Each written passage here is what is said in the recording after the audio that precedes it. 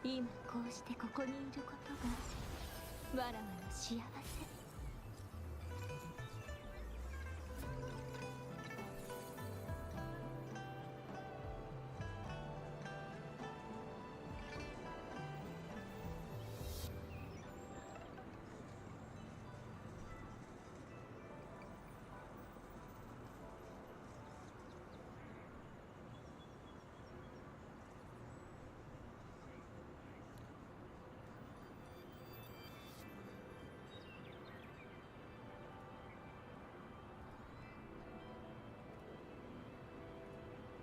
今こうしてここにいることがわらわの幸せ。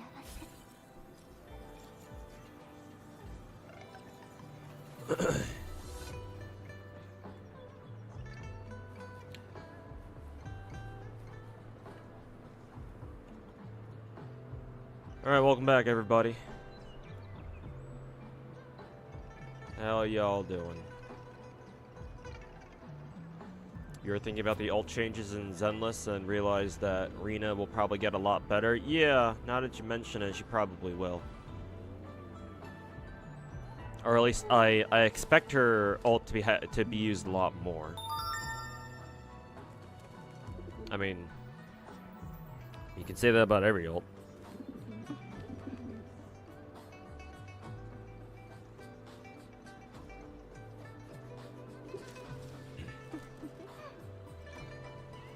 But yeah, hopefully that means that, you know,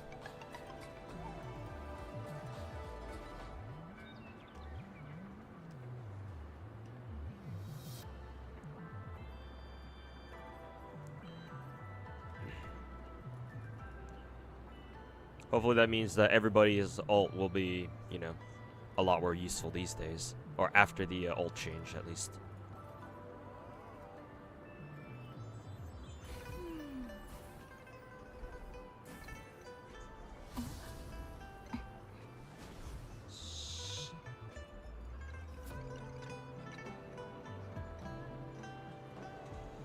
Let's see, what was this update in Azure Lane all about?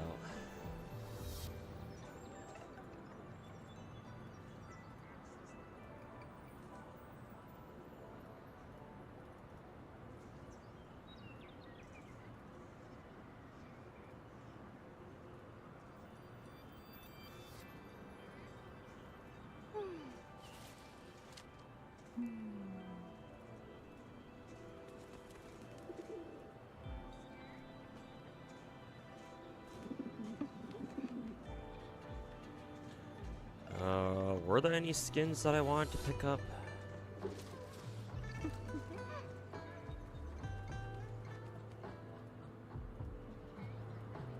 I'm pretty sure I have most of the ones I already want.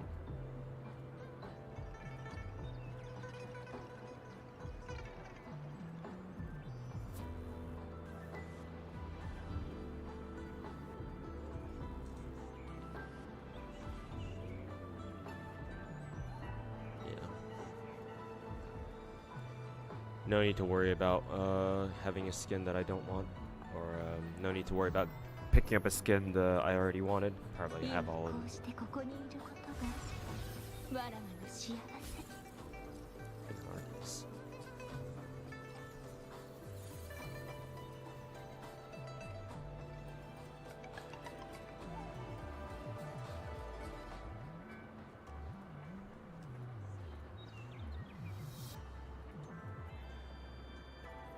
Oh, we have the Musashi rerun event. I forget if Numi has Musashi or not. Pretty sure she doesn't. I don't recall Numi ever pulling for Musashi last year. Excuse me.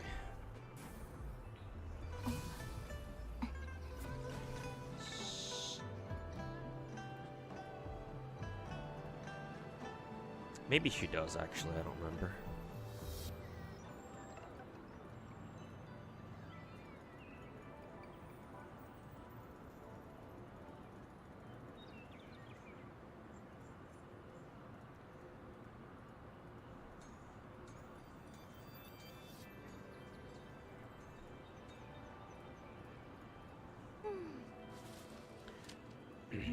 Hey, welcome back, everybody. In case you didn't hear me say that already.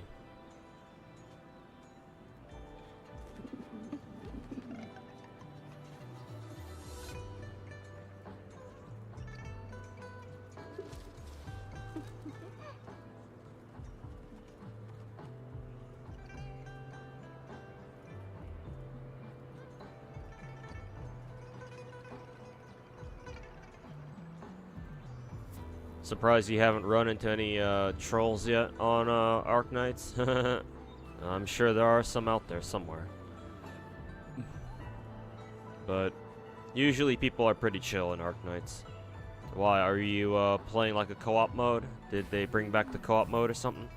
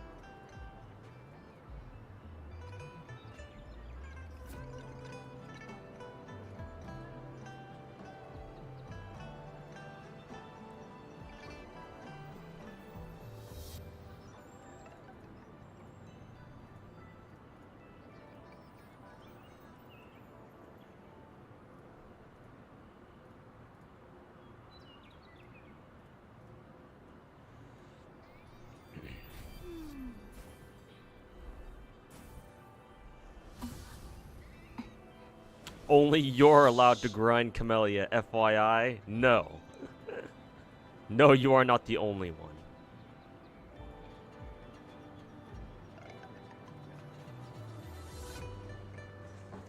How about no?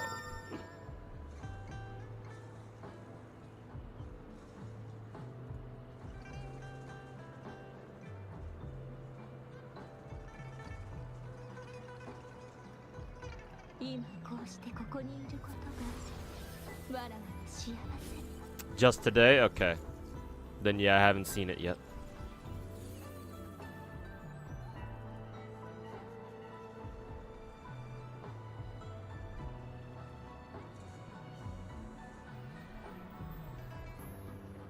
Is that the new character?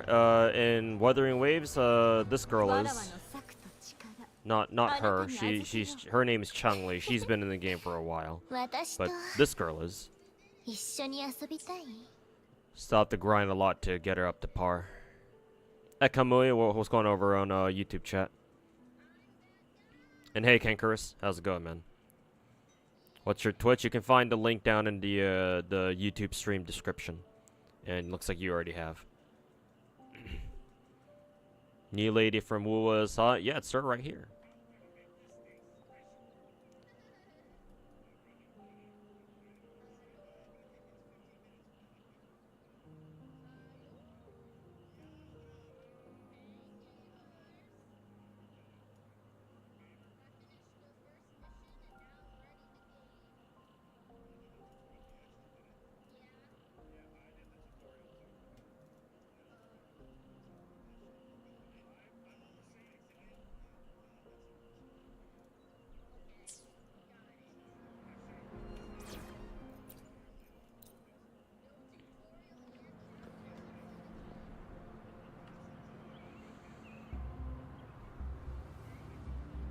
How many Lotto boxes are you farming? Not important.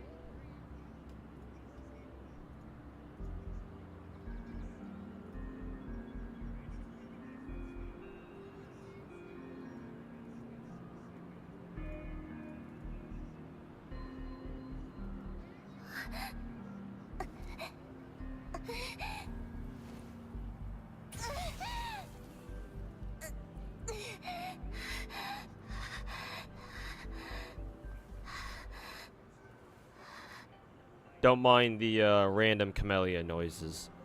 That's just how she's like.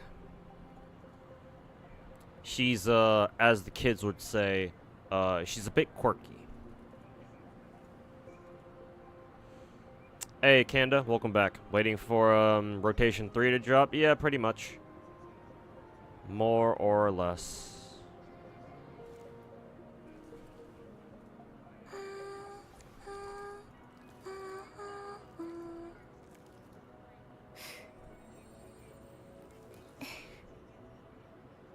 I think that's the first time I've seen Camellya's other idol animation. Usually she does the one where she moans like a little bitch.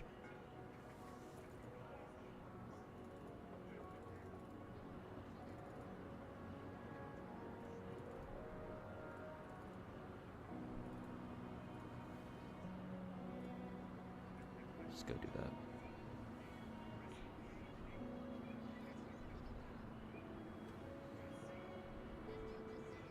Doing story quests today? Yeah, sure. I'll probably just skip the entire thing, but sure, we can get that out of the way real quick.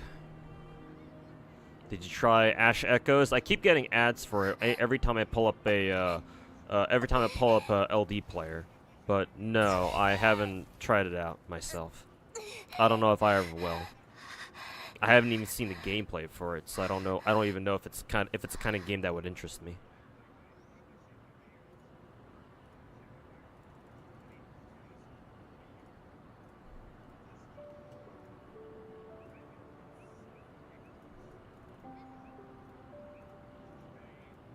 But I have heard of it though, so there's that.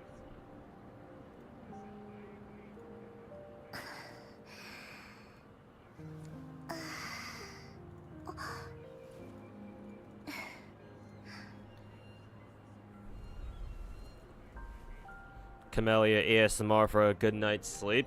Camellya would be able to do a pretty wicked ass ASMR though. No, not gonna lie, no cap.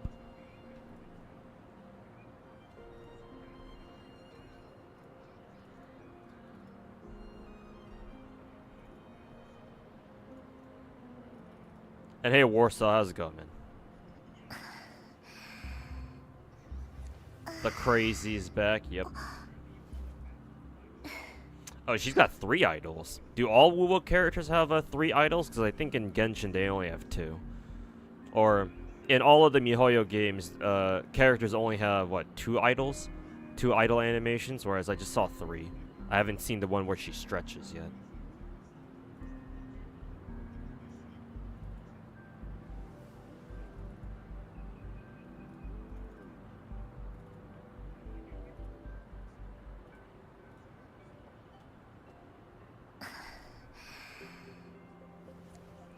Surprised people still ask the Lotto question. What's the point? I mean, yeah, that's what I wonder too, but you know, chat is chat.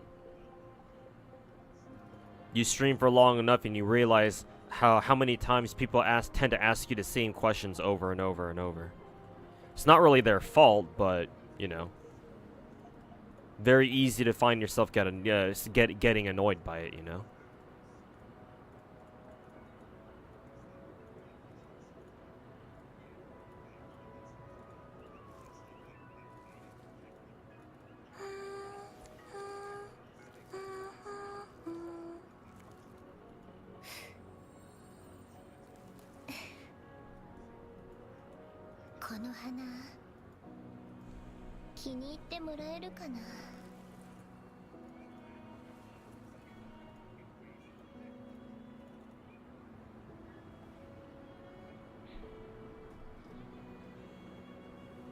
If you had to drop every gacha except one, what would it be and not FGO? Magic Fingers or Rush, you don't need to go into both of my fucking chats to ask me the same exact fucking question. You can just post your question once in one chat, and I'll get to it eventually.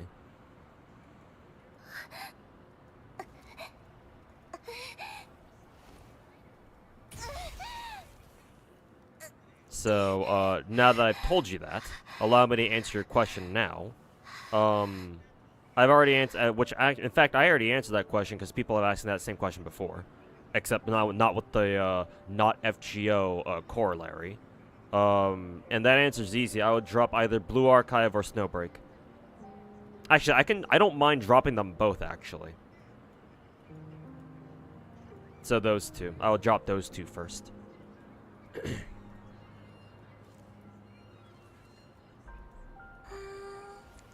So yeah, that's a pretty easy question. Next.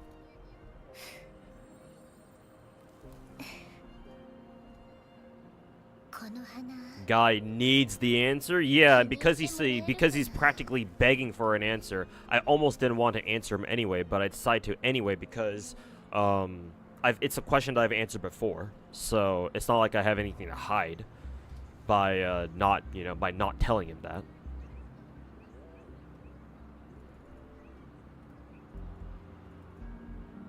But yeah, like, I dual stream for your convenience, not for you to fucking ask me the same question in both of my fucking chats.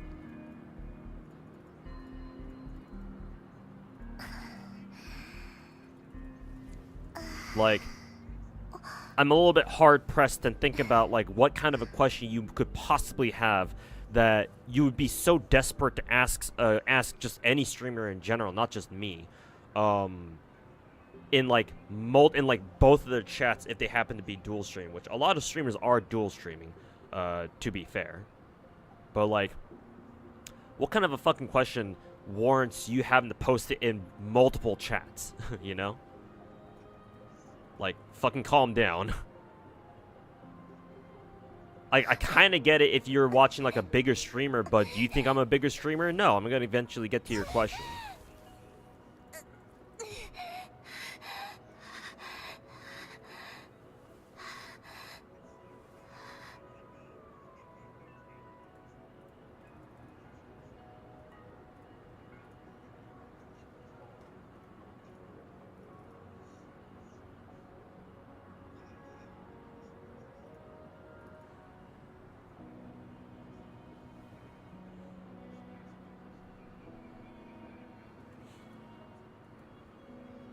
Hey Hydra, what's going on, man?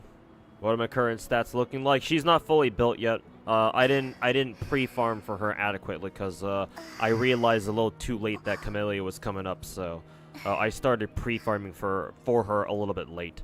So I still need to farm XP for her, XP, and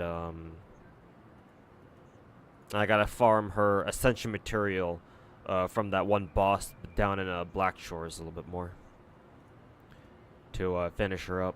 I farmed a lot of her skill materials, those like the metallic drips or whatever they're called. So I have plenty of those. I'll still need a little bit more to get her to max skill level, but I should be able to unlock her entire skill tree at least. Nicotina, hey, what's going on, man? Thanks so much for the 19-month resub. Welcome back. Good to have you back again, my dude. And yeah, hello. Hopefully your week's been going good. We're almost there to the weekend.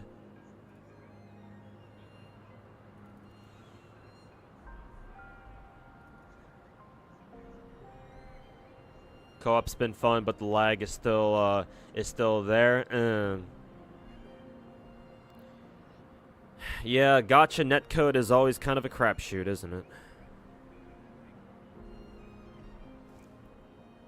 I think what he meant to ask was drop all of your gachas except one. Oh, did I misread the question? I mean, I would still say I would still answer that by saying I wouldn't drop all of them at once. Just to be clear.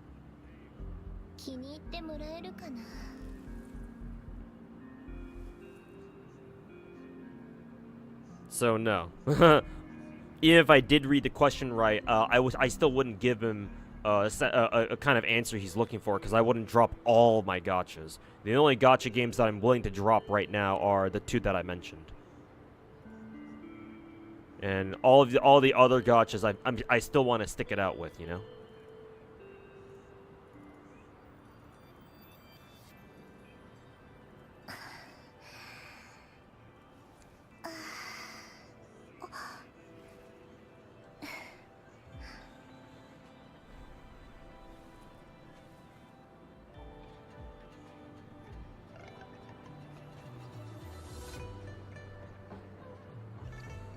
Woo, 5-star rate is shit. 50 rolls with no 5-star. I mean, welcome to post Genshin gacha game mechanics, man. Ever since Genshin, every fucking gacha game and their fucking mother's been coming out with, you know, the whole Genshin gacha model of really fucking low ass, low ass 5-star rates with like soft pity and hard pities and shit. Also, Sinalava, hey, what's going on, man? Thanks so much for the 9-month resub. Welcome back. Good to have you back on the team, my dude. And thanks for your support. Currently in the Sunday Relic mines, because the grind never ends. I mean, I would imagine for Sunday it shouldn't be too bad. Just focus on, what, speed and crit damage and you'll be fine. Support characters are usually a lot easier to build than actual DPS characters, so... Unless you're also farming relics for other supports at the same time, in which case, yeah, that gets a little more complicated. But yeah, Art Claws, just kind of to be expected, right? Because I didn't get my Camellya until, like, what, 70 rolls in? 7 multis in? Something like that.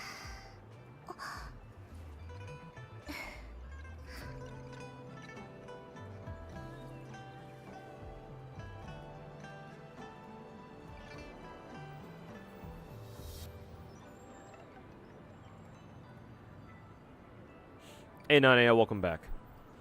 Hey, Jokes, welcome back. Hey, welcome back, David Tixon over on YouTube.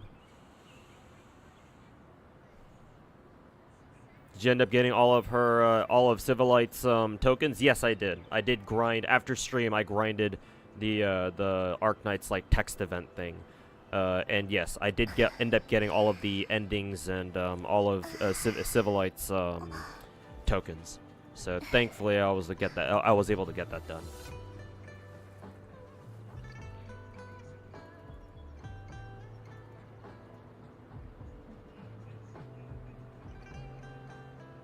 She's not as easy to maneuver with as Chun-Li. Yeah, you're probably right, especially with Camellya's whole, like, how her skill works, where she literally ties herself up and shit. Yeah. Movement options may be an issue with Camellya, so that might take some getting used to. We'll see. Just in time for work to be done. Hey! What's good?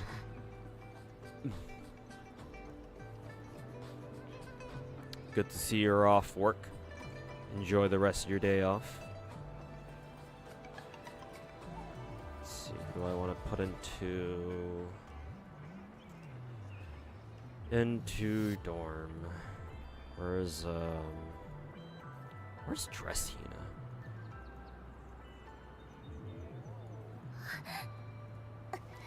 Oh, she's literally right there.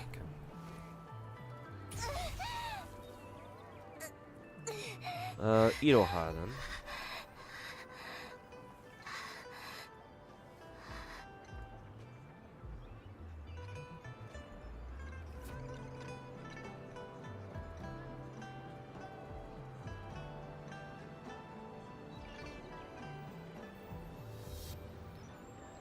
I don't know if I remember you. You asked me about your Acheron pulls. You got her now, and you're really happy with her. Thanks. I do remember somebody asking me about whether or not they should roll for Acheron, and if that was you, then hey, good to see that it worked out for you. So yeah, hopefully you enjoy playing Acheron, my dude, and yeah, congrats on getting her.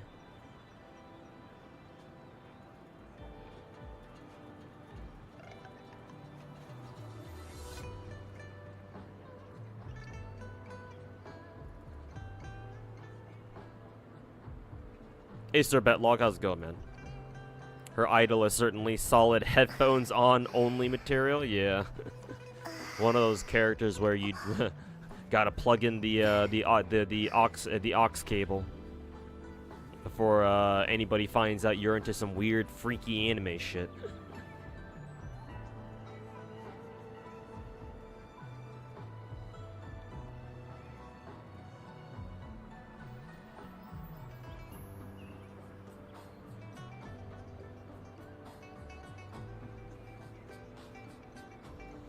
You mean Eroha? Oh no.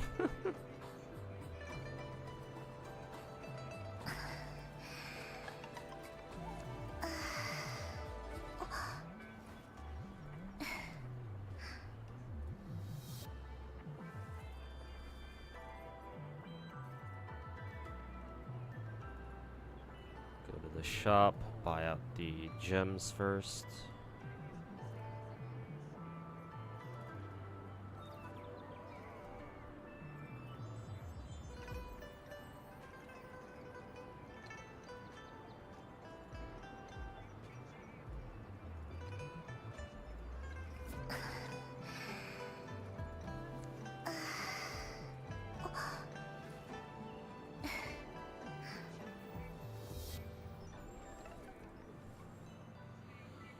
That fucking relic node, been farming that place for 3 weeks and only 3 relics are worth saving. I know, right?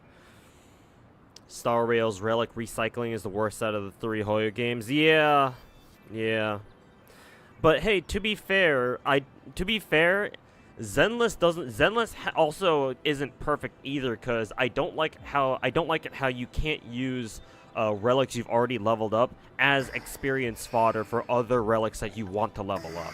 Because you can do that in both Genshin and Star Rail at the very least. But you can't do that for whatever reason in Zenless, as far as I'm aware. Maybe you can kind of sort of do that, but if you, if you trash, like, a relic, a disk drive you've already leveled up, I guess, and then you can use the refunded materials, right? The refunded disk drive as enhancement materials. And you can just use that on another relic, I guess, but it's just easier for you to just be able to feed one already leveled up disk drive into another one, but they don't let you do that for some reason.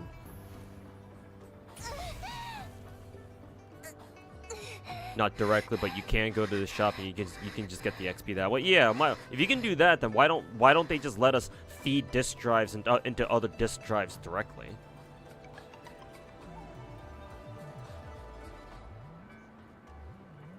Like, it reminds me a lot of how Zenless handles, like, taking a look at your Bangbus, because you can't look at your Bangbus, if you're curious about them, unless you go to the remodeling shop. Like, that's the only way for you to be able to check out your Bangbus, right? Like, check their stats and shit. And, like, check their levels and whatever they need for their next, Ascension stage. Yeah, the only way to check that is to physically teleport to the remodeling shop, and I don't really understand, like, why you have to do that every single fucking time. Like, maybe to level them up, sure, I get that, but just to be able to look at your Bangbus, the game doesn't even let you do that. It's very annoying for literally no reason other than, oh, but it's gotta be immersive.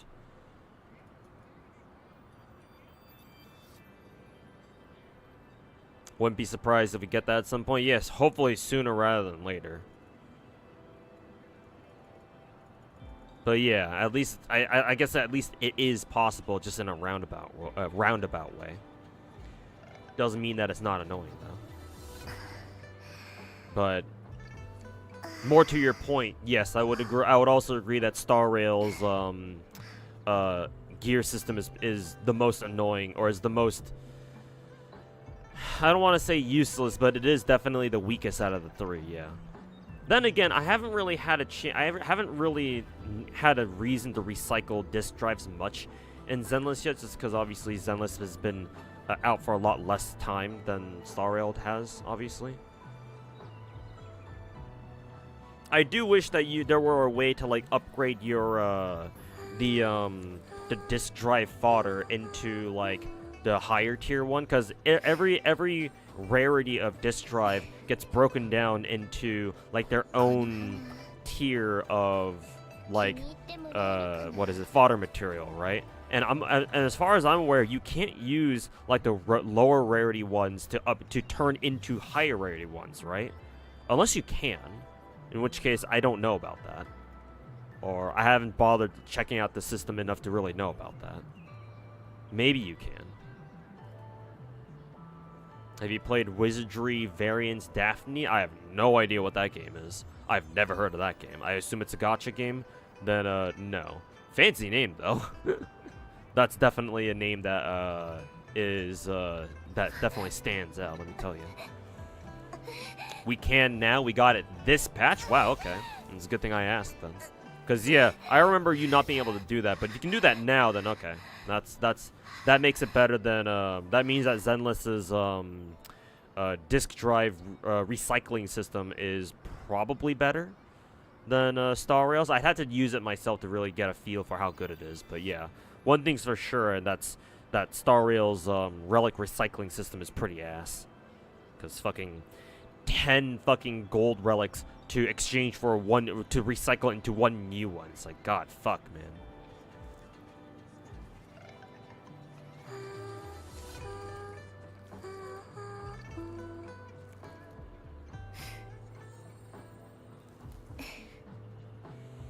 Hey, Winterstar777, what's going on, man? Welcome to the stream.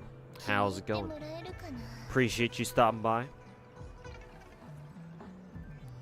We playing some Wuwa today, but before that, I'm grinding some of my other gacha games on stream for now. Just going through all the dailies on them before I move on to Wuwa.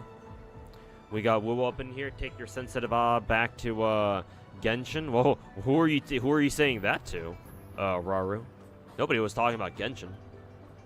At least I'm pretty sure. Unless you're talking to somebody in chat that I did, whose message I didn't see. You can't in Zenless. Apparently you can now. Apparently it just dropped in the most recent patch we got for Yanagi. So if that's true, then yeah, that's good then. It should have always been in the game, but you know, better 5 months late than never, I suppose.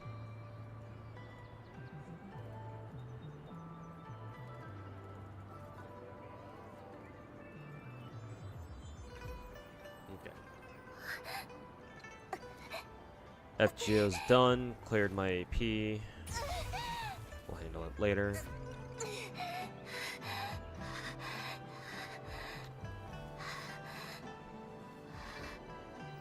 Pop up Arc Knights.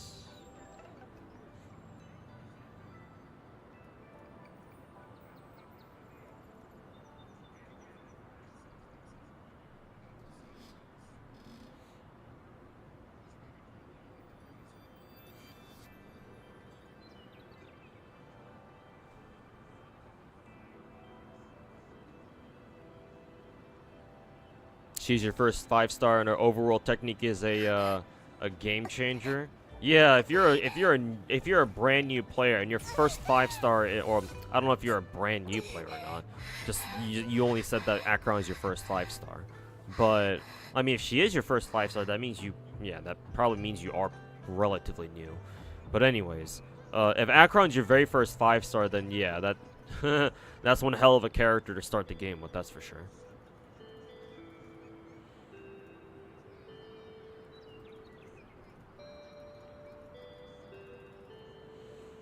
What up, man? Are you going to be trying Heaven Burns Red? No, I will not. Main reason why is because I've been told that Heaven Burns Red is a heavily story-focused game. The problem I have with a gacha game that is like that is the fact that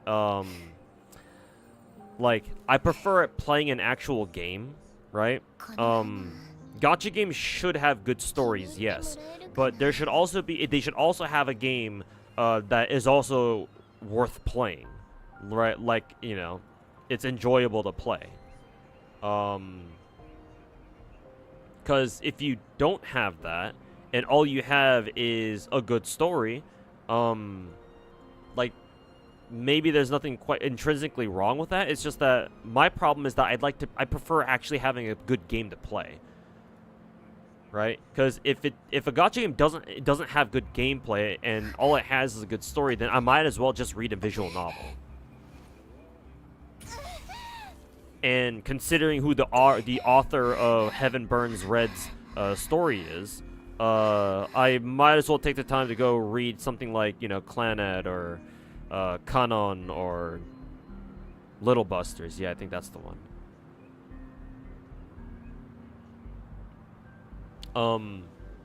Like there is an exception among the gacha games that I play, as in like, being a gacha game where you have a good story but not great gameplay. Or I should kind of expand it a little bit more. Just playing a gacha game that doesn't really have great gameplay. The one exception of the gacha games that I play, it would be Azure Lane, which is the game on the bottom right corner.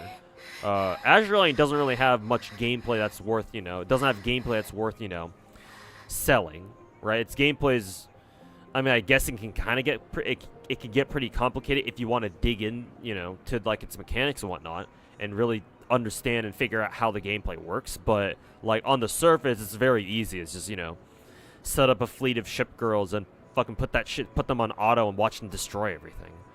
And obviously that doesn't really make for very engaging gameplay, like 99% of the time. Outside of the few times where you would actually have to manual, but for most casual players, you don't ever have to. Even for hardcore, quote-unquote, hardcore players like me, if you don't want to do, like, the harder content, you absolutely don't have to. There's nothing you really get out of it other than just, like, some extra, like, cosmetic stuff that you could easily ignore. But the thing that Azure Lane does is that it's a Coomer game, so it's got the waifus, it's got, you know, the Gooner skins and shit like that you can buy and, you know, fucking ogle at and goon to on your home screen.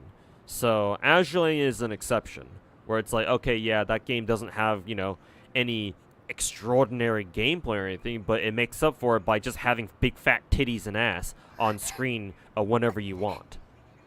If you're willing to pay for them, that is. Whereas, I'm not sure if Heaven Burns Red is a Gooner game. I'm pretty sure it's not. I would be surprised if it were.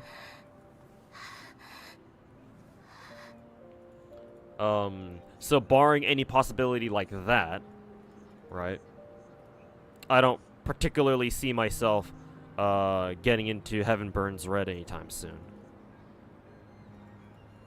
Because again, if all it offers is a good story, but no game to go with it, and no other reason to come play it, then yeah, like, if I want a good story, I'll just go read something else. I'll go read like a book or something, or hell, maybe I should read some manga or something like that. I don't know.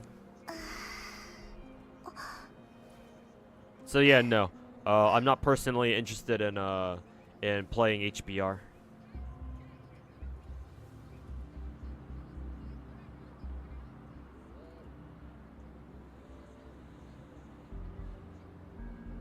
Advanced mode versions of the co-op stages are actually kind of difficult. Those are probably intended for you to play with, like a friend who you can coordinate with. Probably would be my guess.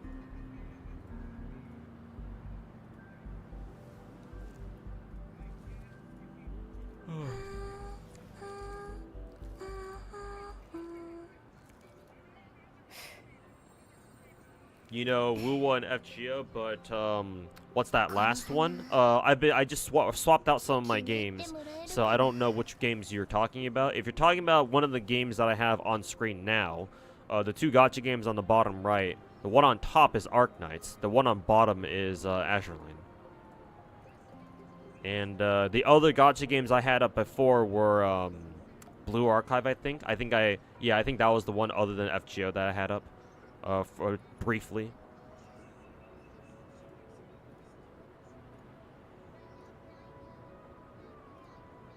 Let's see, Icebreaker games. Which one was this one again? Oh, this is yeah. This must be the co-op event.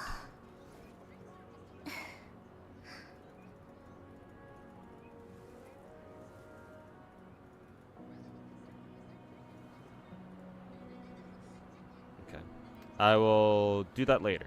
Hopefully we have, what is it? 2 weeks on it. Okay, why is it fucking throwing me into a fucking tutorial right away? No, fuck you. I'll do that later.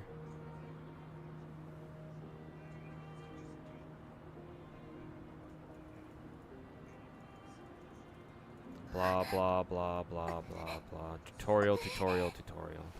Yeah, we do have another 2 weeks on it. Good. Okay. Time to farm some more RMA 7012s. How long does this crazy bitch banner last? The Camellya banner lasts an entire month, Zara. As you can see, there's 27 days left on it. And yesterday when the banner came out, it literally said 28 days. So 4 weeks or basically an entire month. So you have the next month to decide on whether or not you want to hop into this game just for this character, Zara.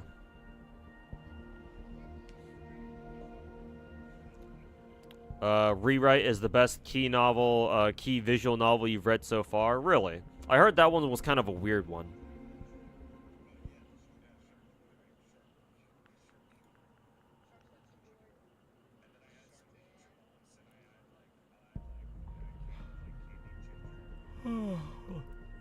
But if you insist, I'll keep that in mind. You got scared pulling her. Took you like 26k. To get it, you're down to 1k, but you got both her and her weapon. Hey, I believe that checks out. Yeah. But yeah, good shit, man. Congrats on getting both her and her weapon. I got her. Now I'm just working on getting her weapon. I believe I'm like what 4 multis in. I'm not sure if you guys can see the records page. Yeah, you guys can't, unfortunately. But let's see. Let me check my my records tab on weapon banner real quick. Because I'm pretty sure I did 4 multis yesterday, or around that number. 1, 2, 3, 4, 5, 6, 7, 8. Yeah, 8 rolls, or 8 pages of rolls. So 8 times 5, 40. Yeah, so 4 multis. So hopefully 2 more multis, and that'll mean I'll be guaranteed her weapon. So we'll be working towards that today.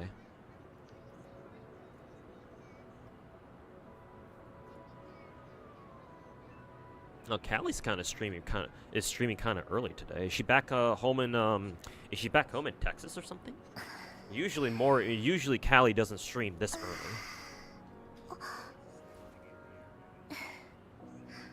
Yes, sir. You got this. Hey, thanks, man. And yeah, since I already won the coin flip for Camellya, just the hard part's done. Just got to get her weapon now.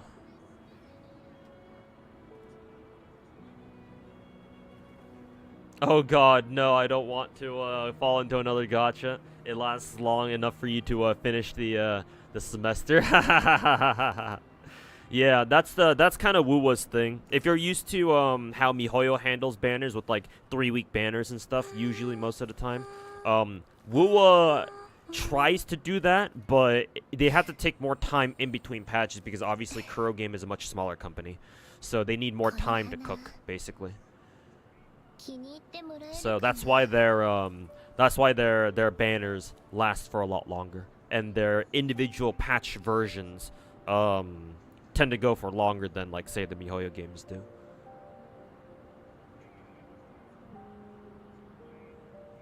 The map was rough because the ping was so bad. Yeah, gacha games don't typically have good netcode, I guess. Unless your name is Epic 7. I usually don't hear about connection issues from Epic 7 PvP players, but I don't know if you really need a very good netcode in order to play a turn-based game.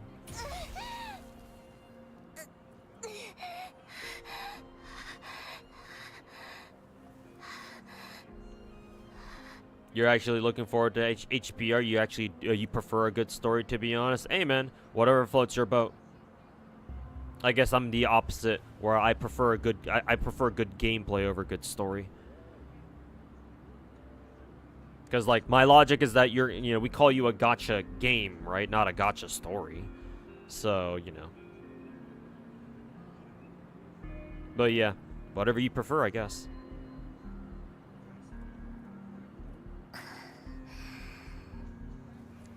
Hey, Full Out Alchemist, how's it going, man? Welcome back.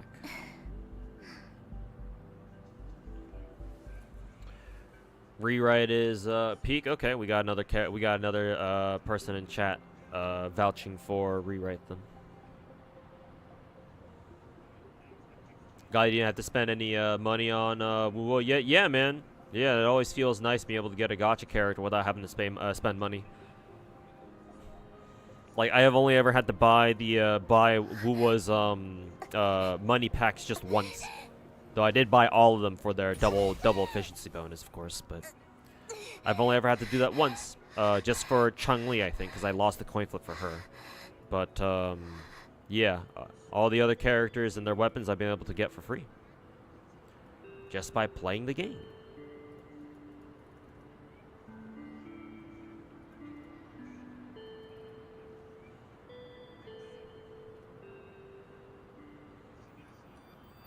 How's Camellya? Is she good? I would imagine so. She seems pretty cracked, but just from playing her in trial. But obviously that's just, you know, trial stuff. I want to build her anyway, just because she's my second ever only Havoc character that I'm investing into, and I do need to invest into some Havoc characters to prepare for TOA floors that have Havoc affinity. And not having any good Havoc characters that I've leveled up so far is kind of biting me in the butt a little bit. So I want to work on both Camellya and Havoc Rover at the same time. Or Camellya first and then Havoc Rover. And then maybe I'll look into leveling up Taochi because she's got huge tits. And she's Havoc. So those are my plans. Those are my character leveling plans in Wuwa anyway.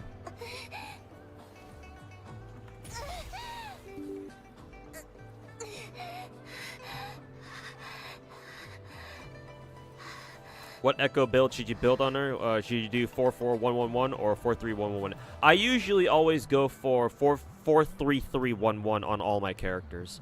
I actually don't know what the logic is behind behind either of those Echo builds, actually. I'm not very familiar with, like, Wuthering Waves meta or anything like that. Mainly because Wuwa meta is a little bit weakened just because Wuwa is such a skill-based game. And if you just play better, you can basically beat most of the you can beat most of the content in the game. The only place where that wouldn't really matter, or the only place where that doesn't really apply, is obviously TOA, but that's kind of what people are focusing on anyway in the first place.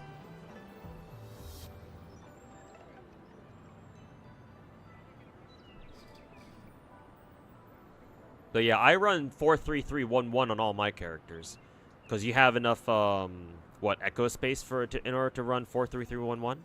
I actually don't know why people would run 44111 or 43111. Like, what is the why do people run triple one echoes? I'm actually kind of curious. Maybe it's because they provide, like, the one echoes provide more attack percent, but no, that doesn't make sense because 3 echoes also can roll attack percent, defense percent, or HP percent themselves too. So maybe because it's cheaper to level? I don't know.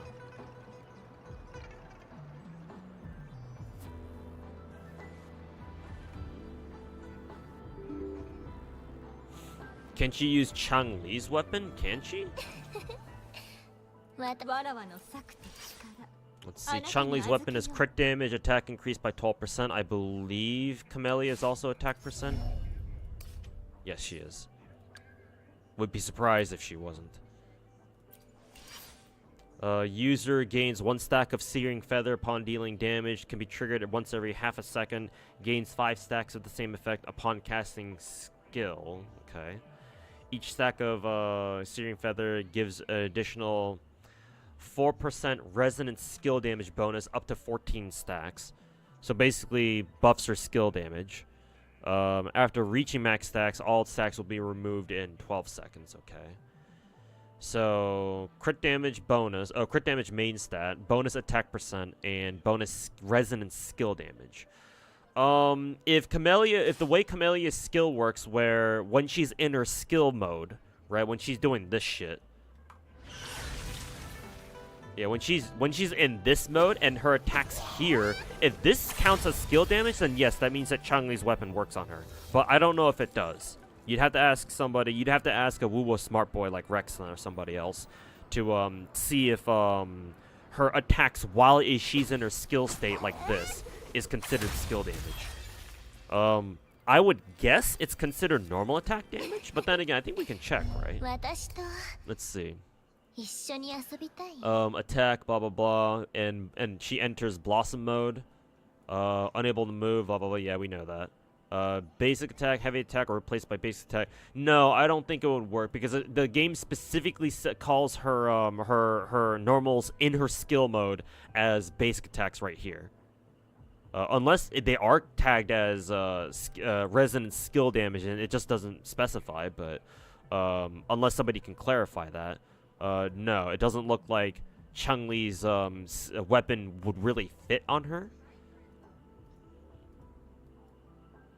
Yeah, that's the issue. Because she does technically do skill damage, because upon using her skill, right, doing this, that is considered skill damage, I would assume.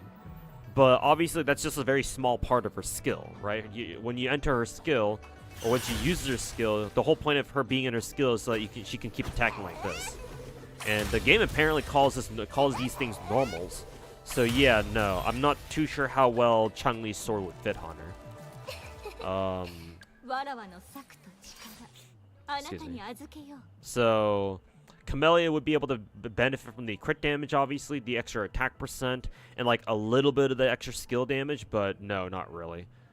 She wouldn't be able to use the skill buff that Chun-Li's sword gives to its fullest potential. Nowhere near close. Nowhere near close, I would imagine.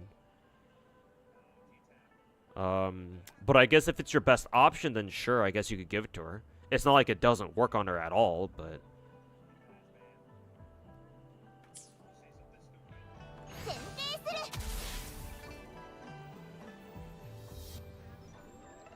Hey, Roxy, welcome back, man. How you doing? Oh, you were the one who asked me if Camellya was good or not. Can you see my Camellya stats? She's not built yet. Or she's not complete yet. You can see here she's only level 60. I have given her a preliminary Havoc set, though, but they're not very good. I do want to improve her Havoc pieces as much as I can. But this is currently what she's working with. She's got Crownless with double crit. Tambourinist, Havoc damage bonus, obviously. It's got crit rate. Ult damage bonus, which I don't even know if that's even relevant on her. A little bit extra attack percent. This one has crit rate, attack percent, ER, basic damage attack bonus. Basic attack bonus, crit rate, skill damage, ult damage. And then crit damage this time. And then attack percent, basic attack bonus, and heavy attack bonus. I don't even know what her heavy attack even does. What is her heavy attack? Oh yeah, right. Her heavy attack is the one where she spins. She does her best Garen impression. Or Darius impression, sorry.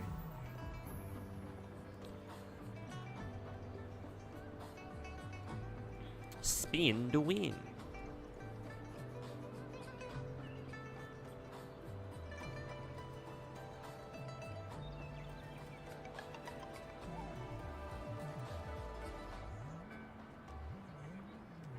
Okay. Arc Knights is done. Can exit out of that.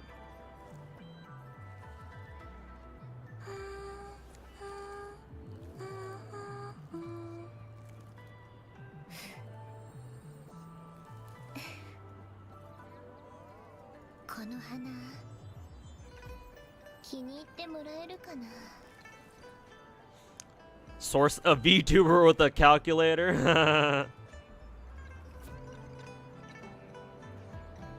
Hey, you never know.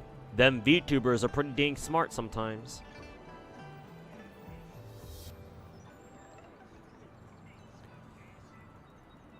You never know what mysterious powers a VTuber hides behind their anime persona. 44111 is better with Verena. 43311 double havoc better with the Shorekeeper, huh? I kind of want to. I kind of want to know, or I kind of want to learn why 4-4-1-1-1 builds are better than 4-3-3-1-1s. Oh, I guess I know why. Because double 4 echoes means that you can run what, double crit stat, main stat ones or whatever. Yeah. I suppose that would be the logic why. I do feel like unless characters in Wuwa don't really rely on elemental damage bonuses as much as, say, like Genshin characters do.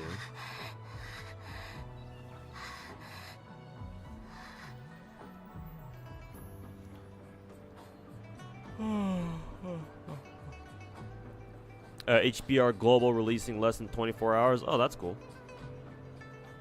I won't be playing it myself, obviously, but, you know, whoever is going to pick it up, I wish you guys, hopefully that game's fun for you guys.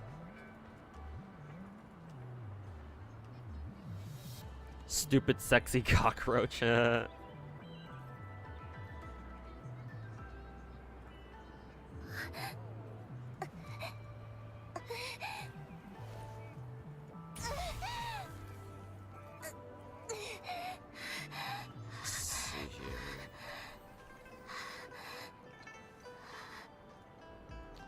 Supplies, we shall farm more XP.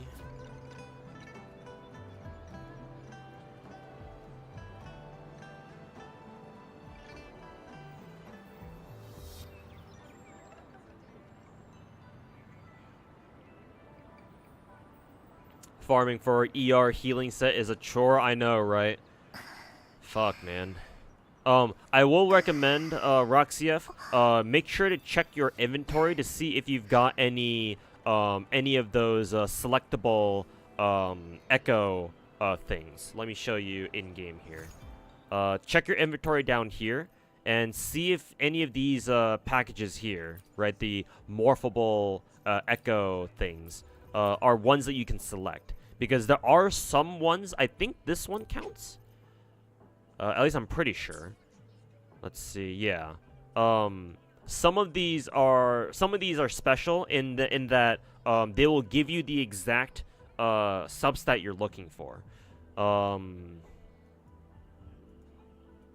Yeah. So this is kind of what I'm talking about here. You can select a specific echo, right? That has specifically ER main stat, and you can select it from any one of these. Any one of the available echo sets. So since you're looking for ER, what is it? ER healing set, right? I would go here. Since all these guys are guaranteed to be ER main stat, 3 echoes. Just find the one that's the healing set. So for example, it would be Chasm Guardian. Click confirm, and yeah, there you go. ER healing set.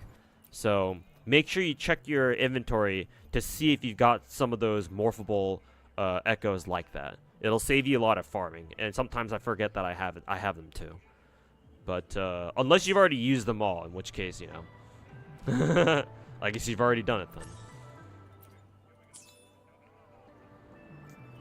then. Where do you get those from? You just get them naturally just by doing events and farming, and just playing the game.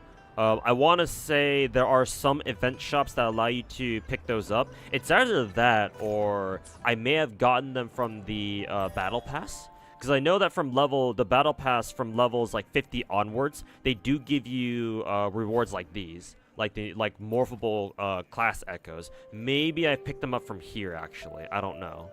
Maybe they're from here. I forget where they're exactly from. But I know that, for example, in the Elusive Realm game mode, I think we should have it now. At least I think we should. Didn't we get an event notice about it? Yeah, Elusive Realm right here. I guess we have to go finish. We have to go finish like a prerequisite or something. But I know that the Elusive Realm game mode here it's had a shop where you can buy extra echoes. I don't know if they're the same kind as the one that I'm talking about though, because there are some of these morphable echo things you can't pick and choose exactly. Like, oh, I want this echo or this main stat from this set. Sometimes it's just completely random.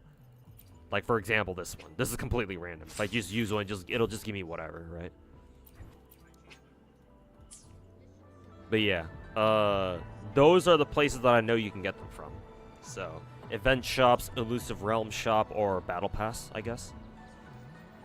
But yeah, check your inventory to see if you have one like that. If you don't have one, then at least I tried. But keep an eye out for them anyway. Camellya doesn't really benefit from skill damage. Yeah, and there you go then, yeah. As I figured. Didn't seem like she did.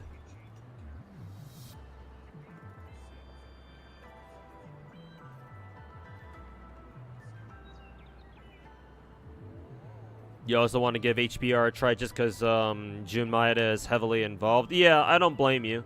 Yeah, he's a great author, obviously. The guy who brought us all those old school key visual novels. It's just that I had a guy in my Twitch chat say that he doesn't really trust Jun Maeda with a gacha game story in particular, so I'm assuming he knows more about Jun Maeda's tendencies than I do. And so because of that, I do take HPR with a grain of salt. But hey, if it's a good story, it's a good story. If that's what you want to, that's why you want to play HBR, then sure, man. As long as you get a good story, I mean, you know.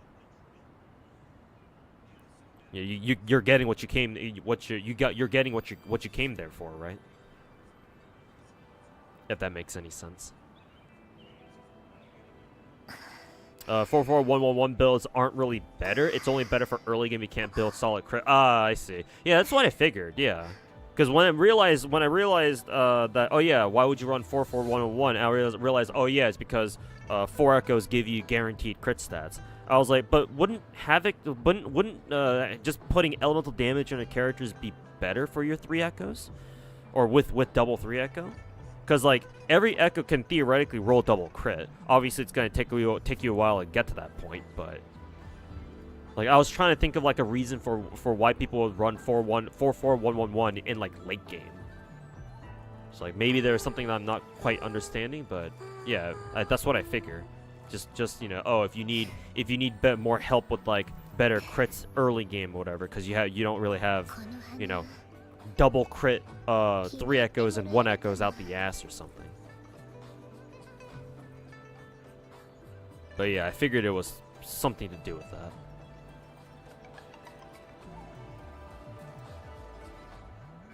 Okay. Ether Gazer is done. Just needed to do that real quick. And then lastly, I need to pull up Snowbreak real quick.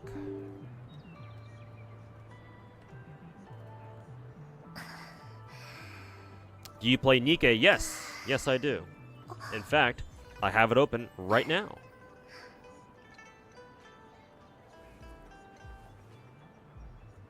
I'm just going through my my PvP clears for the day right now, because these are pretty quick.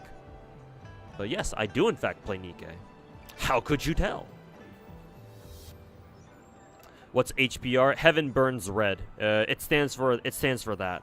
It's apparently a new gacha game that's coming out for global soon. Obviously, it's had its Japanese server going on for a while now. I forget for how long. I think for at least the past like year or two. But its global servers come out tomorrow apparently, or in less than 24 hours apparently. And yeah, people have been asking me if I plan on playing, if I plan on picking up HBR, and my answer has been no, because apparently HBR doesn't really have that great of a game. It's mainly story-driven. So I'm like, well, if I want to read a good story, then I wouldn't play a gacha game just for that. I like having my gacha games actually have gameplay that I find interesting on top of having a good story, right? Because my philosophy towards gacha games are, you can have a shitty story but still have a good game. I mean, that describes all the MiHoYo games basically. But if you have a good story but not a good game, then like, why do you call yourself a gacha game, you know? I mean, you still can, of course, but like, for me personally, it's like, eh.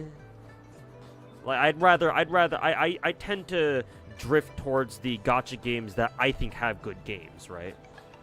But hey, some people want to read. A lot of people out there want to read HBR stories. So if they get a good story out of it, then you know, They get what they came for, so can't really you know say anything about that at that point, or can't really roast the game or people's decisions at that point.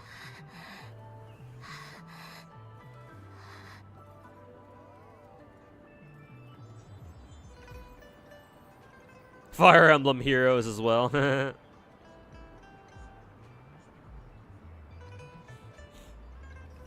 Holy hell, you're finally done with the Star Rail event? The Rappa event, right? I mean, it wasn't too bad. Like, if you skip through all the dialogue, the music minigame, the Rhythm Heaven minigame thing itself isn't too bad either.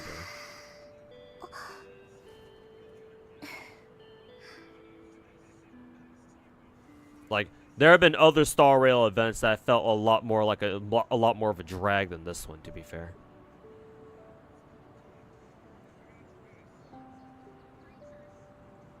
Musashi dodged her pulls in Azure Lane till you bought the Battle Pass. And got her twice in a multi.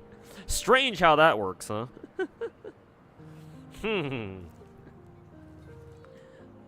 I wonder why they could have done this. What do you mean you get instant ultra rares in Azure Lane after you pay Manju some money?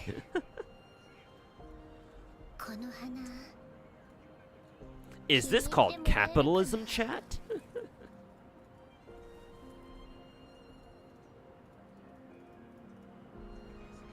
Is this called capitalism?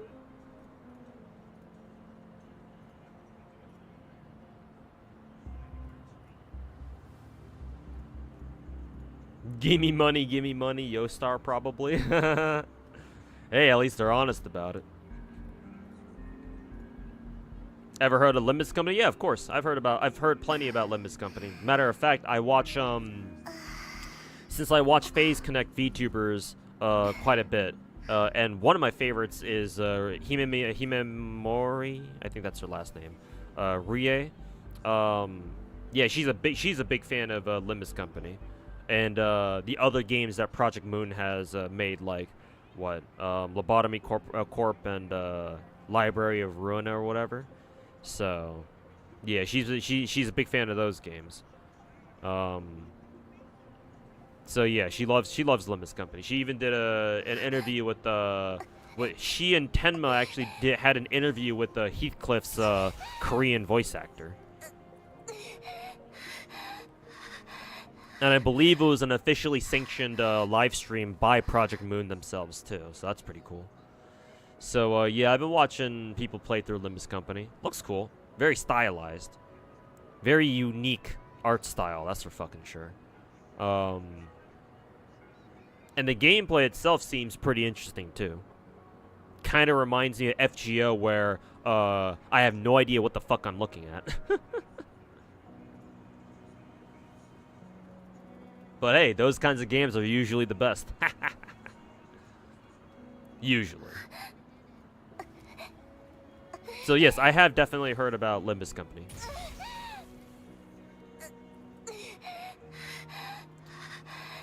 No need to worry. Matter of fact, it's a sub goal of mine, where if I get how many subs again? Was it 500 subs? I will start a Limbus Company account. No ifs, ands, or buts. Unfortunately, we are currently at around like 244 subs only, so we're still like only halfway there, not even. But yes, I will be open to picking up Limbus Company if we hit 500 subs.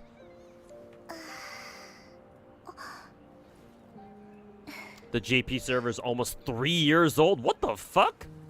3 years old? Why the fuck did they decide to open a global server then? Well, what is this? Fucking Princess Connect Global?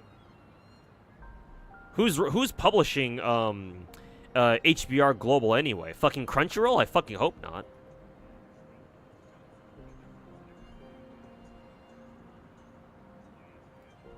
Who the fuck? Good gacha with a great story. Yeah, so I've heard. I hear it's also very generous in terms of how many like how easy it is to acquire like high rarity units or whatever. And so if that's the case, then yeah, that's good to hear, or that's good to see rather.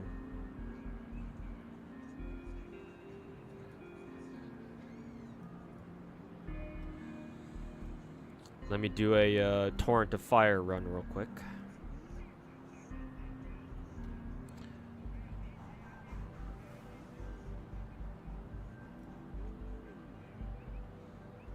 Which one gives me a bigger cut, gifted subs or direct dono?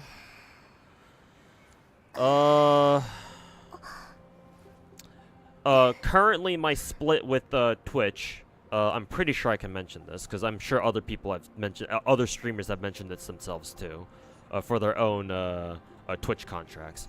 But my cut with Twitch right now is I get for every $5 sub I get, I get what, $3? So Twitch takes a 40% cut technically.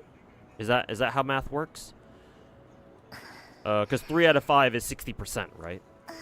So yeah, I guess technically speaking, Twitch would take a 40% cut. Whereas I know PayPal, I think, takes around a 30% cut. So actually, direct donos is what is it? Direct donos would be a bigger cut. However, subs, I get more perks out of getting subs. For example, more emote slots in particular. So I would still say, even though technically speaking, if you were to donate to me via PayPal, I would get a bigger cut. Technically PayPal would be better, but I would still insist on you giving me subs. If I could pick and choose, simply because the more subs I have, the more sub points my Twitch account has, and so I can put up more emote slots and whatnot, yada yada yada. So if I could choose, then subs over donos. But hey, if you want to support me in my stream, you support in whichever way you want, man. I ain't really picky right now. I mean, I don't think I'll ever be picky ever, but just support in whichever way is most convenient for you.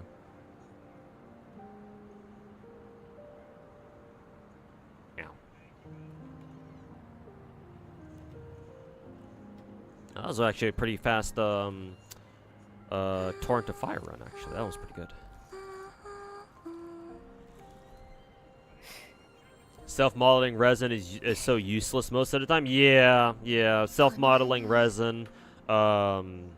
What's the self-modeling resin called in Genshin again? Because I know they put a version of that into Genshin with the Natlan patch. So yeah, that shit is ass too. HBR Global is published by Yostar, but they fast forward its release, so it's only 2 years behind rather than 3. Oh, so it's not Preco, thank God, but it's FGO. Ha. God, fucking 2-year gaps, man. Fuck that shit. Why not only have it be 1 year behind? But anyways, at least it's good to see that Yostar is handling it at the very least, instead of fucking Crunchyroll. Christ. So I mean, at least that's good.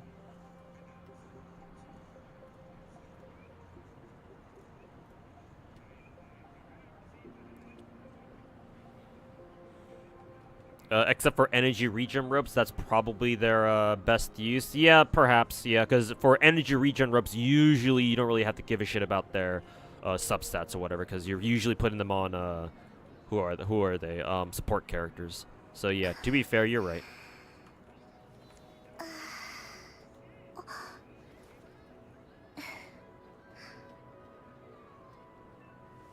Genshin has self-modeling resin. A version of it. It's more strict, though, which is kind of the shitty part.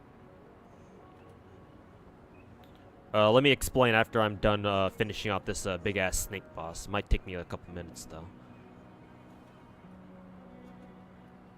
Actually, yeah, it will take me a couple minutes, so I might as well just explain to you how Genshin's self-modeling resin works. So basically, Genshin, with the Natlan patch, Genshin now has its own version of self-modeling resin, but it's not as good, basically.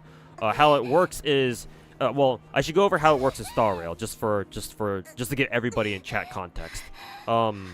The self-modeling resin in Star Rail works because you get like you get an item right from the battle pass, like just one item. It's like, oh, when you go into your synthesizer and you want to create a what is it? You want to create or you know, synthesize a relic with the particular main stat in mind. It's like, oh, okay, well, when you synthesize them, right? You then use your self-modeling resin thing in order to fix like its main stat, right? But the subsets are still RNG. But that's all you need to do, right? You only need that self-modeling resin item and you're good to go. But in Genshin, what you have to do is you have to collect like these particular self-modeling resin items. It's not one singular item. You have to collect like anywhere from like 2 to like 4 of these items, and then you can use them in like this artifact box or something. I forget what it's called. Like this particular box item that where you can go in and synthesize a brand new artifact that you can fix its main stat on. If that makes any sense. I mean, I could open up Genshin actually just to show you in person after I'm done with this boss fight. But yeah, it depending on like the type of artifact, it costs more of those self-modeling resin items, if that makes any sense. So in Genshin, I believe the cup, yeah, the cup is the most expensive item because it's the one that has the most amount of possible main stats because of all the elemental substats and whatnot. So yeah, I guess I can show you how it works in Genshin now that I finished this fight. Let me just give me a second to pull up Genshin though. But in summary, Genshin's self-modeling resin system is a worse version of Star Rails because you have to go through more shit in order to get it, or in order to be able to fucking use it in the first place.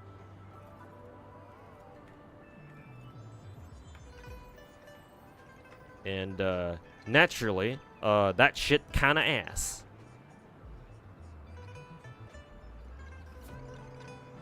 But allow me to show you once Genshin opens.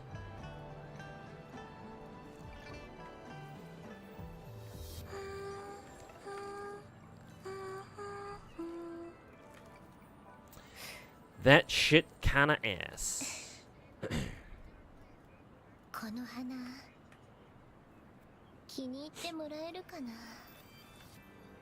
See, is Genshin open now? Yes, it is.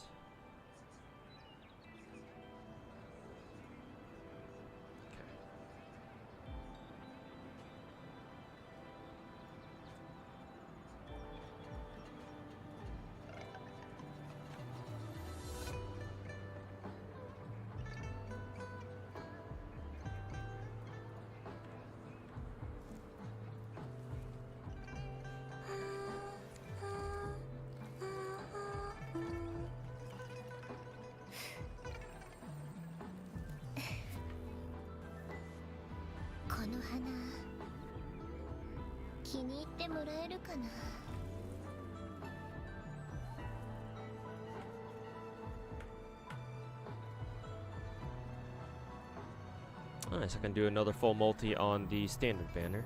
Yeet!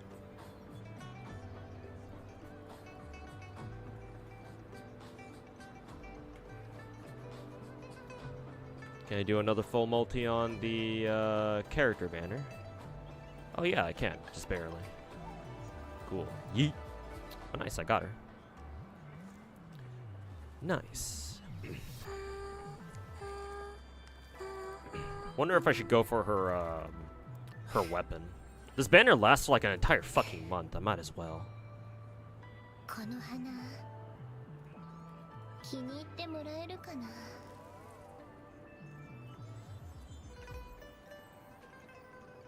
Yeah, this banner lasts for literally fucking 33 more fucking days. So I might as well try going for her weapon too.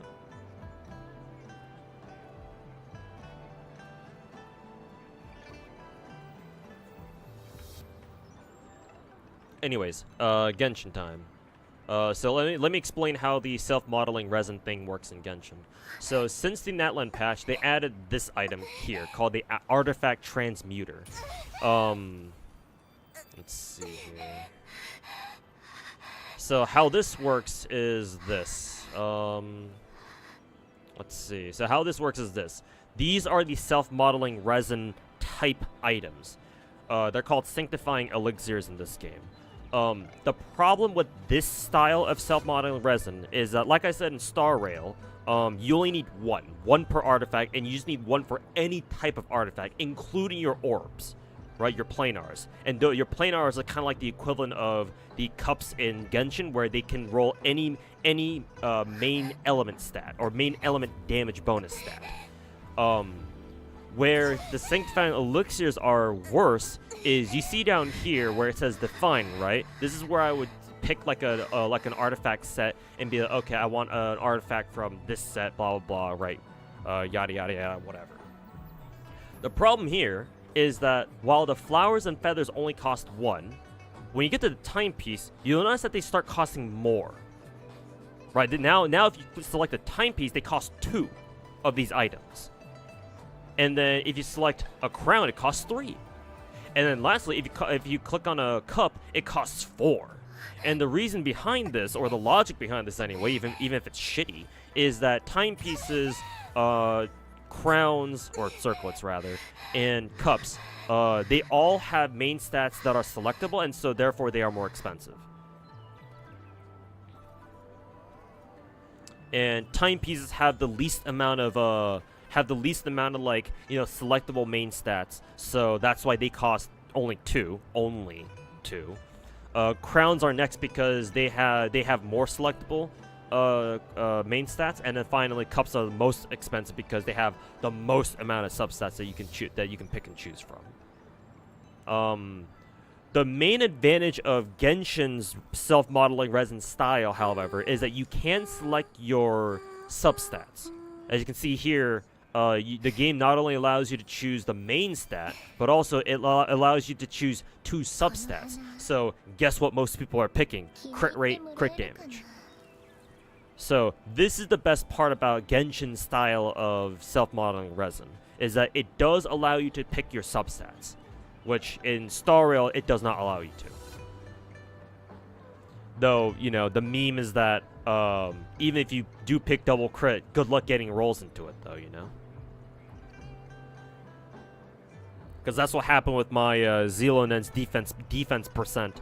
What is it? I picked a defense percent, or was it a cup? I forget exactly which one.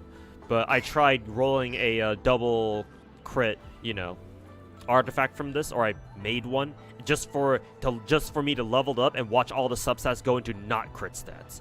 So imagine spending 4 of these things just to watch all your substat rolls go into fucking flat attack and flat HP, right?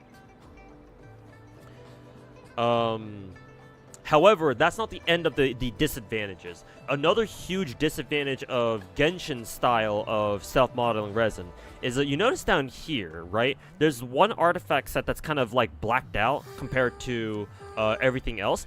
That's because for some reason, in this game, in Genshin, if you use this like self-modeling resin thing system or whatever, the game only lets you The game only lets you redeem 1 artifact from each set per cycle.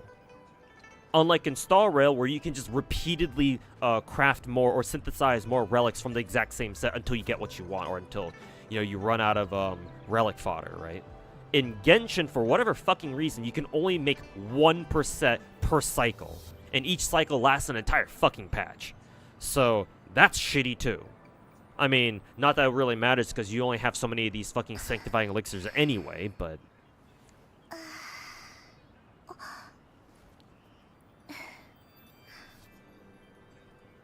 So yeah, Genshin's self-modeling resin system or whatever is not great.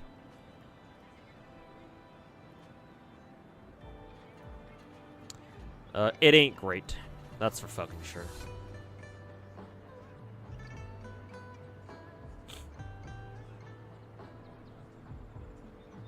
Hey, KDMC, welcome back, my dude.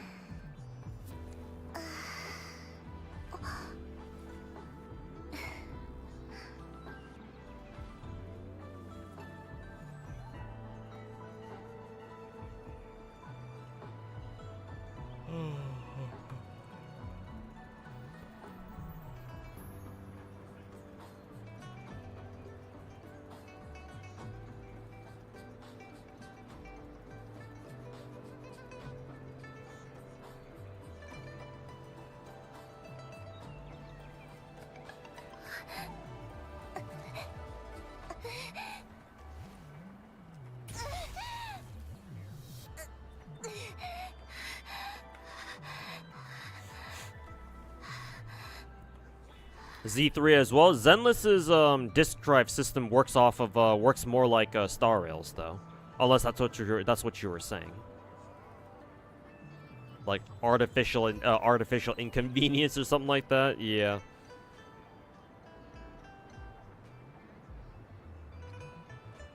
Are you saying yeeting is the trick to getting a 5-star? I mean, people have all sorts of weird rituals in order to get 5-star characters.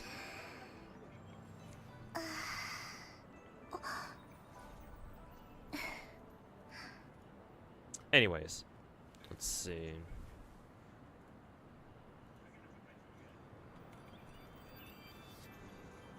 Grab some more condensed resin, and I'm out of here.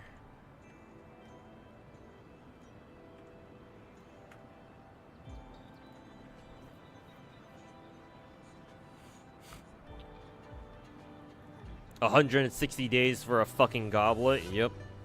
And it's probably gonna roll like shit too.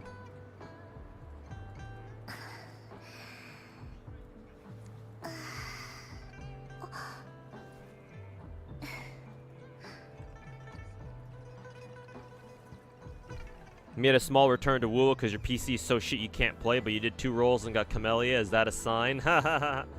Yes, it is. It's telling you to come back to Woo. Your PC be damned. You remember getting a double crit disc on Z3, but not a single crit stat substat roll? Yep. Classic MiHoYo experience right there.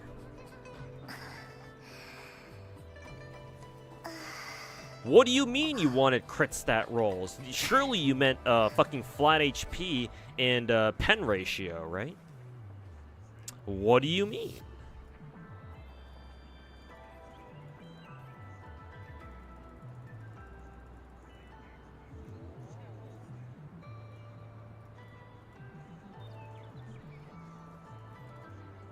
Thank God for auto and opsai. Mm-hmm.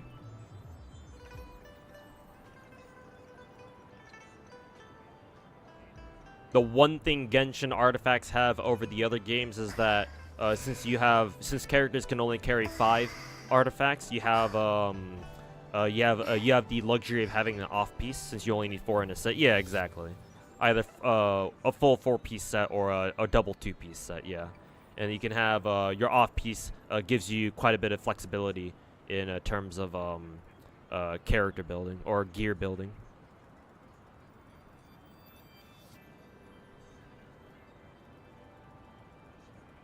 Star Rail question. You have 173 speed on. Oh wow, your Ho-Ho is fucking fast. Should you swap to HP boots using S5 quid pro quo?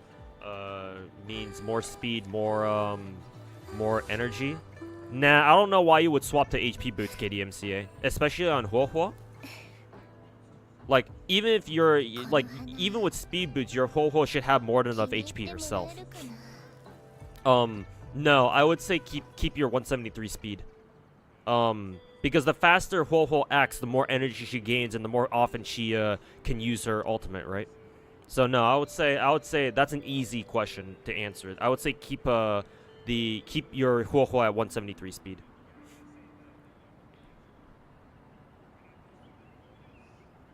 Like, the faster your healers, the better, basically. I don't think there's any downside to having a faster healer, to be honest.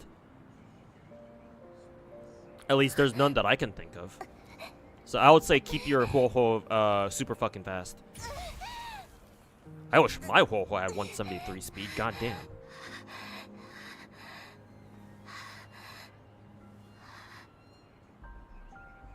Okay, I gotta go farm for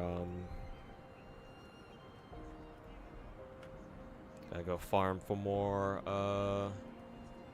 for Ferdia's logistics officers now.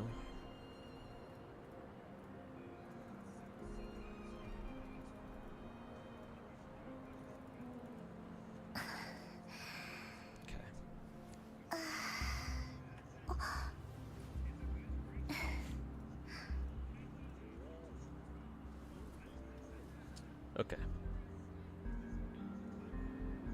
Good on snow break for now.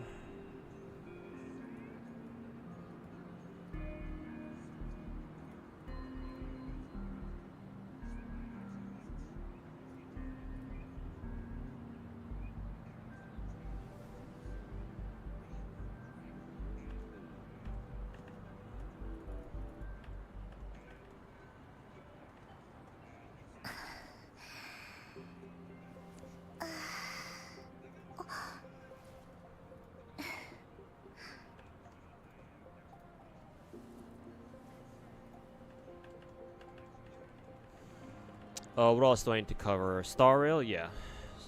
Gotta go do Star Rail events. Or a clear what is it, stamina on Star Rail.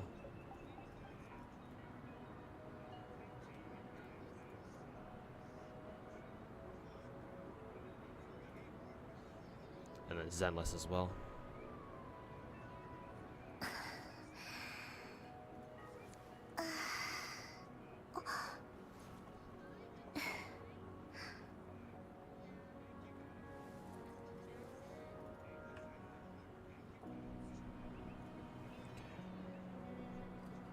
Your Huohuo has 58k HP. Is that good enough? Yeah, dude. My Huohuo probably. Pretty sure my Huohuo has even less than that. I mean, I'm pulling up my Star Rail account right now. I can even check too. Why? Why are you asking if your Huohuo has enough HP? The only character you should be worrying about HP on are who is it? Your DPS characters, and like maybe Luocha, because Luocha doesn't scale with HP. He scales with attack percent.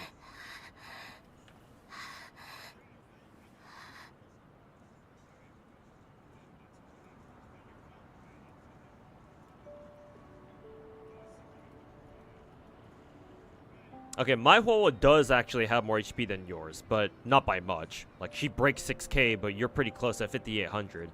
But as you can see, my Huohuo only has 133 speed, whereas yours has one fucking 73. Maybe I should switch my switch her HP pieces out to the new speed set as well, make her even faster. But yeah, you don't need if you're working with an HP scaling healer, then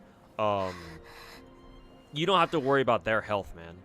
You should worry more about the health of your DPSs and your utility characters. Any character who has less than like 3500 HP, I would say focus on them first. Or you should worry about how much health they have. Like, characters who have more than 4000 HP are generally speaking okay. Like, you don't really need to worry about them. It's the other characters who have less than like 3500 are the ones that you need to actually worry about. So you don't need to worry about having or you don't need to worry about Huohuo having enough health or not. She definitely does. So no need to worry about that. Also, what does Sunday need again for his materials? I farmed all of his Ascension stuff, all those violins or cellos or whatever the fuck they are. What does he need for his other materials, though? Oh, these things? Oh, I got plenty of these. These are easy. These are gonna be easy to come by. Just fucking synthesize 300 of them at once. Boom. And then how many of these things does he need? What is that number? 73? 73 plus however many his light cone needs. I'll just give him 100, fuck it. Like 80, so he should have more than, what is it? More than 100 total? Yeah. That should be good enough.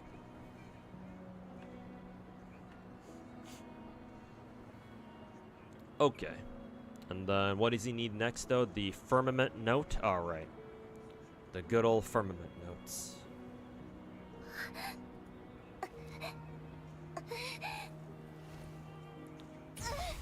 These things, I think. Well, I only have one of these? What the fuck are they? Must have used them all on another character, I guess.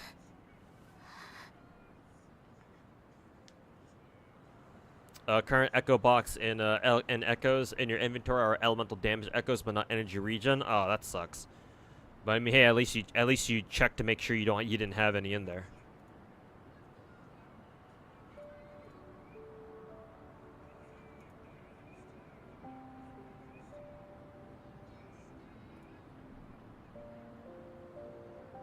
Can't wait for skins to come to the game. Which game? Genshin or Star Rail? Well, I mean, skins already exist in Genshin, so you can't be talking about that. But skins in Star Rail, they'd be pretty good, or they'd be pretty hype. But who knows when MiHoYo ever plans on putting skins into this game?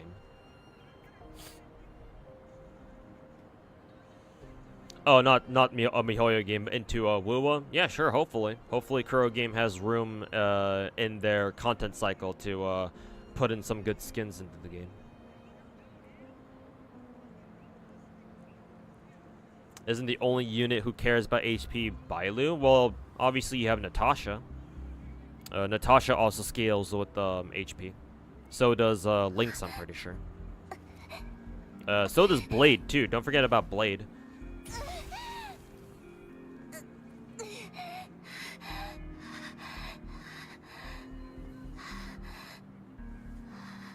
Supposedly, the 3.x client version will bring some sort of, like, HP niche meta. Interesting. We'll see what they do with that one, then. Tempted to go back to Star Rail, but Gacha grind, The Gacha grind beckons.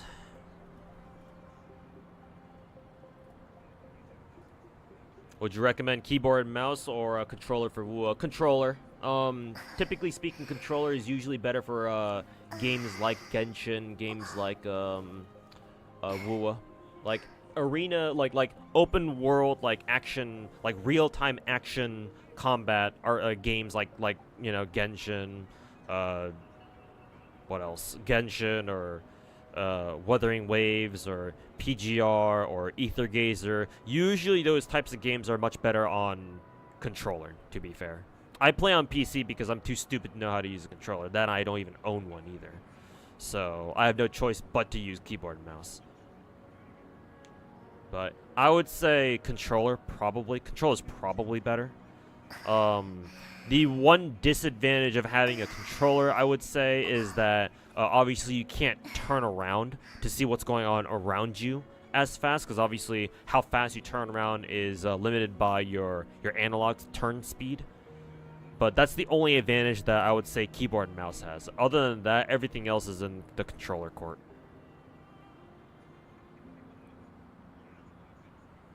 Heard they might put it in the battle pass. What, like skins?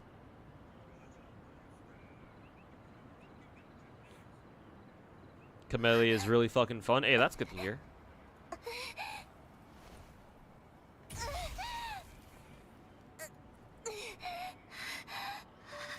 That's pretty good to hear. All right, we're good with we're good on Zenless, or not Zenless, Star Rail. Now we just need to pull up Zenless, and I'll be done with all my my Gacha rotation. You heard a leak that a next MC path is going to scale with HP. Apparently, MC's next path will be Remembrance. So that'll be interesting. An ice character who scales with HP or something.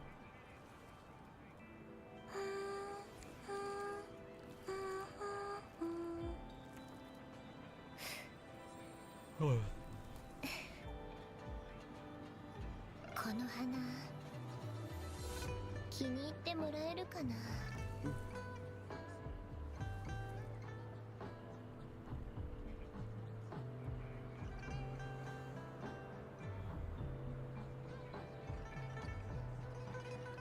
Yeah, Articlaus, Lynx is free if you go through, what was it? MOC, I'm pretty sure. Was it MOC? I think that might have been, Yukong, actually. I forget how you get your free copy of Lynx, actually. Is E2 Akron worth it even if you don't have Jiao Chui? Yeah, of course. Yeah, of course.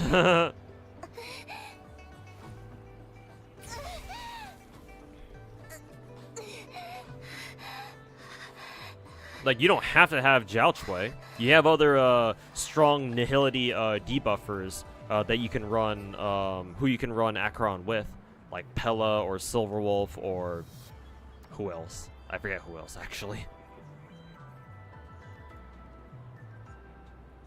Hell, even Black Swan, because at least Black Swan puts a defense debuff on people, I'm pretty sure.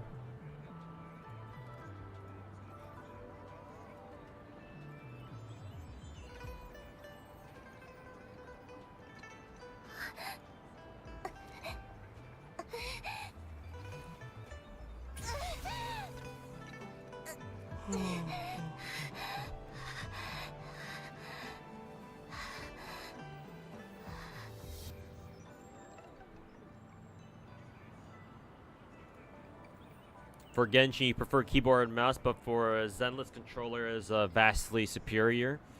Yeah, whichever you're more comfortable with.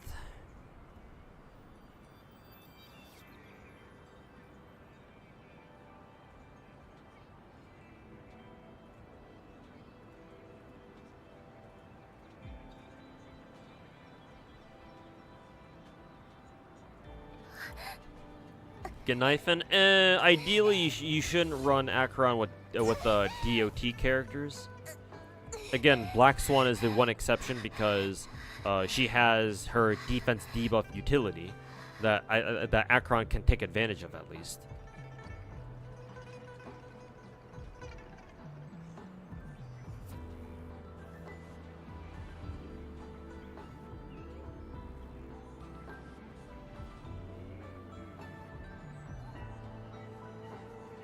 Gneifen was Fox Boy before he came out. Oh, basically 4-star Jiao Chui.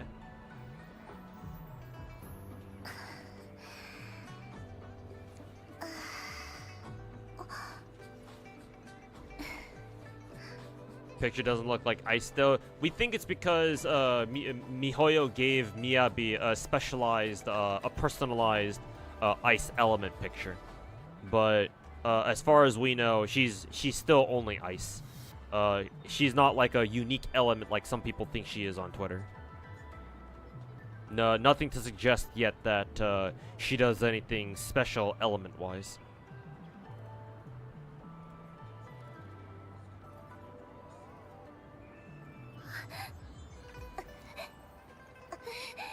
Okay, we're good on Nikke for now.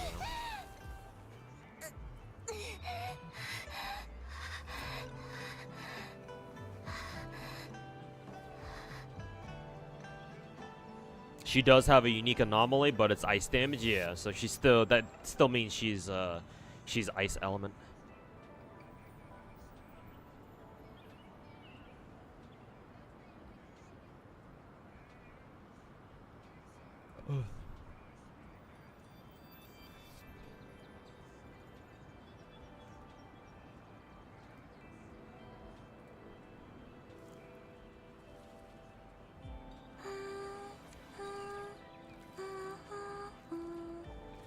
Do you think it's you're guaranteed to get Camellya if you have 19k Astrites and 30 Radiant Tides?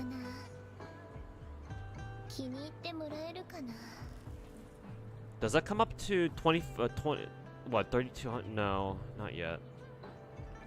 19,000 Astrites. Wait, hold up. 3 multis times 1,600 plus 19,000. That's only 23,800. Chat, what was soft and hard pity and whether in Wuwa again? I know it's not. I've been told it wasn't the same as Genshin's. Was it 70? Was it 70 pity for Wuwa or was it 65? I think it was 70.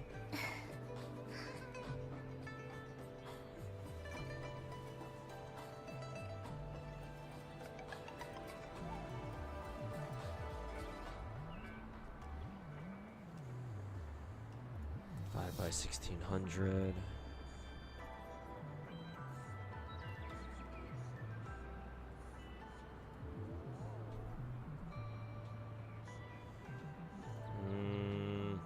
I think either way, no, Insomniacs. I don't think you're guaranteed to get Camellya with that much. You have a very good chance, don't get me wrong.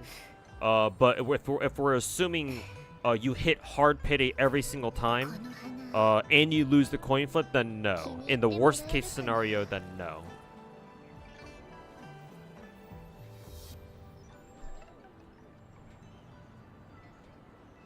But I would say you should get her.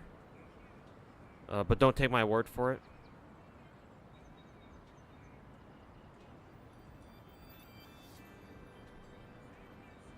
It's not 50, that's for sure. It's at least 70, I'm pretty sure, yeah. Because I got Camellya off my 7th multi yesterday. Do you just pop Camellya's ult when it's up? I don't know. Is there like a an ongoing question going around with people wondering when you should use Camellya's ult or something? Because I haven't actually used her seriously yet. Because I'm still in the middle of building her. I mean, as you can see on the bottom of the screen. Actually, no, my my dono tracker is actually blocking it. Now that I think about it, I guess I can just put it there. As you can see, my Camellya is not even max level yet, so. I'm not really using her right now. So, actually, I don't know.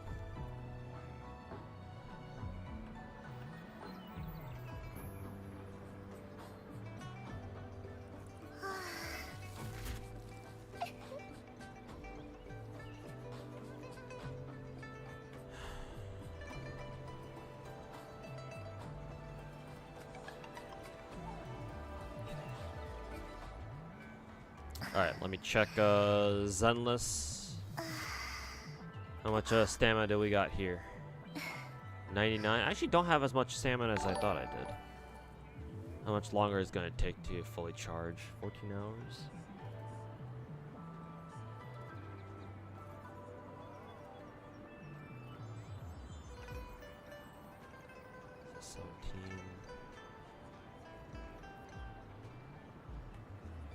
Who was I working on again? Oh yeah, right, Ambi.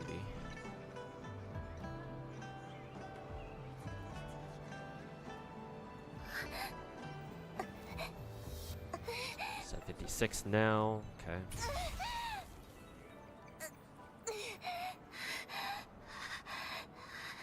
Okay. I'll save it for. I'll save the resin or the stamina for later.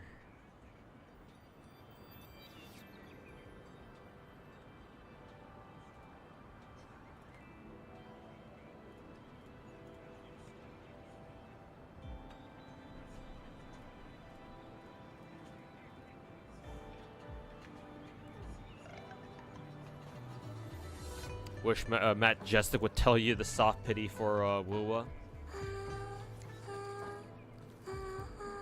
Surprisingly, a lot of people don't know what the soft pity and hard pities are for Wuwa, and that includes me. Also, weapons and armor. Thanks so much for the 2-month resub, man. Welcome back. Greatly appreciate it. Sorry for getting to your resub late, but yeah, appreciate the support, my dude. They cooked with the Camellya? Yeah, seriously, man. Just check out all their fucking animations. They really did cook us a 3-star Michelin meal with Camellya. Michelin meals go up to 3 stars, right?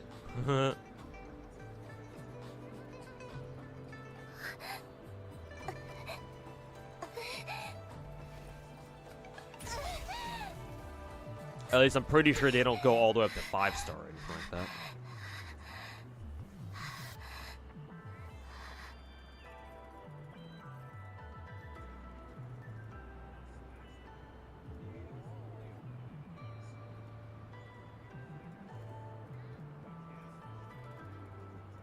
Oh, excuse me.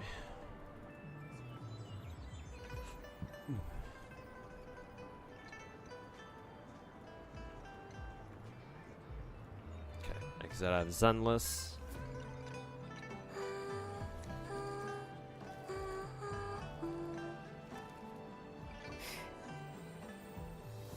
Animations are good. Companion mission was good too. Oh, that's a pity because I'm gonna just skip it. But good to see that they actually had a good companion mission though. I think most of the companion missions are actually pretty nice. Which makes sense because people care more about the characters.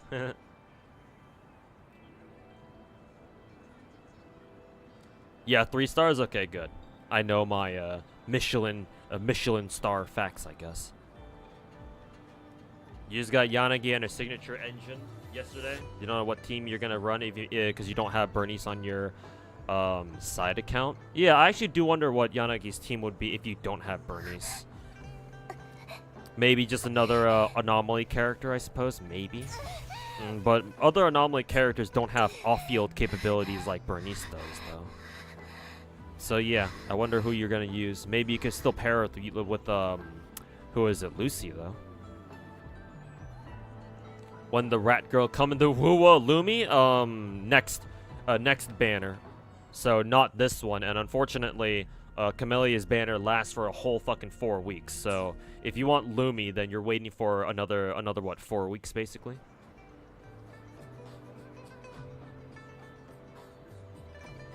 Is 200% BE out of combat good enough for Firefly? No signature. I think it is. Yeah. Let me look up the Star Rail guide for you, see what their threshold for Firefly's BE is before I go to the fucking bathroom and take a shit again. Let me see. Firefly recommended BE. Yeah, 180 plus. And that's without her signature, right? Yeah, no signature, 200% BE, out of combat for Firefly. Yeah, you're good. If you said you had your signature, then you would need 240 plus according to the spreadsheet. But because you don't, you're good. Because you only need 180 plus. So you're fine.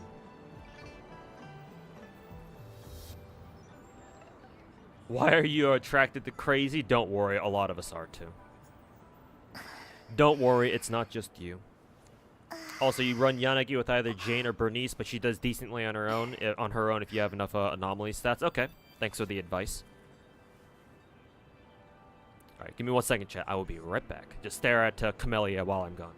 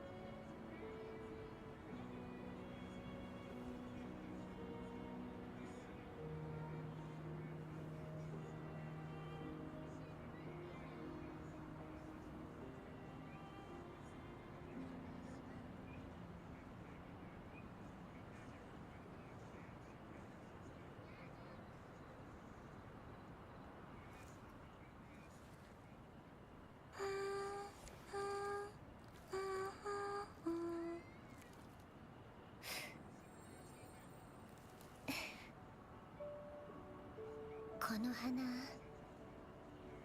気に入ってもらえるかな。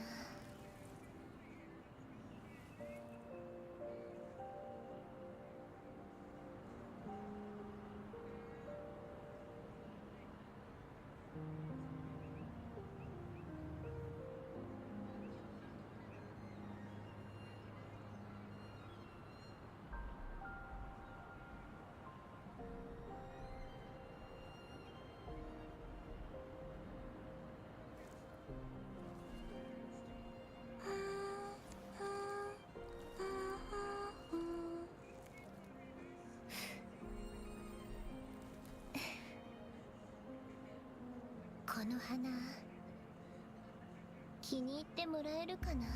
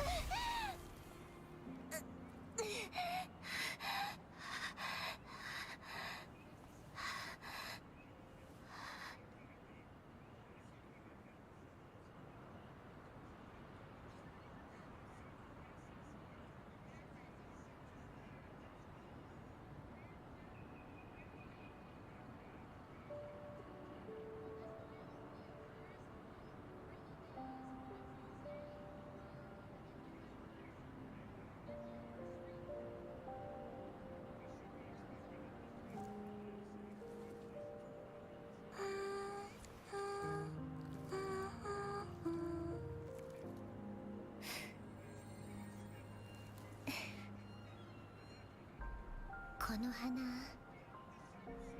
気に入ってもらえるかな。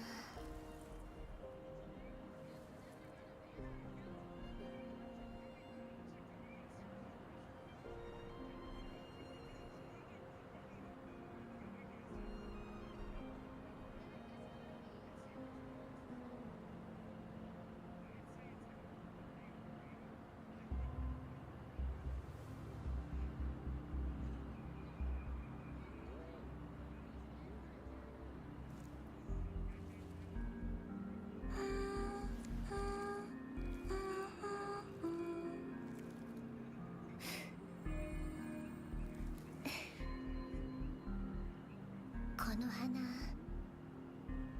気に入ってもらえるかな。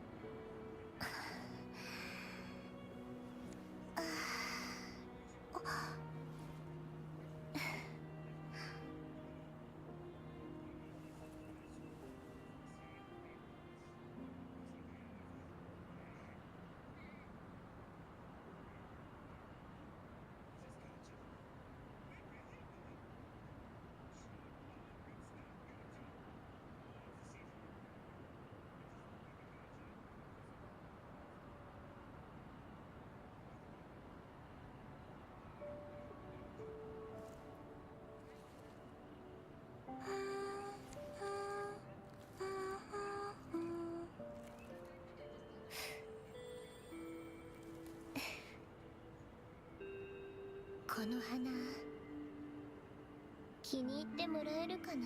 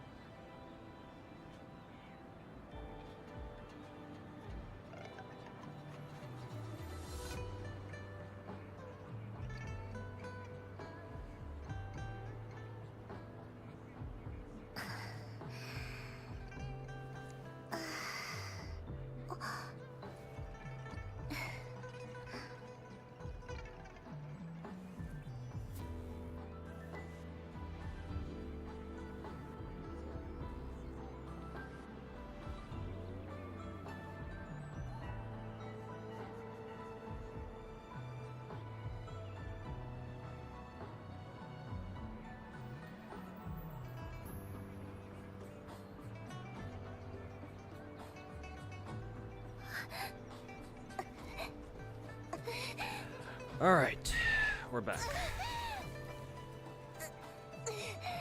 Apologies for taking a few minutes there.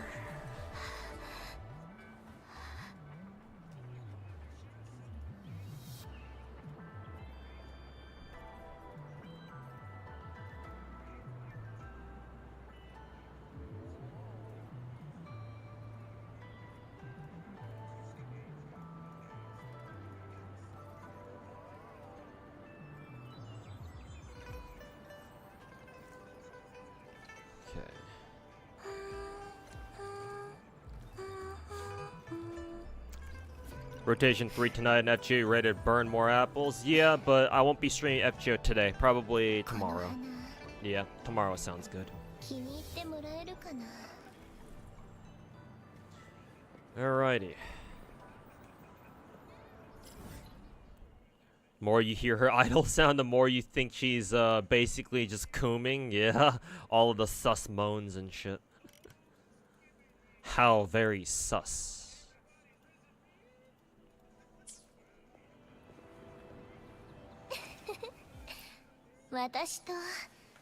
Okay, I would like to clear my stamina first. What should I spend it on?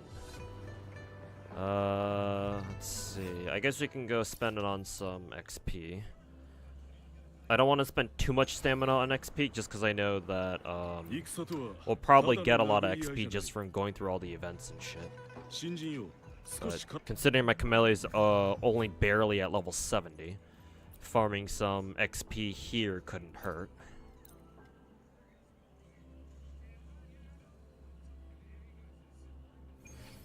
Lost your 50-50 in Stariel, that means you're gonna get Fugway now. Hey, congrats at least for on a guaranteed Fugway, but yeah, sorry that you didn't win your coin flip there.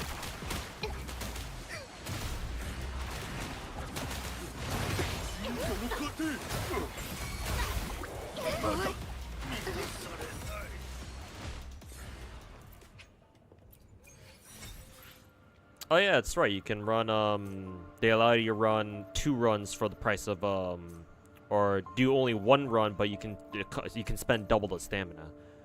I forgot they did that in this game. Or, now it's a thing in this game. Oh yeah.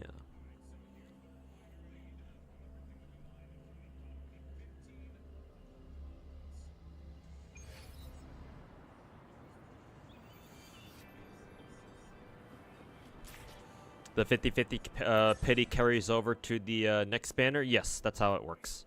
In across all MiHoYo games.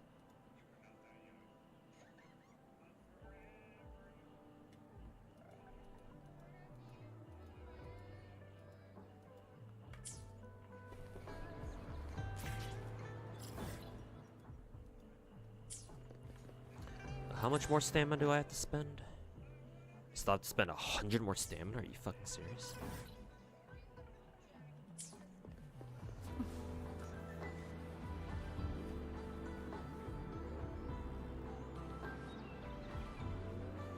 I guess what I could do is I can do 1 more XP run. Make sure that I don't Make sure that I don't accidentally tap on the double run button.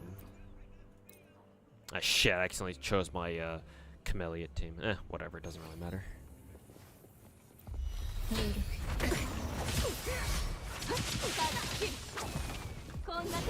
Where are you going? Where are you aiming at, Changli? What the fuck?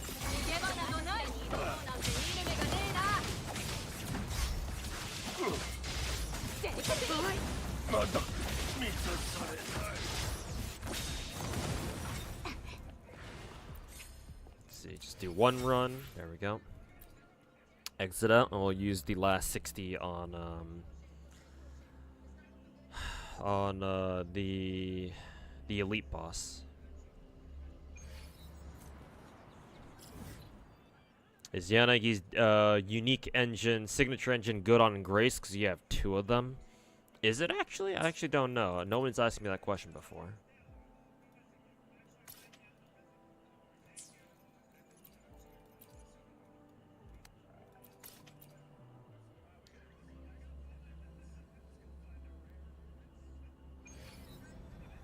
Anyone interested in HBR? Some people in my chat are. Me personally, I am not. Oh, before I engage the boss, I forgot I have to switch to my proper team this time.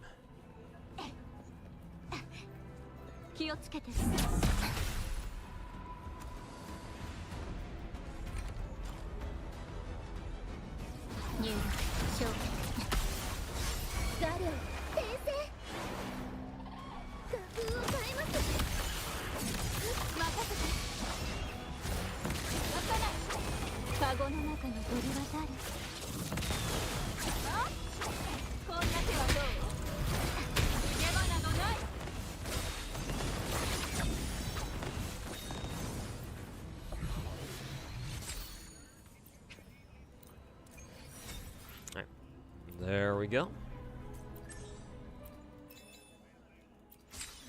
Claim those, thank you. Getting closer to account level 77. Absorb 2 more echoes. Okay, I can do that.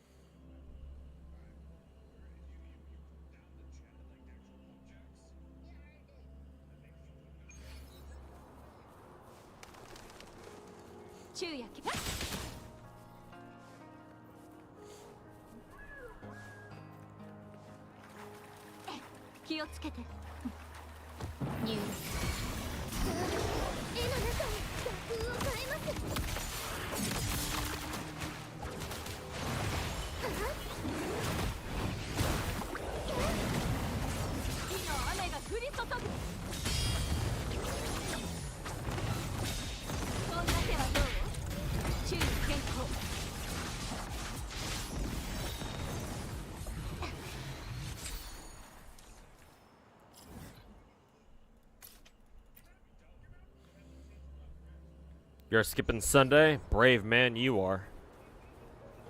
I respect that decision.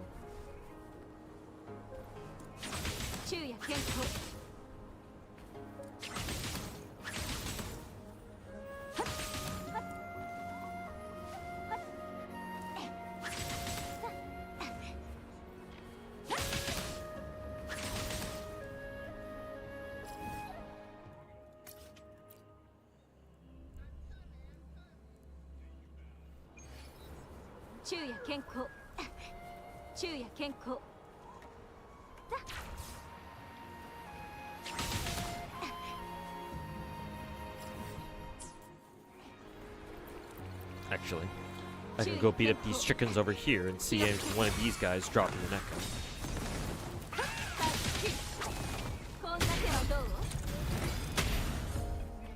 None of them drop me an echo? Fuck you.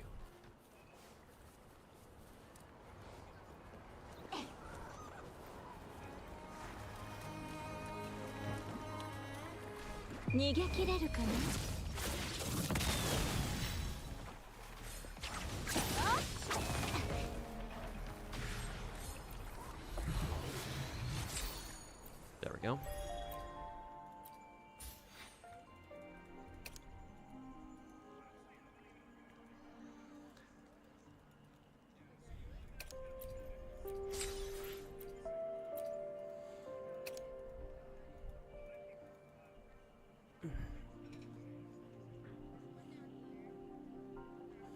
complete weekly challenge twice.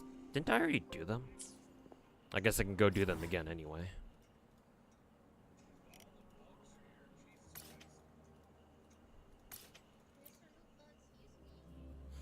Yeah, no more funds for Sunday because E2 Akron ate them all. Oof. Hopefully it was, hopefully Akron E2 was worth it. 風に乗って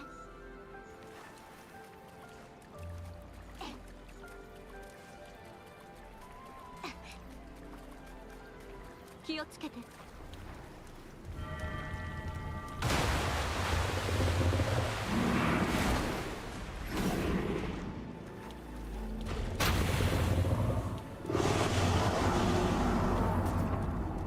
入力画風を変えますひらめきました任せてそんな手はどう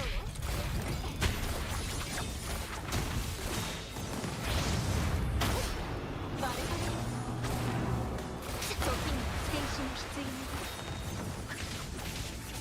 貫く逃げ場などない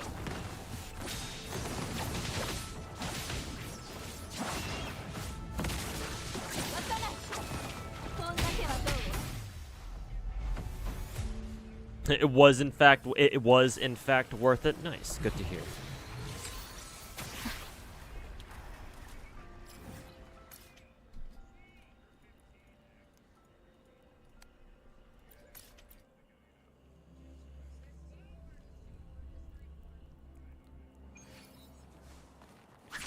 Praise be the floof, indeed. Prepare to forfeit all of your mortal possessions for Fuguya when she comes out. My man.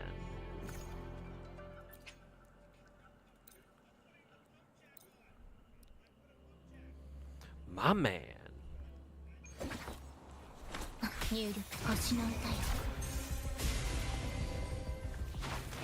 画風を変えます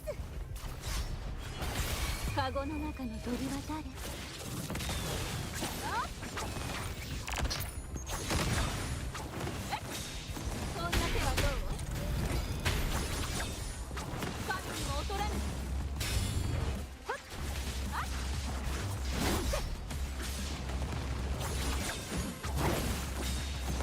渡ら注意終わりにせさあ絵の中に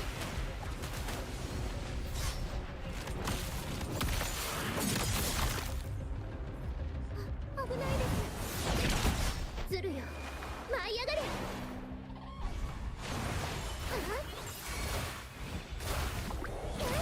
終わりにせ破壊劣化のきらめき断ち切るそんな手はどう火の雨が降り注ぐ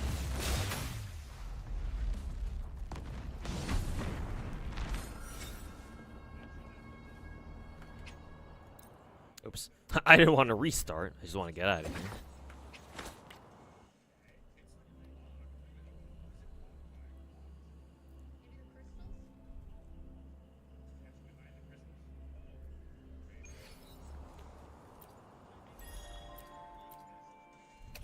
Okay. Did that weekly. Defeat 4 Overlord class enemies. I'm sure I'll get that done eventually. Do 5 forgery challenge 5 times. Do the tacit field 5 times.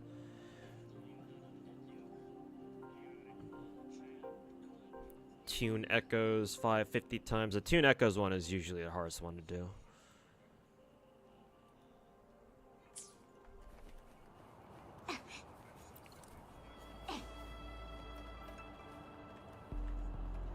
Warawaの策と力あなたに預けよ私と一緒に遊びたい level 67, huh?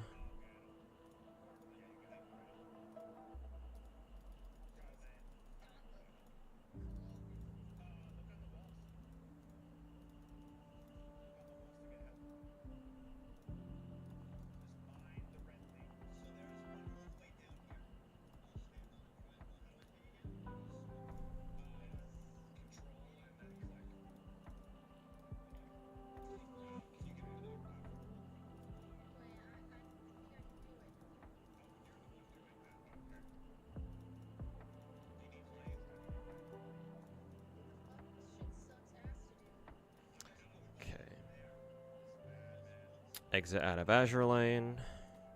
Because we're good on that. Let me look up Camellya shit again. Which material did she need again? She needed 60 Novas? Do I have enough Novas?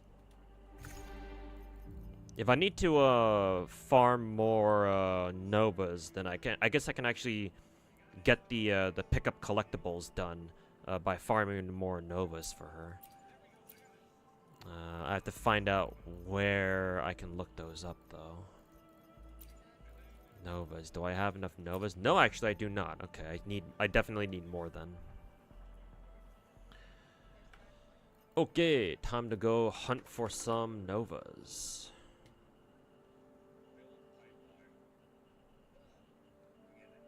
Let's see. Interactive map, thank you. Not the Wintry Bell, I need the Novas.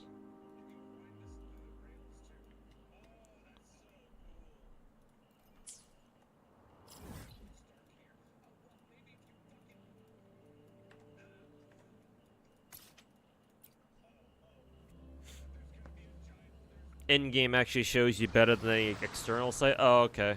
Because I've usually used interactive websites to do that. I didn't realize they just show you specifically where they are. Yeah, there you go.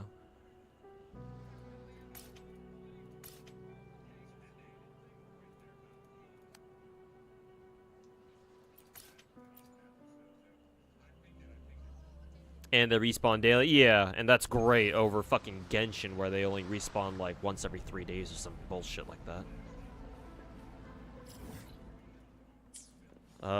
However, is there a way for it to just like stay? Okay, it stays there. I guess it cancels automatically if you teleport or something.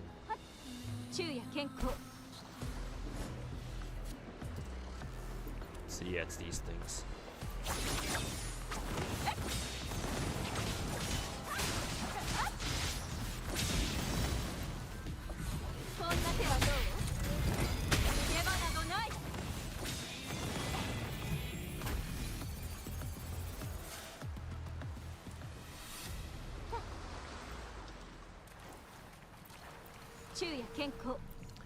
Did you name that title on purpose? Huh, I don't know what you're talking about. Whatever could you mean?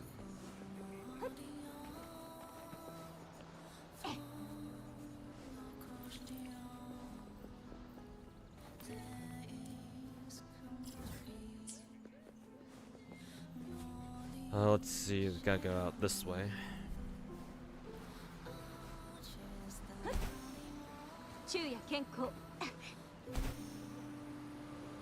Ah, over there.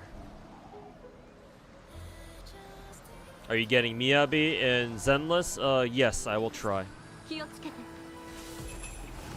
Assuming the rumors are true, that Harumasa... Oh, and it automatically shows you where the next next ones are. That's quite nice. I kind of wish they didn't, you know, open that window up in the middle of a fucking battle. I appreciate the effort, at least.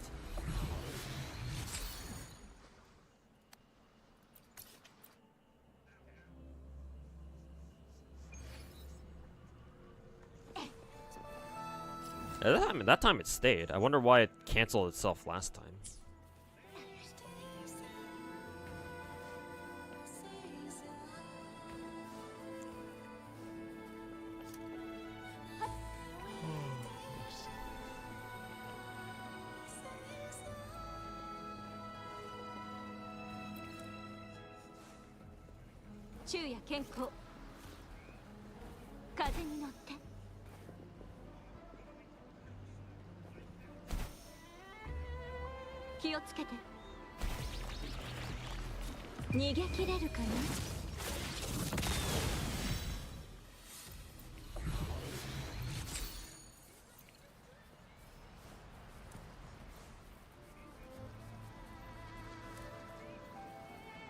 Let's see. We can jump off here. Yep.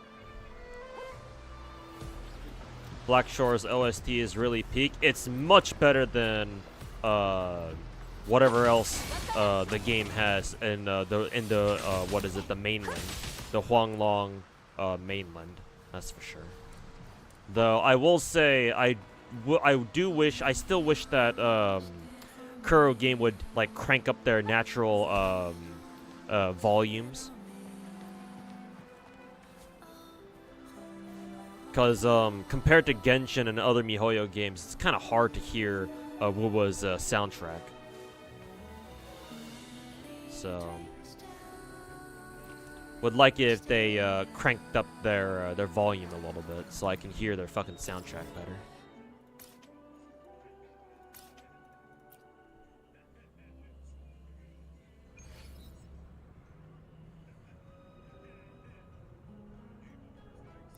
And remember to save for her engine too. Yeah. Yeah. Assuming that I can get lighter. And assuming Haramasa's free, as the leaks suggest, then yes, going for Miyabi and her W engine should be a go. Should be. Fingers crossed.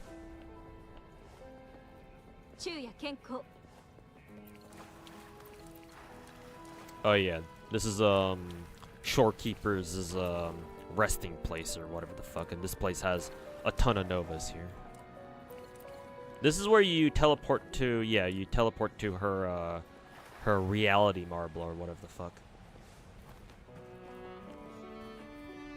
This way. Whee!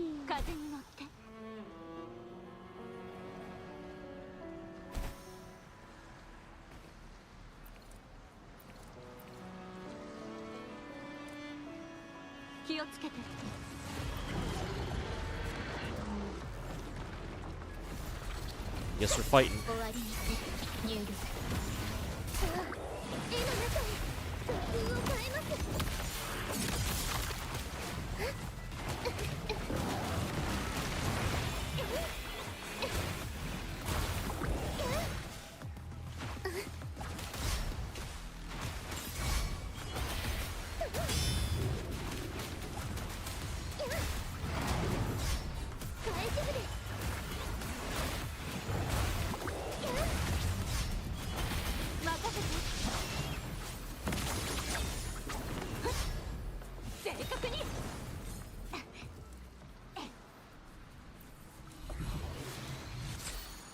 Sung by the same voice actress who sung Nier's OST. Oh, they got the 2B's English voice actress to sing it. Very good.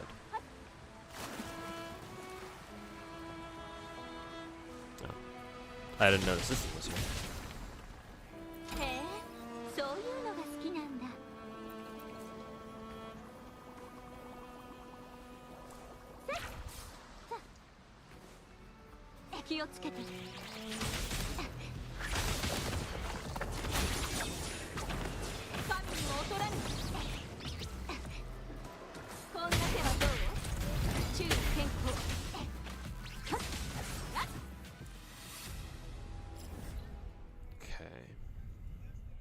Apparently that should be it for the Novas on Tethys' Deep. Unless it teleported me straight to Tethys' Deep afterwards.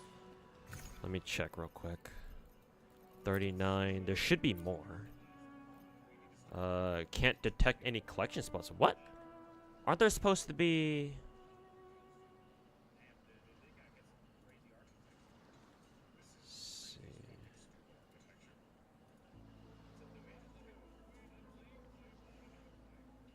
Are there only? No, there's got to be way more.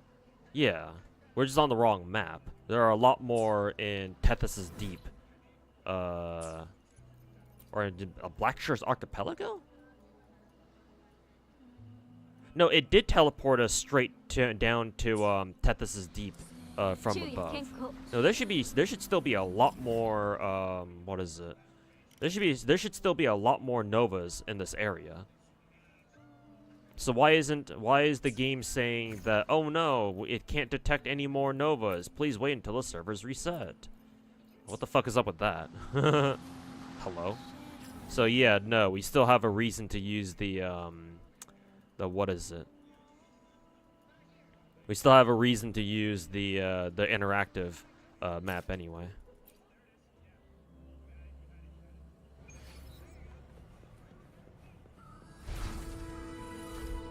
Wonder whose idea it was to make enemies explode after killing them. Who knows, right?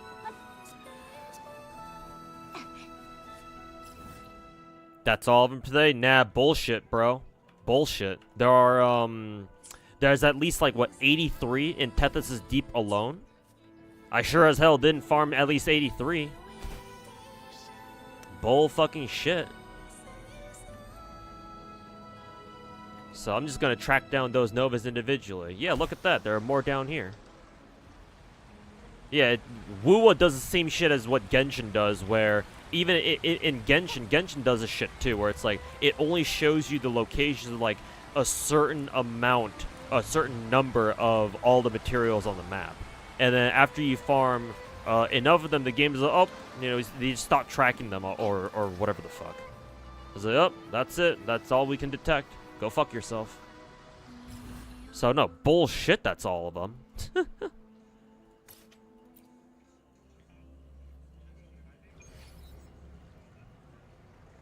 Bull fucking shit, yeah. Let's see, there should be more Novas right here where we spawned here too, yeah. They might be underneath us though, possibly.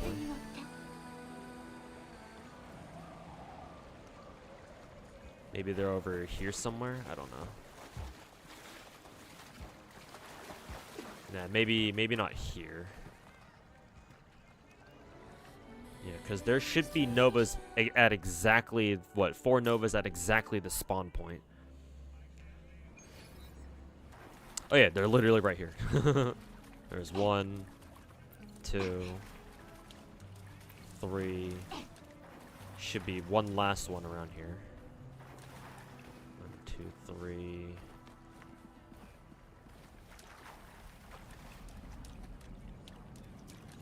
Oh, right here. I just walked over it. 4, okay.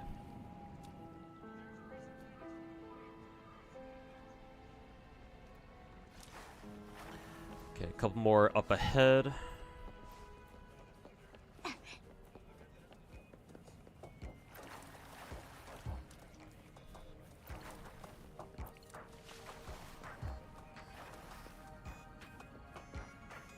Did I pick up 3 there? I think there should have been 3 here. If I picked up all 3, then we can move on.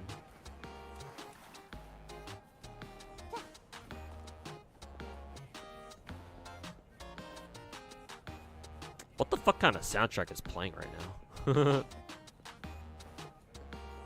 Why is it playing chiptune all of a sudden? Is it because of that that one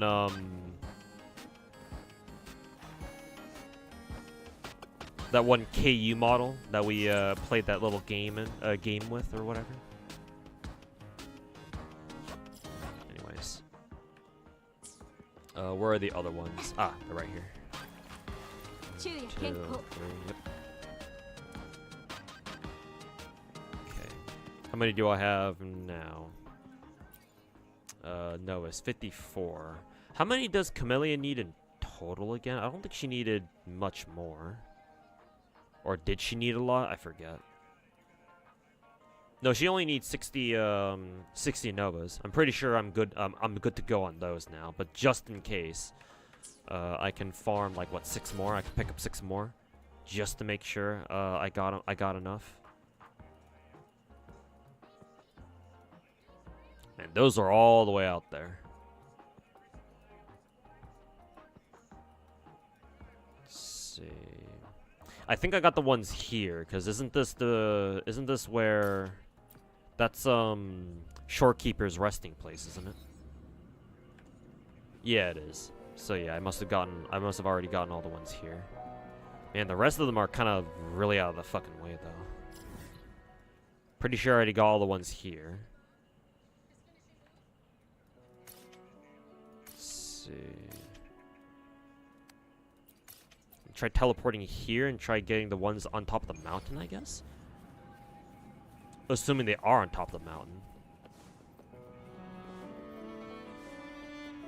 They could also be below, down below too. Yeah, I'm assuming they're down below. I don't know why they would be on top of the mountain.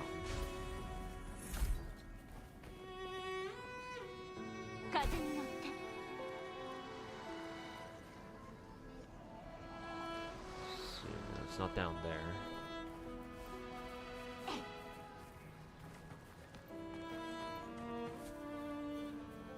Oh, they're right here. Okay. Or I should say, there are some directly around the teleporter itself. 1, 2, 3, 4, 5. I need one more. 2, 3, 4, 5. All the other ones are kind of really out of the way, though, unfortunately. Do I want to go? Do I want to try going for them? I guess we can go... There we go. I thought my game was bugged for a second. I guess we can go over here.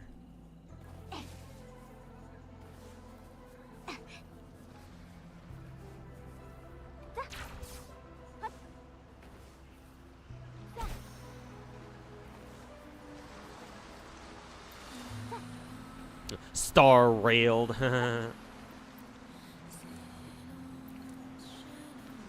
Open up, Trailblazers about to come in and fucking ruin your path. Open wide. Alright. Got enough of those. I wonder if I've done my Battle Pass mission. Or my Battle Pass weekly doing that. Yes, sir, I have. Hey. More credits. Use consumables. That's whatever. I'll just get them done steadily every day. Complete 3 daily quests. What, today's Thursday, right? So yeah, I'll be able to get that done by Saturday. Overlord class, I can take care of that eventually. We can go do a forgery and tacit fields, I think.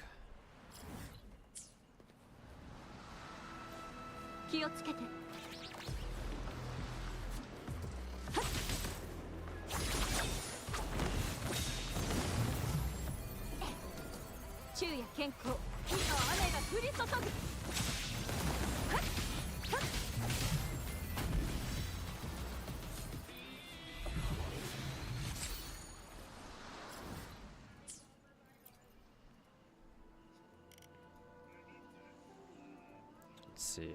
I can just pick any tacit field, actually. Doesn't really matter which.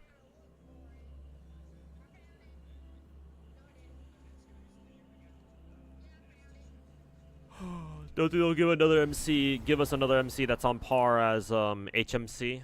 They enable anybody, no matter how badly they're built, to do considerable damage. Kind of like Dendro MC is like the best MC by far, right?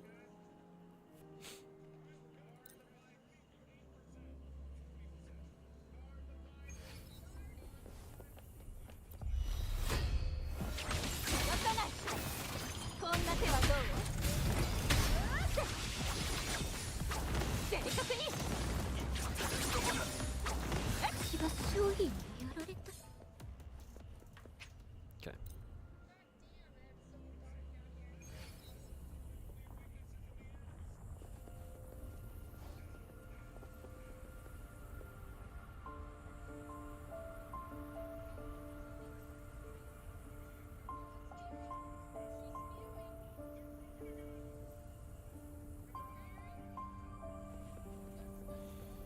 You're a Pyro MC believer, you know that shit has to be broken in Genshin, right? We'll see. What we can dream, right? What if Pyro MC in Genshin is basically a 5-star Bennett? Imagine.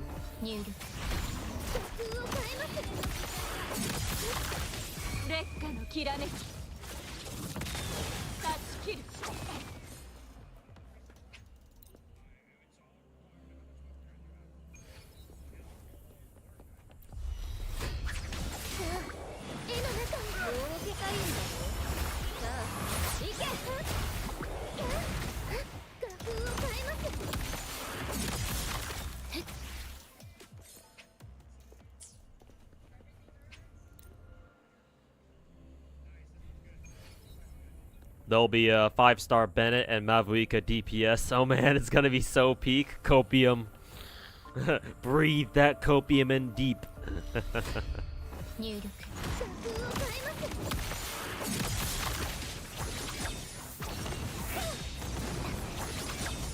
Just we wait until Pyro MC, boys.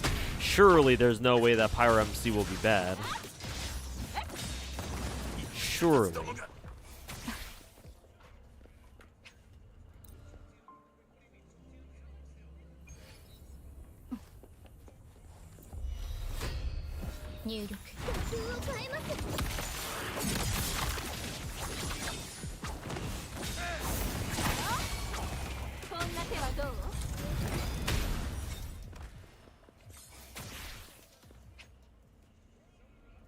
Oh, is that 5 runs in a Tacit Field?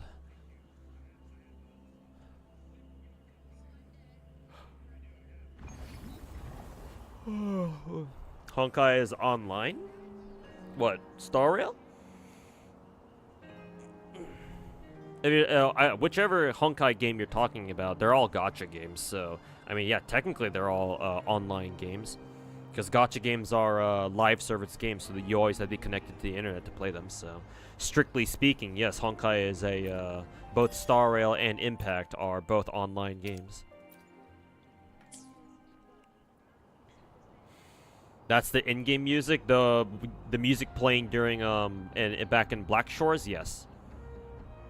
Especially the soundtrack where you hear the girls singing in the background. Yeah, that's the legit in-game soundtrack for most places in Black Shores.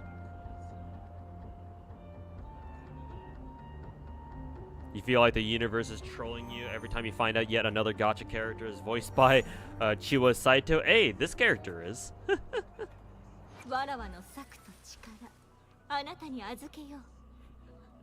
This character certainly is. She doesn't have like fluffy tails or anything, but it's definitely her.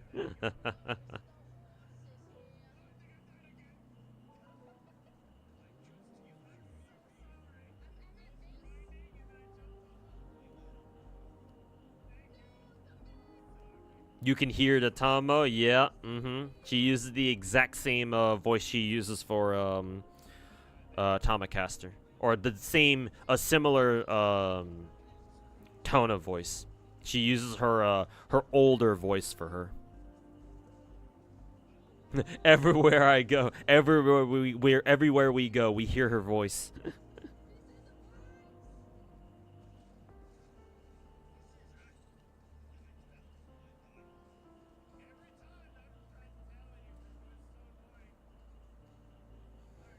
But yes, Chiwa Saito does Chang-Li's voice as her JP, her Japanese voice actress.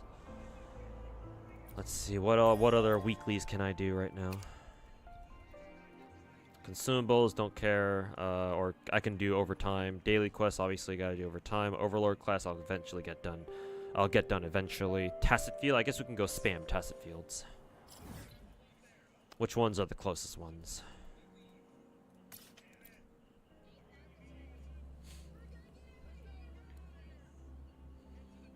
You should have pulled for Chang-Li. You should have, yeah. You should have, man. She's great.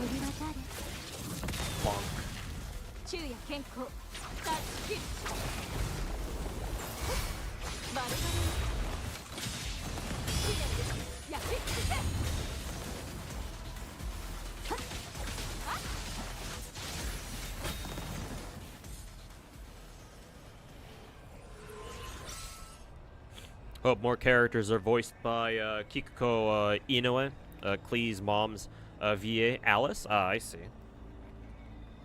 気をつけて Then again, she's already what 50 plus. Hey man, don't underestimate the older VAs, man. They can still do a lot of roles, but obviously it's up to her on how many roles she wants to do.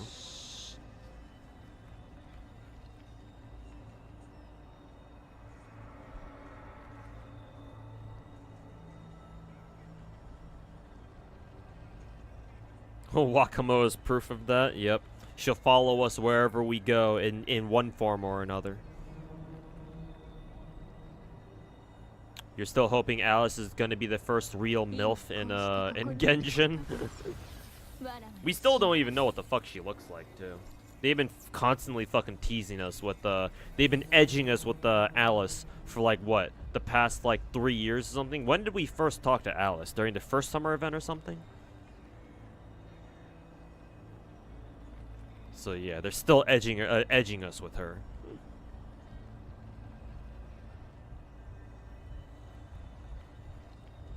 Did you ever tell me how your brother's roles went? For who was it? For Camellya? I think you did, but you can repeat it again just in case.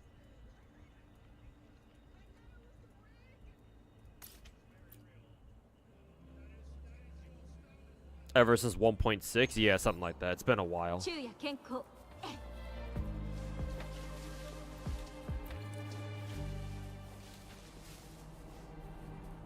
昼夜健康 指示を入力画風を変えます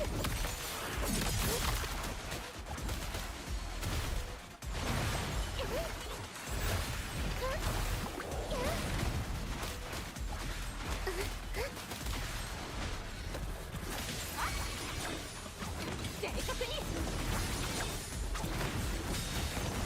こんな手はどう仕方ない劣化のきらめきはっきり昼夜健康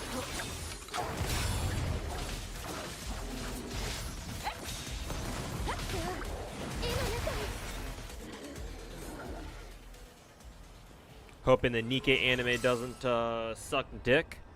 Are we sure that the Nikkei anime was like officially confirmed or like officially greenlit? Because I think I saw something on Twitter saying that they were denying Nikkei and their subsidiaries were Shift Up and their associate companies were denying that an anime was in the works or something like that.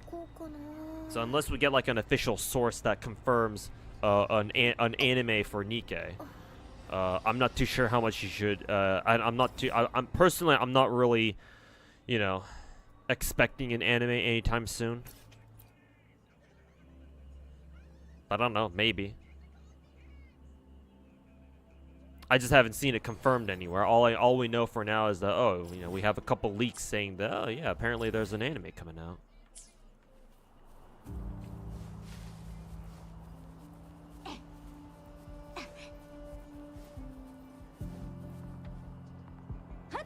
Your fate was sealed as soon as you heard Wakamo's voice. Yep. It was so over.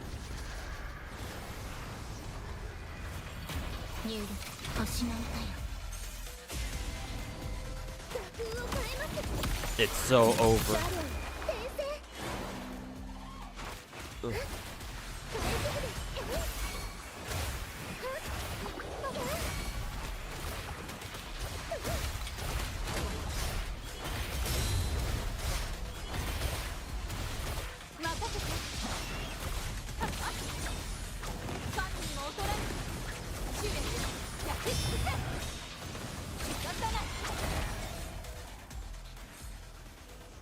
First off, he bought the $100 pack because he thought he was on 50-50, but then you told him he wasn't, so he got her early and then went for the weapon and got hard pitied.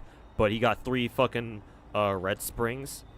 Wait, he got 3 fucking weapons? Yeah, he got 3 fucking copies of his Camellya's signature? Damn, alright. Yeah, I don't remember. I don't quite remember that one. All I know is that the part I remember you telling me, Finkel, was that your brother lost the pity for Chang Li, and then that's why he quit Wu to begin with, and then he came back for Camellya. That part I remember. But you didn't tell me about his insane fucking weapon rolls. That's for fucking sure. The game wants him back. They got him now. He can't leave now. And of course, who else would it happen on but on Camellya's banner, you know? The literal fucking stalker character of the game.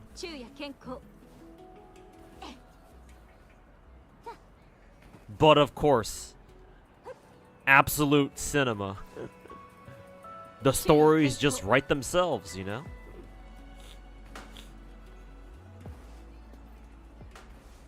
You hope the Genshin anime isn't on the same road as the Switch port. I mean, at this point, you know, it's don't really have much hope for the Genshin anime. Because, like, technically Genshin's anniversary has already passed, right? Yeah, it should have already passed. Did Genshin even do anything special for anniversary this year? I mean, not that I expect anything from them in the first place, but just wondering. Because, yeah, didn't Genshin come out 4 years ago at the end of August, right? Because I remember I started during the first week of November, I'm pretty sure. Yeah, I don't quite. Yeah, I'm pretty sure they did give everyone a free multi at the very least. I remember that part, but that must have been like at least a month ago or something. But yeah, considering they haven't even given us any Genshin anime news at all during this time frame, yeah. At this point, it's like, eh.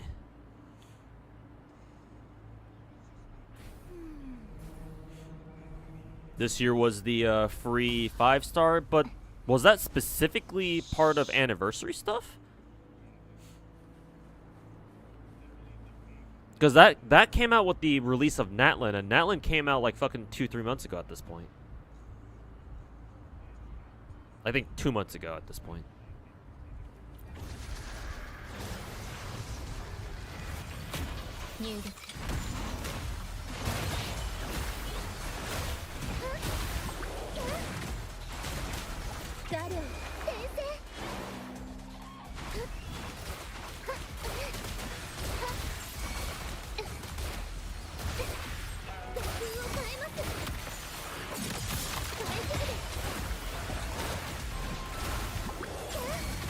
Give me 1 second, chat. Gotta take this call.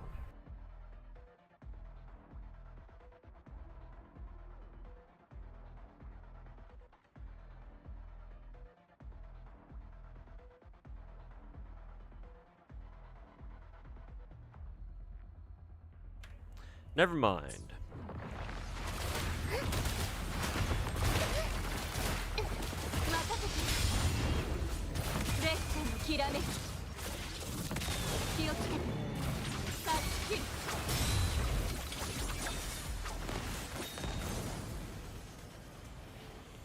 Anniversary was on 28th of September. Really? Was it September? No, I guess that would make more sense. Then the events would would line up a lot better then. I thought it was. I thought Genshin came out during October. I guess it would. I guess it would make more sense if it came out during the end of September. Actually, not sure why I thought Genshin came out during late October.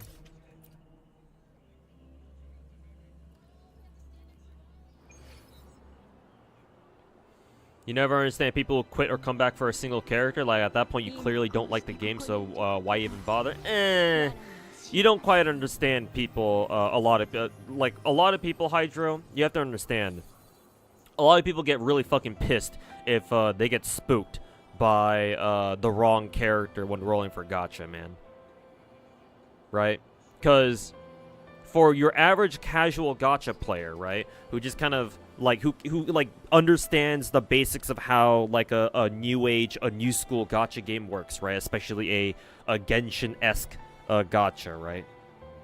Like, think about it. You're a casual gacha player. You know that a new character's coming up, so you want to save up as much you can, as much as you can for her, right? So you grind every day, or as much as you can anyway. Grind, grind, grind. Get enough gems for them until the day finally comes where that character they were working towards finally is finally here. Their banner's out now, and so they update the game. Blah blah blah. They finally go to their banner button and start rolling.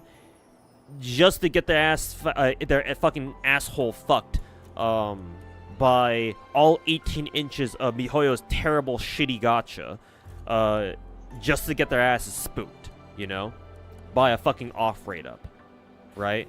All that work just fucking flushed down the drain just because they lost an RNG 50-50. So like, a lot of gacha players, you have to understand, they get pissed if they lose the 50-50, right?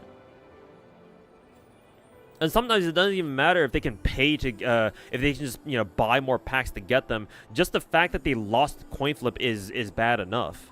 It's never, like, losing your first 50-50 if you're a new gacha player, it's like one of the worst feelings you can have in just gaming in general. I'm gonna be honest. If you actually genuinely care about a gacha game, losing a 50-50 leaves you feeling like utter dog shit.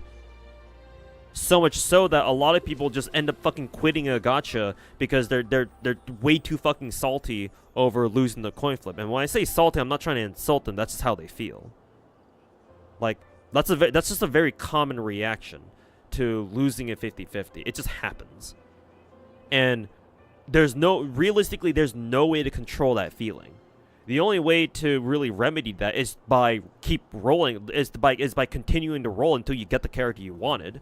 But even then, obviously, that doesn't exactly help. That doesn't exactly, wash away the fucking, shitty feeling you have just because, you still lost the first coin flip, right?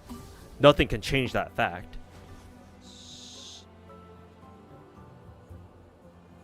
So yeah, it's quite common for people to just drop a gacha game entirely just because they lost the coin flip on one character. But then after a couple months, right after they've gotten over the initial shitty feeling of losing their first coin flip, and they look at they check up on the news for this gacha game again, the one that they quit a couple months back, and they're like, oh, who's this new character, right? And if they see a new character that they like, they're like, oh, they look kind of cool. Right? They look kind of cute, whatever. And they realize, oh, wait a minute, I lost my last coin flip, right? This means that my next 5-star is guaranteed. Okay, I'll come back. And so they do. And then this time, when they roll for the new character, they know they're going to get them. So it makes perfect sense, at least to me.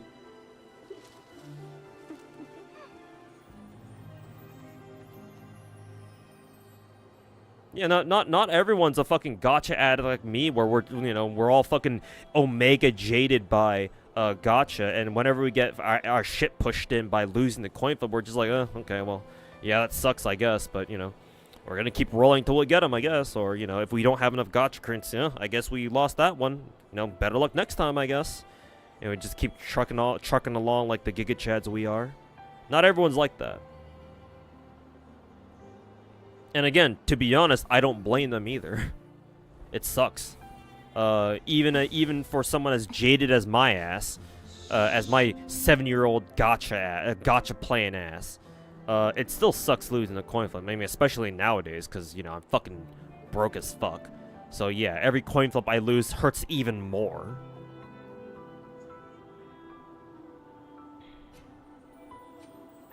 But yeah, that's just how a lot of people are. And they lose one coin flip, they get pissed off, they quit the game, but they come back a couple months later for a new character. It's what people do all the time. That's why it's important for gacha games to. Why am I getting a fucking notification on the top of my screen saying you've been playing for 3 hours? Please remember to take a break. What the fuck?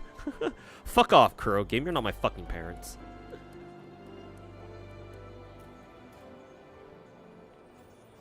This isn't fucking mainland China where kids under 18 can only play 2 hours a day. Fuck off.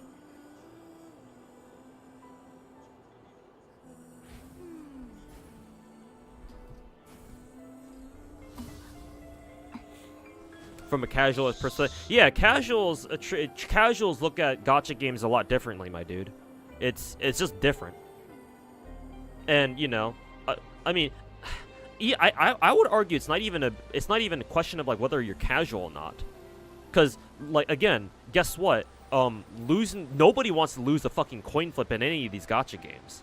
Like if we had the choice, do you think we want to lose a coin flip? No. Nobody wants to. And again, no matter how like what kind of a gacha player you are, whether you're casual or you're tryhard or hardcore, or anything in between, it doesn't matter who you are. Losing a coin flip always fucking sucks. It's just how you take that.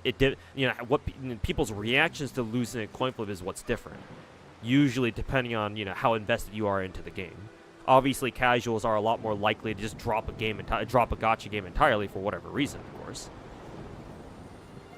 So yeah, like losing a coin flip on gacha can sometimes do it for some people. That's just how they are. This is how some people are. Even if you can even be a casual player who loves a gacha game normally, but as soon as you lose a coin flip, you get so pissed off that you just quit. You just drop the game for a couple months. That happens too. But I suppose ultimately it just depends on the person in question. Some people will take losing a coin flip better than others, of course.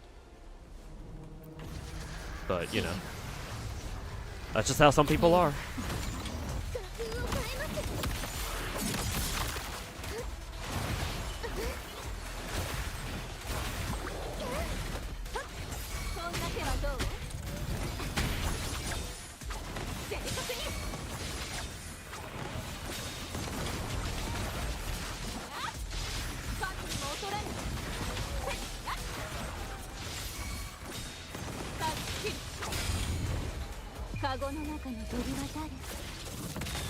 Boom. Hazakura cooked again. He came out with a thick Yanagi mod. Hey, good to see that. Yeah, I heard that Hazakura moved on to making, or he's starting to make mods for Zenless as well on top of his Genshin mods, because I think he's also done mods for Star Rail too. But it's good to see he's doing mods for Zenless. I mean, of course, if people did make mods for Zenless, I would consider that a fucking crime against humanity.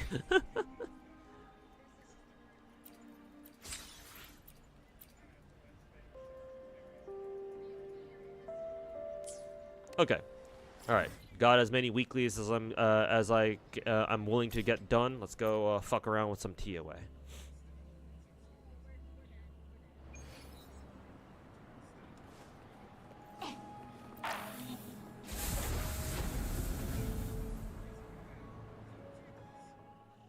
How's your Changli doing? Like 3K basics? What is my build on her? Oh, if you want to take a look at my Changli, then sure, I can show you. I'm actually very proud of my Changli build. I'm sure it's not the best ever. I mean, obviously, my Changli's not even S6. But I have put quite a bit of work into her stats, and I'm pretty proud of them. But first of all, she's got 77.3 CRs, 271.2 CD. She has her signature, so that's giving her an extra 48% crit damage. Plus an extra 12% attack. Just as passive. Echoes, I run 4-3-3-1-1 with the Inferno Rider, naturally. Every single one of my Changli's Echoes has double crit on them. So for her Inferno, for her 4 Echo, she's got double crit here. She does have a heavy attack bonus. The other two are kind of useless, obviously, just regular ass defense, but she at least has double crit and then heavy attack bonus. This one's nice because Changli does have a very powerful heavy attack, or charge attack, whatever they call it. This one also has double crit, ult damage bonus, heavy attack bonus, fusion damage bonus. Again, fusion damage bonus, double crit again. She's got basic attack bonus here, flat attack, ER, and her for 1 Echoes, again, double attack or double crit. Extra skill damage. Attack percent naturally, more attack percent as a substat, and again, double HP, ult damage, double crit. Surprisingly, she only has 1 basic attack bonus, which is on her Heron, which is on this one right here. But Yeah, I made sure to give my Changli double crits across the board. And then whatever other stats she got along the way would just be pure bonuses. But that's as best that I can get her to.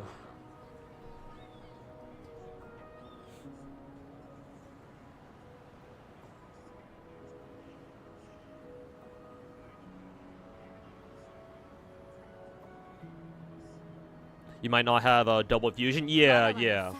If you don't have double fusion, then that might explain why. But yeah, I would assume that's the reason why. Yeah, because double matching elemental damage bonus on as your main stats for your 2/3 echoes is quite the drug. It's quite nice.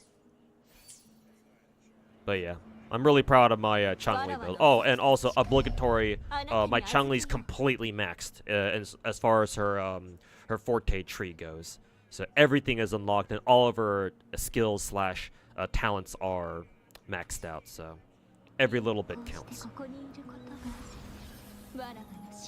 77 CR is fire. Yeah, man. Really enjoying my my Changli having really having like decently high crit rate. It's quite nice.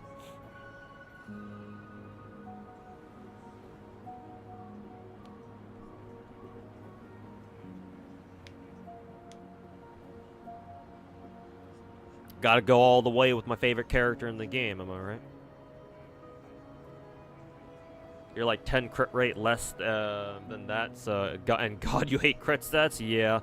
Crit stats are the bane of our existences in any gacha game. At least in Wuwa, it's not as big of a fucking pain in the ass, because with Genshin, right, even if you roll crit substats on your artifact, you then have to roll it, and then you have to pray that as many of your artifact substat rolls go into double crit, right? At least here with Wuwa, it's just, you just roll your substats, and what you get is what you get. So it's like, oh, you didn't get double crit? Alright, moving on, right? Or you didn't get a particular crit stat you were looking for? Okay, move on.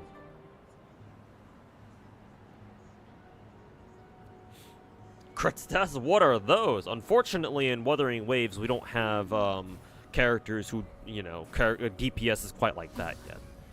So.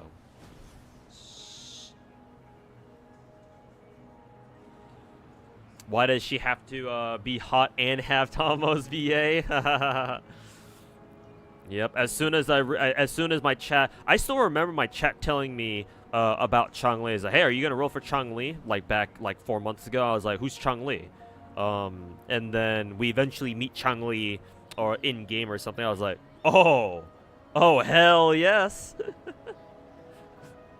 What do you mean I'm not gonna roll for her? Oh hell yes. Yeah, Aston Yax, NA Arknights or Arknights Global Server has a co-op event going on right now. And it just went live earlier today, so have fun. Oh god, Havoc damage bonus. Fuck you. How long do we have on this? It's usually what, three week resets, right? Yeah. Fucking Havoc damage bonus. Oh yeah, this is just the general attribute damage bonus. What is this? Arrow? Let's see. Quick setup. I forget if my no, I don't think my Yang is completely built yet. I can check real quick to see how good my Yang is at the moment.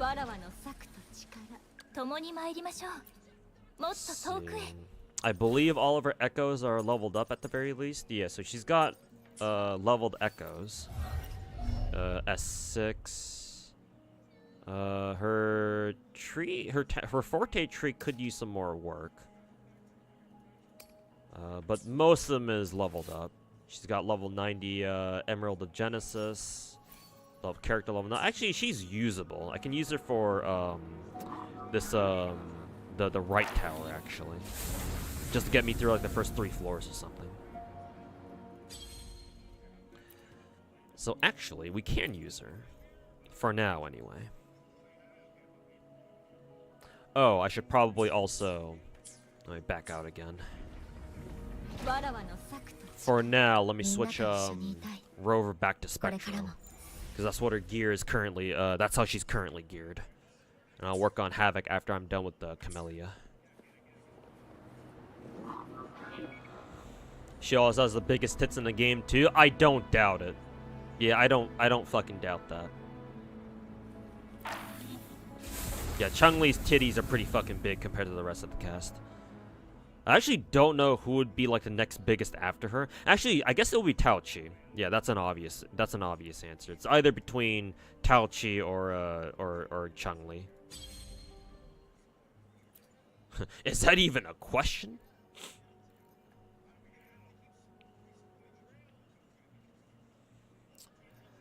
Let me see here. Who do I want to use to go through this?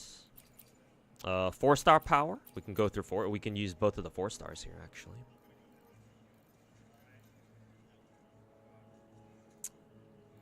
Uh, 4 stars, and then we can bring Shangli Yao here. Taochi's bigger? Yeah, now that you mention it, Taochi's probably bigger.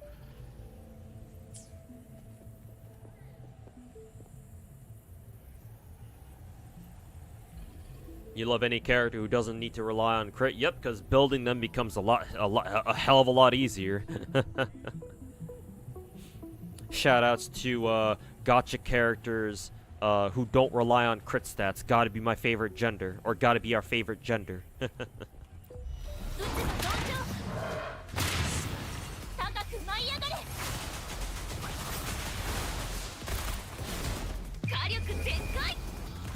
Gotta go. Have a great stream, man. Hey, Roxy, thanks for hanging out, man. And yeah, have a good rest of your day, man.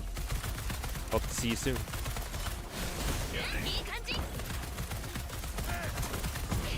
Ow. Oh, fuck this bastard. He canceled my, my Chishia's final shot. We need to compare size for the sake of science. Of course, sure, we can do that after I'm done with this tower. We can do that. I'm always down for cultured science projects.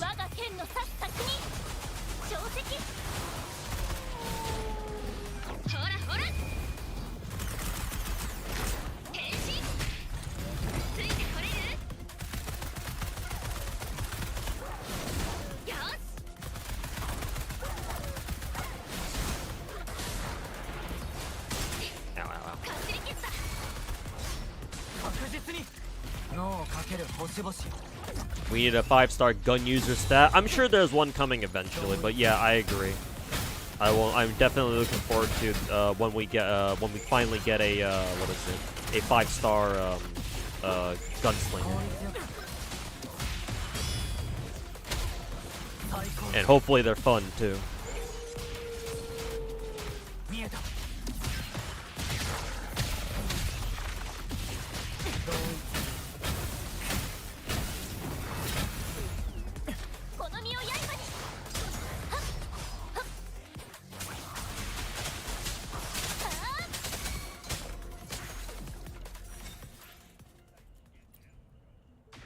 Is this the patch where you can spend more stamina to get double drops? Yes, Jace. No, yeah, it works on it works in the simulation battles where you can farm XP, shell credits, and weapon XP. I didn't check to see if it works for the either the tacit fields or the forgery mastery domains, but I assume they work there too. I'd be kind of surprised if they didn't work there. But the simulated battles where you can farm XP and stuff, those definitely work. You can use double the stamina to get double the rewards for the cost of 1 run. It's supposed to work on tacit fields too. Then yeah, hopefully they work there too, because I didn't check. But yes, this is supposed to be the patch, or at least I think it is.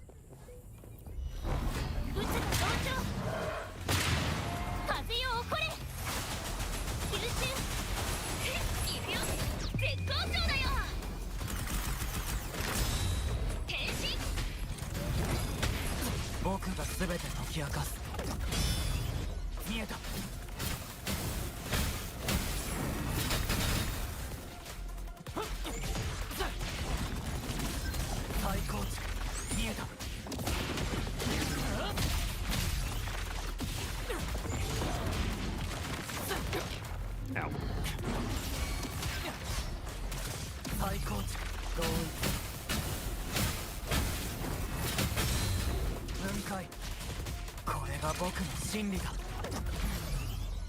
見えた。最高値。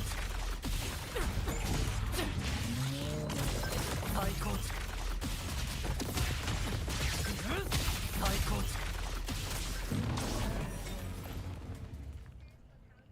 See, and the final floor, we now switch our characters around. Who do we want to use for this floor? Can we check the yeah, details? Oh, it's Scar. Oh, okay. This bastard. All right. Very well then. How many times must I teach you this lesson, old man? You little bastard. Let's see. I'll run Shorekeeper here. Shorekeeper Changli Jian. Let's rock this team. Yeah, let's get shit stats even faster. Yeah.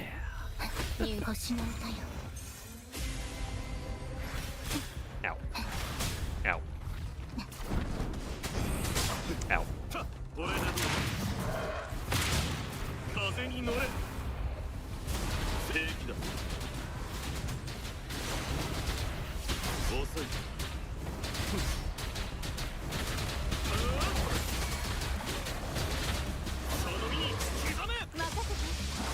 Changli time. Bonk.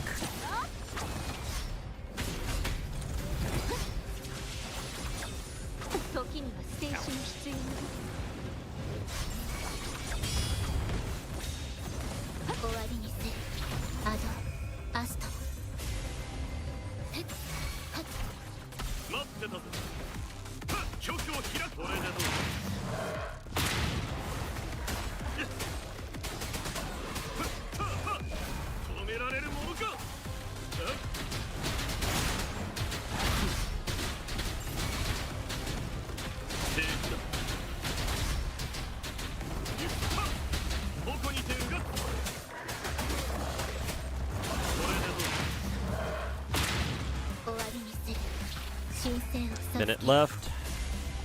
How much Yuki does Scar have? Oh, we should be able to get this done easily. And before I fucking jinx myself.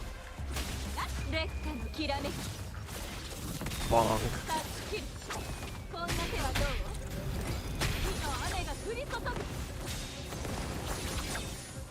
Yeah, we're making good progress.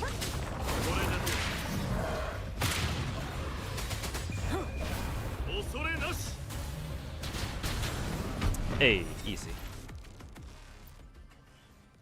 Return to tower. That's that tower cleared. Let's see if we can clear Havoc Tower now. Take those ladies out. Plus Jian. Let's see. Let's try running Yinlin. Who do I want to run here, actually? Let's see, 1, 2, 3.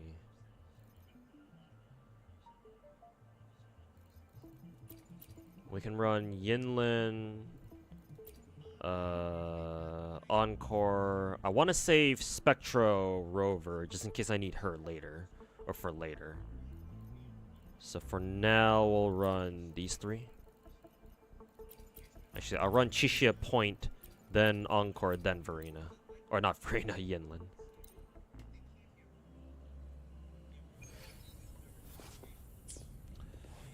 We'll see if we can get the job done here. Brrr, brrr.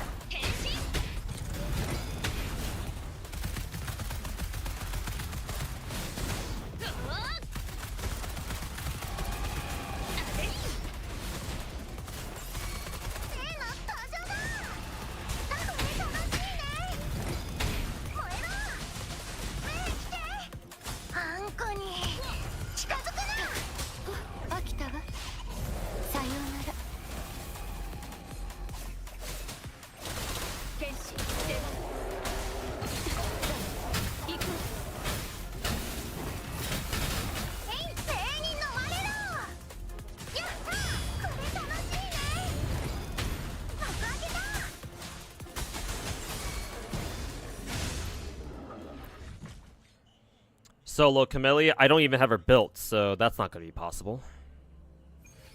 I wish though. 絶好調だよ。ついてこれる？変身。あ、くらい。いけいけ。これ楽しいね。あんこのお友達をいじめるな。やっ。 Boobs, titties, where?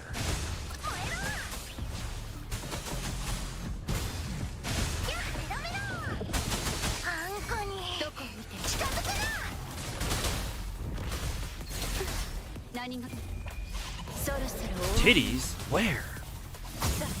行く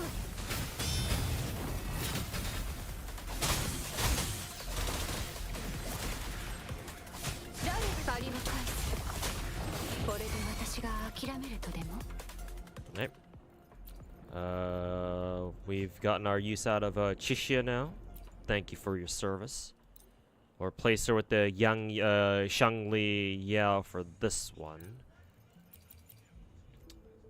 This time I want to run Encore Point Yinlin, then Shangli Anchor.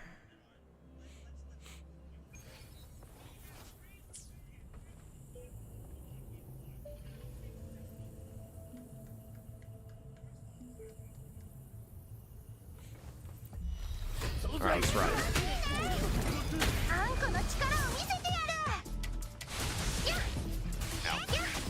This bitch just fucking interrupt my my encore skill. Fuck.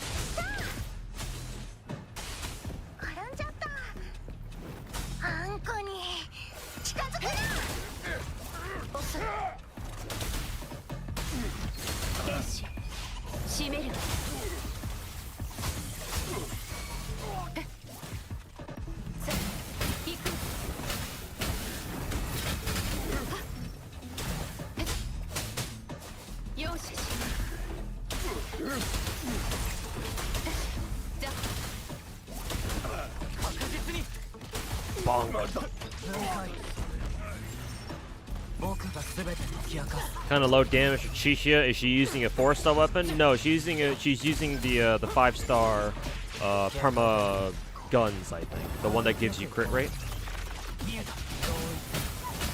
However, I haven't really focused building her that much yet. I just got to a point where I felt comfortable using her in a Tower of Adversity here in TOA. Like, maybe you're used to seeing even stronger Chishias like Genezods or whatever, because I believe, if I recall correctly, Genezod is also a fan of using Chishia. If I recall correctly, anyway.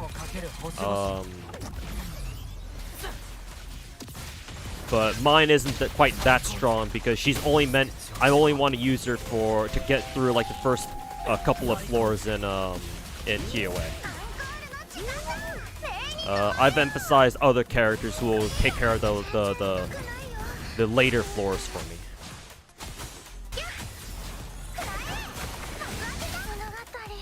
Oh, she died. I'm definitely gonna have to try that again.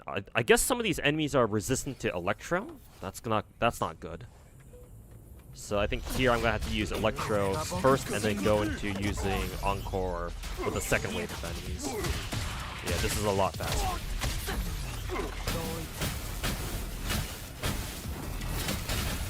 They also grouped up a lot better too that first time.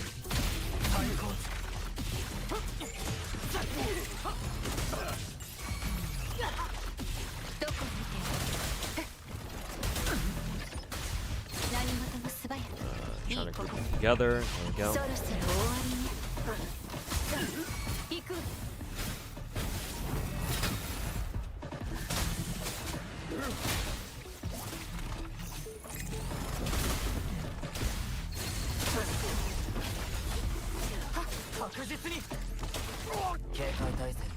Yeah, these guys are, I think, have Electro resist, because I didn't think Shangli Yao was doing that much to the damage to them, so that's a problem.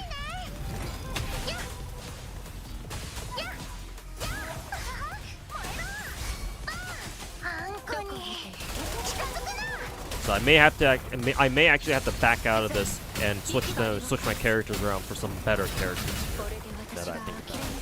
飽きたわさようならこれ楽しいねちょっと格上げだストップ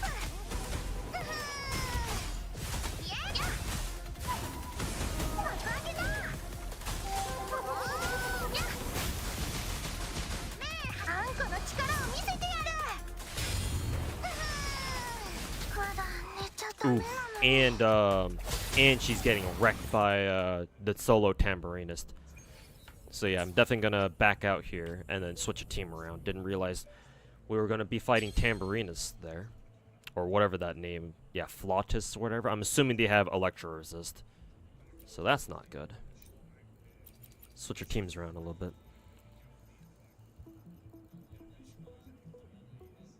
Let's see. I think I can use Gian here because I'm not gonna be using him for mid tower. Let's see. Just for this side, yeah. We can run Encore, Gian. Actually, no. We'll run Gian first. How do I want to do this actually? Rover, like such. How do I want to? Yeah, I think I want to start Rover point, then Encore, then Gian. Let's go that.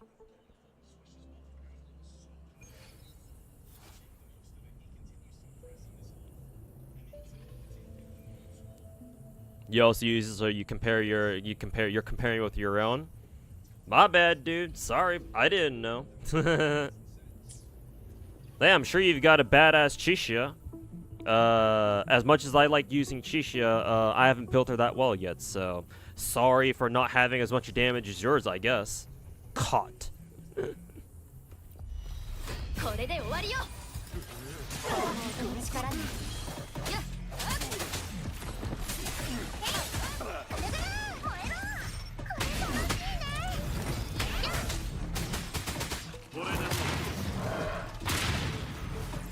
風に乗れこ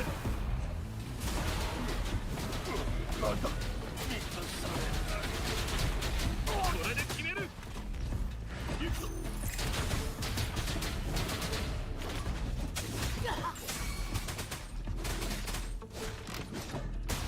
行くよこれも音の力に任せて Okay, next bastards. この光で例の登場だ例に飲まれろこれ楽しいね幕開けだあんこに近づく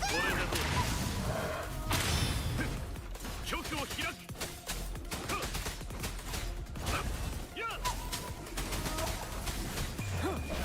恐れなし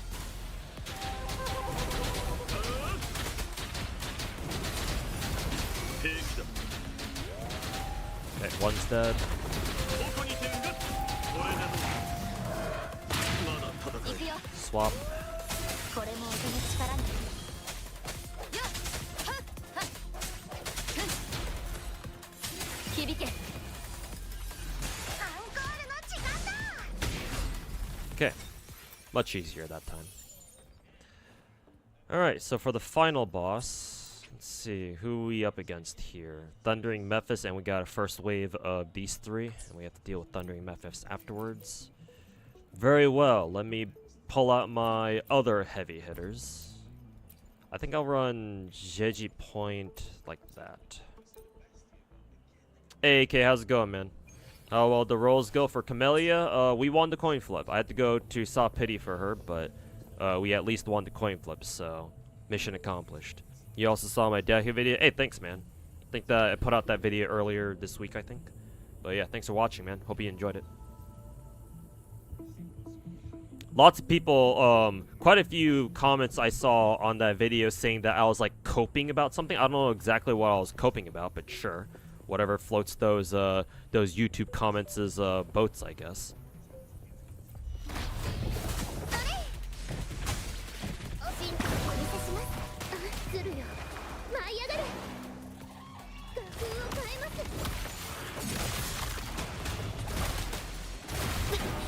Ow. Fuck.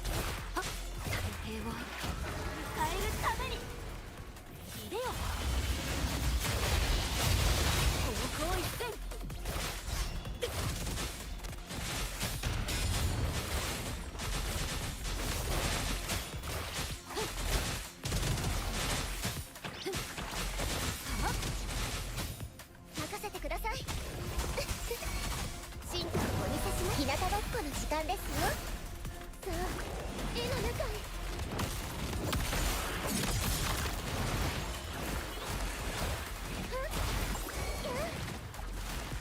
危ないです。ひらめきま I've し got た。 a minute to kill this guy, or a bit, about 70 seconds. 花よ。ボタンシンセシス。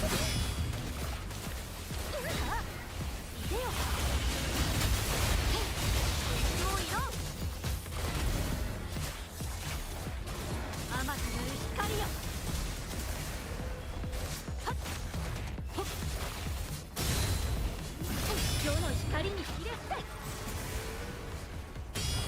はっ。虹に身を寄せ舞い上がれ。はっ。自分の先へ。任せてください。やっ。進化を追う植物だって生きてるんです。さあ絵の中へ。はっ。画風を変えます。ガリョ転生。 Only 30 seconds left. 花よ。やっ。でよ。身を譲って。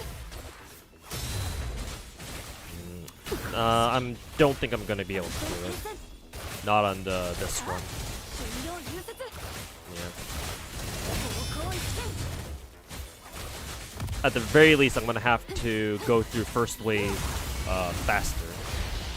That's a requirement. I think I can't spend more than like what 30 or 40 seconds on first wave. 気をつけましょうね。ひらめきました。画風を変えます。横島の取り払い。いでよ。はっほっ。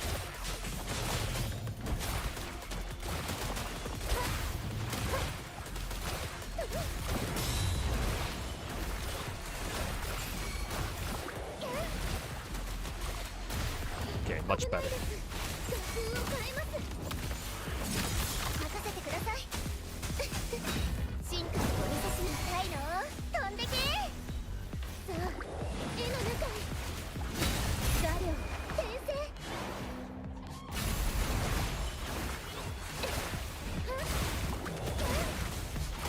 いでよ。身を融雪。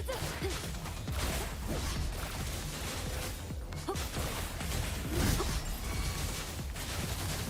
we're good.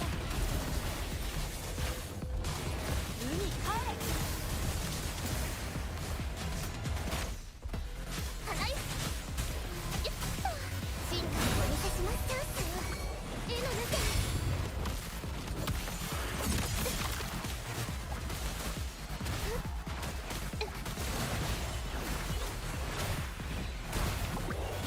ズルよ。舞い上がれ。任せてください。気をつけましょうね。世の光にひれ伏せ。 And her ult didn't do very much damage, but we still have about 30 seconds.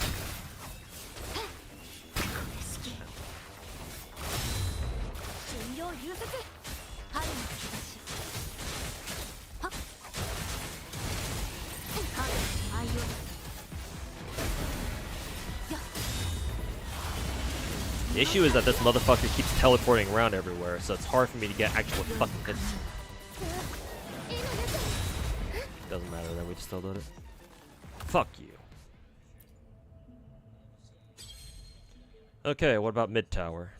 We have the monkey boss on first floor, and we got these motherfuckers on second. Mech Abomination? Have we ever fought that guy in TOA before?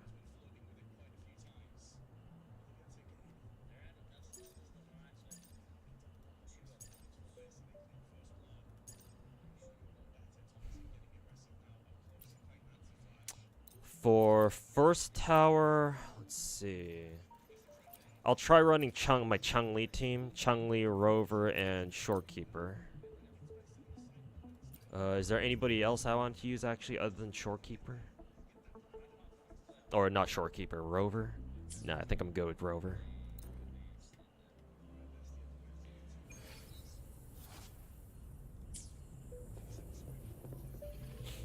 coping when you were telling facts about Genshin making a character hard to DPS because of constellations. Yeah, I don't really understand what they were saying, why they were saying I was coping about.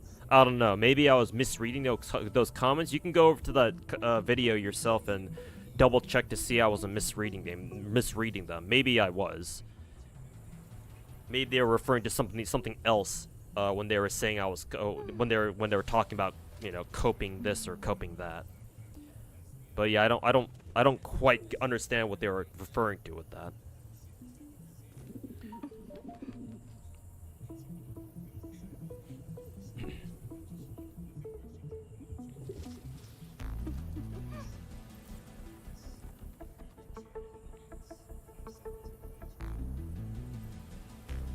Guess you'll bite the bullet and actually do these SU modes. They're free gems after all. Yeah, you might as well, man. They're free at least. Except for the time you have to waste on them.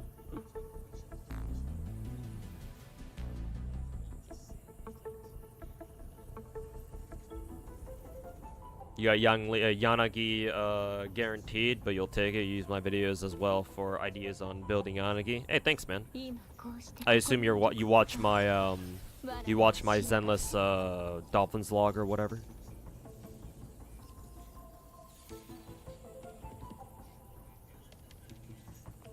Hey, Grand Blue CCG, welcome back, man. All my homies hate the Thundering Memphis. Yeah, that motherfucker teleports around everywhere.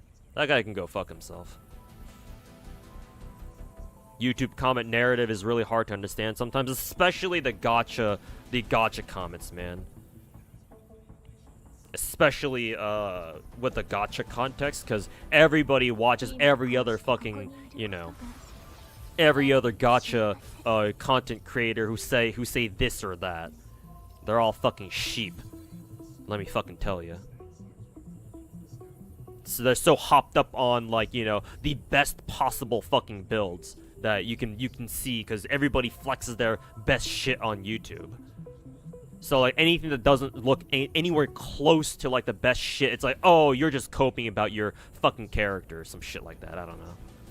Wouldn't surprise me if that was, like, the mentality. Why this set on Jeji? I don't know how you could tell which set I was on. Maybe you could, actually. Maybe it's actually kind of obvious. But I run Glacier set on, or Glacio set on Zeji because I didn't realize Moonlight set is actually her preferred set.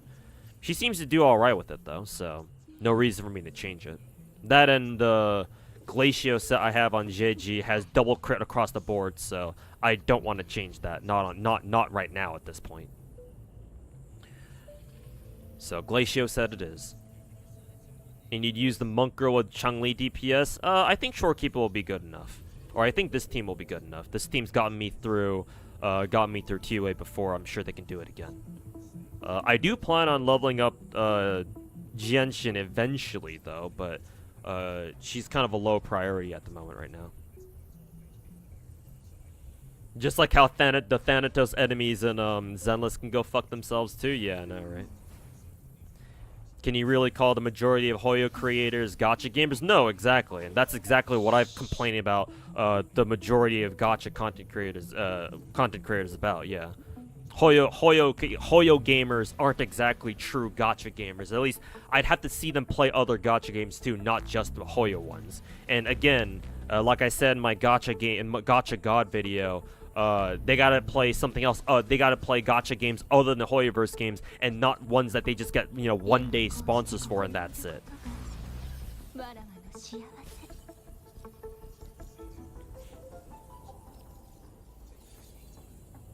C6 Dehi is equivalent to C0 Hutao, so they're not wrong. Oh, great! Another fucking, you know, meta slut in the YouTube chat, huh? Oh boy. We got one live on stream, boys. A rare specimen. We must study them. C6 Dehia, C0 De Hutao. Hey, let me tell you this. Hutao can go fuck herself. That bitch is annoying to play.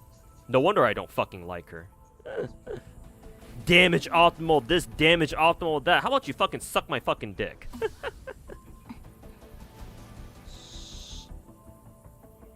I'll take my C6 Dehia team any day over some bitch-ass Hutao. And I say this having a fucking C4 Huta, and I haven't even used her in like the past 2 years. 2 years, 3 years? When was the last time I fucking used that bitch? Using Dehya is way more fucking fun. Don't worry, I'll go fuck her myself. Sure, she's all yours, man. You can have her all you want. 今こうしてここにいることがわらわの幸せ。 Pull him up like have a debate like Tectone does or like Mr. Asmongold does. Nah. It's not worth having debates like that with Gacha gamers of all people.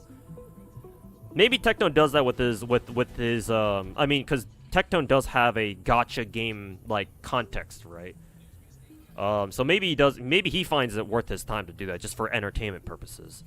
I know Asmongold does that a lot too on his stream, but he's not really like a Gacha gamer. I mean, yeah, he plays Star Rail, but you know, yeah, whatever. So I trust like watching Asmongold debate with his viewers is more entertaining. There's actually some purpose to that, because you never know. Maybe one of his viewers might actually have a good point. And some of the debates he's had with his viewers sometimes actually, you know, are pretty interesting to watch. Because maybe some every now and then is one of his viewers that he debates does bring a good point that, you know, Asmongold has kind of conceded, like, oh, hey, you actually have a good point here. So I'm not going to ban you. But, when you're talking about the Gacha gamer crowd, especially on YouTube, nah, I'm not gonna. Finding someone who's actually willing to talk to you and have a conversation with you that doesn't just devolve into like meta this, meta that, it's basically the same chance of winning an early pity in a fucking Hoyoverse game. So like, nah, I'm not gonna take my chances. Nah, fuck you. Don't fucking waste my time.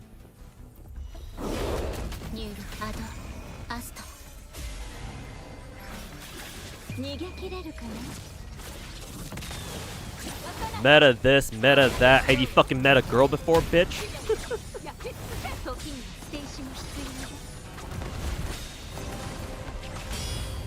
Oh, I actually parried that. I didn't mean to parry that.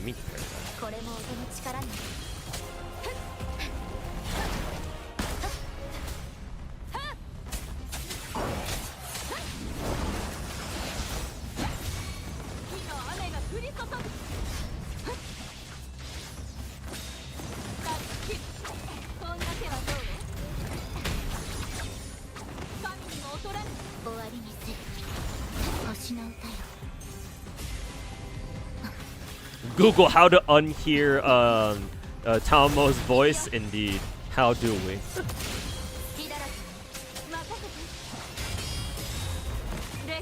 Wow, triple parry? That's kind of rare, actually.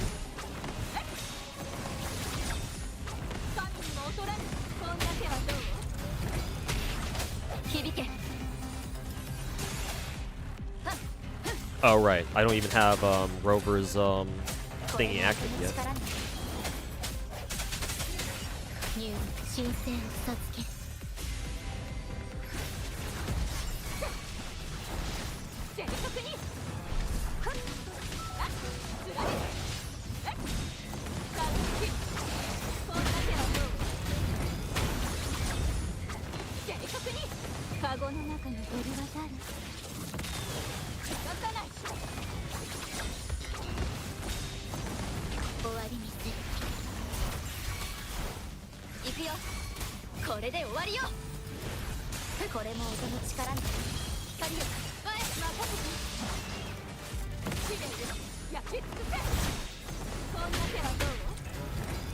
Let's see, 15 seconds.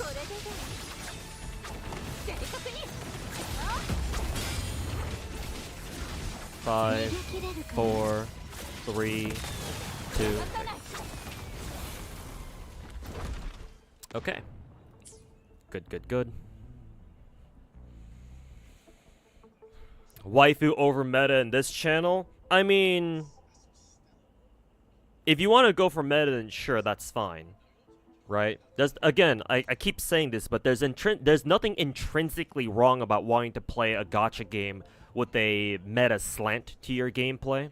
If you like playing the best characters in the game, that's fine. There's nothing wrong with that on its own. It's when it pervades it's when that mentality starts seeping into everything that you do in Gacha, and you let that dictate your behavior and the kind of shit that comes out of your fucking mouth when you talk to other people.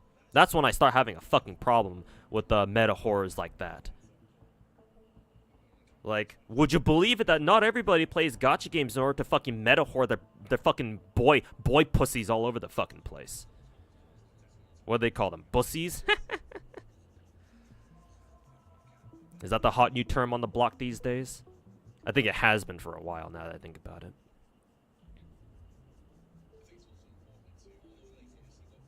And ultimately, if you're playing a gacha game that I would consider to be good, ultimately, as long as you focus, like, put all your energy into making one character that you really like work, usually it works out. Obviously, there are some exceptions.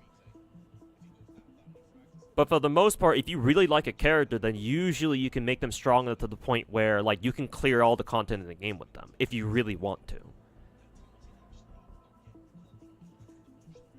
So if a gacha game allows you to do that, then who the fuck cares about who the most meta characters are? I mean, some people still will, sure, but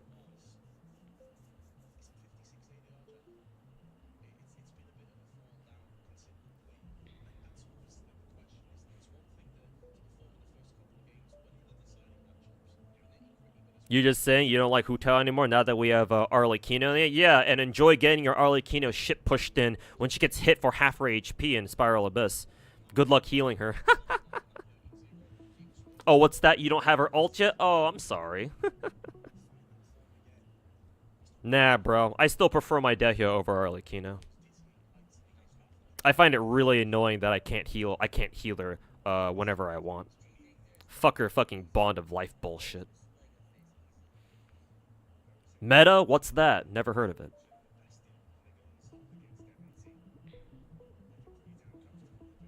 Doesn't Dehya have some utility outside of combat like most combat useless characters? Combat useless characters. I like how you call them that instead of just calling them support like you're supposed to.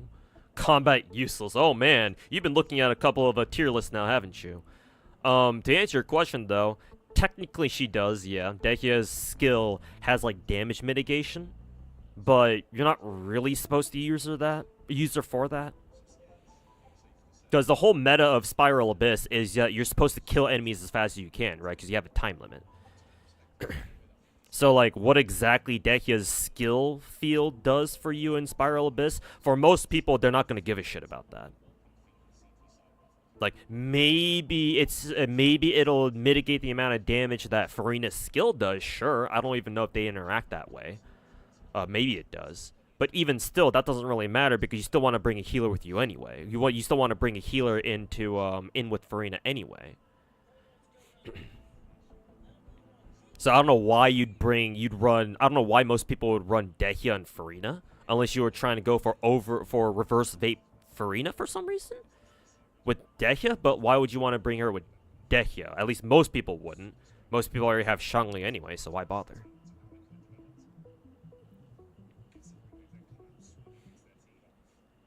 Just don't get hit, you wouldn't have to heal. I mean, sure, if you're actually that skilled enough to do so, chances are you're not.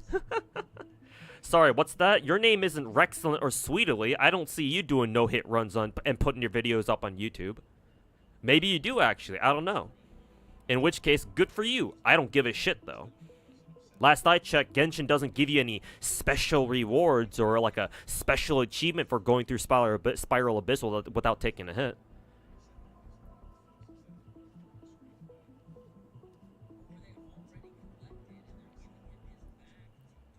But yeah, just don't get hit. It's that easy, bro.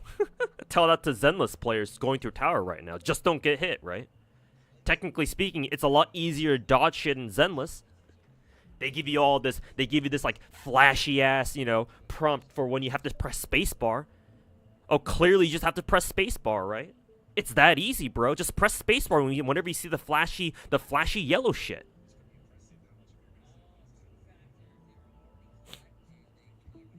Oh, wait a minute. Why are people complaining about tower being too hard? I wonder. Oh, people are saying Caesar's a lot better now that tower's come out? I wonder why that could be.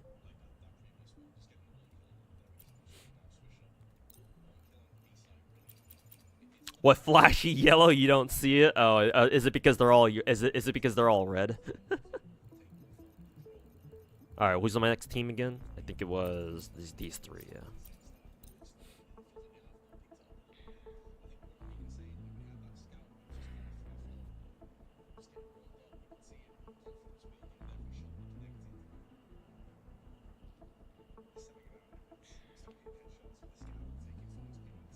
You don't have a problem getting her ult. Plus, she's C4 for more energy. Oh, I'm glad you value your Arlecchino a lot. I don't though, because fuck Genshin meta.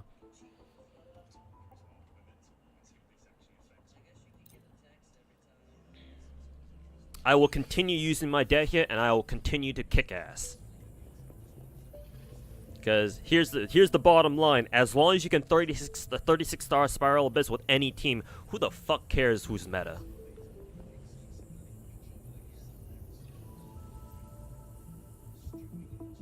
Endless light. Oh yeah, that's right. And I forgot that tower disables the. People told me that the tower disables the perfect assist prompt. Starting from floor 26 and above. So yeah, I'm gonna have to get used to that myself. It's gonna suck, but. Honest question, what the fuck is a zero cycle? You see people saying this, you don't know what it means. Zero cycling is specific to Star Rail. When people say zero cycle, what they refer to is you go into MOC or like Pure Fiction or Apocalyptic Shadow, any one of the endgame modes we got. It's usually most relevant in MOC though. And you go into like MOC 12, which is the hardest spiral, let's call it Spiral Abyss, MOC floor, and you basically beat all the enemies within one turn. Or within your very first turn. That's called a zero cycle. That's what people talk about whenever they're talking about zero cycles. For the record, do not think that zero cycling is supposed to be something impressive. It's not. It really isn't. All zero cycling means, from what I can gather, is that, oh, your characters are like all fucking E6, S5 or some shit, or they have like the most cracked relic subsets in the fucking game, or like they have the most cracked relic stats that you've ever fucking seen.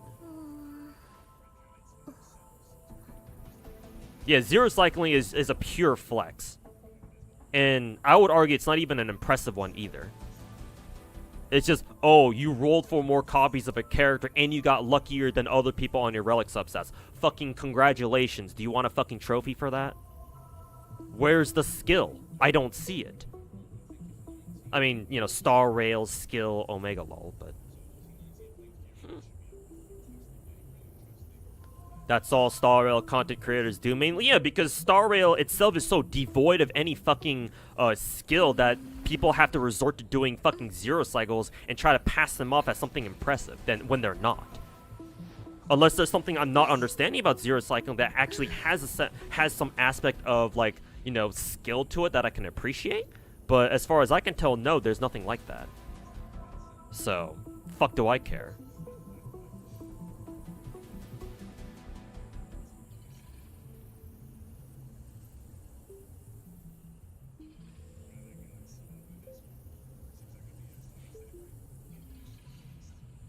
Team, you use solo Arlecchino. Damn, you must have a fucking boring ass time in Genshin then.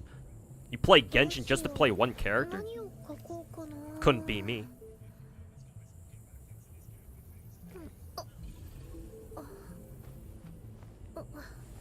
You mean there are people, or there are characters in Genshin that aren't much good in combat? Like Lisa. Lisa's not good in but that's the whole point.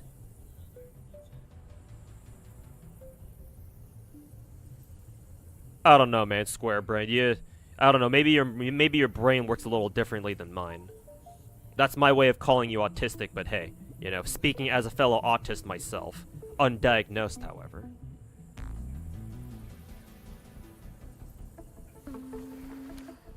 But I mean, yeah, sure, there are weaker characters in every gacha game. What are you trying to say, though? Yes. What? Just because they're weaker just because they're weaker characters means that, oh, you should just ditch their asses, never think about them ever again? I mean, hell, if I really want to, I can bring a Amber into Abyss. I have her all built and ready to go. if I really want to use her there. And I can probably make it work. So she might be useless to you, but hey, I can still get a use out of her.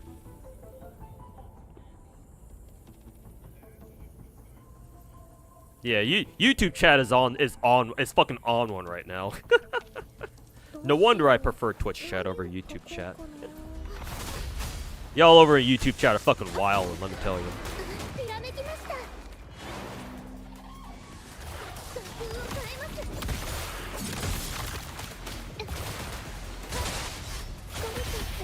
Oh, you can keep dodging that laser beam.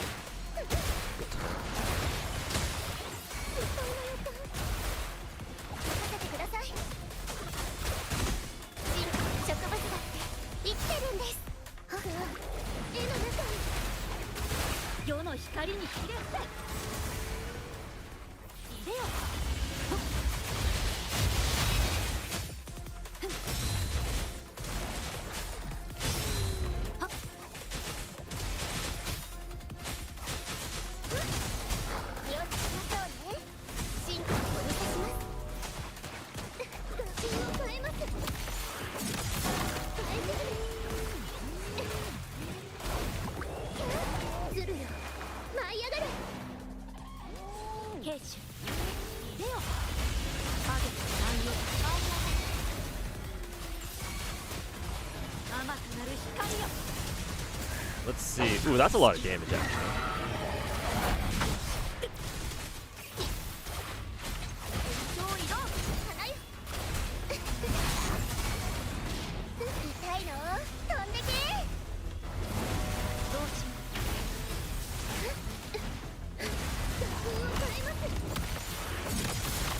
If I had Zeji's ultimate here, it'd be perfect. But I have to build it up first, and that wastes a lot of time.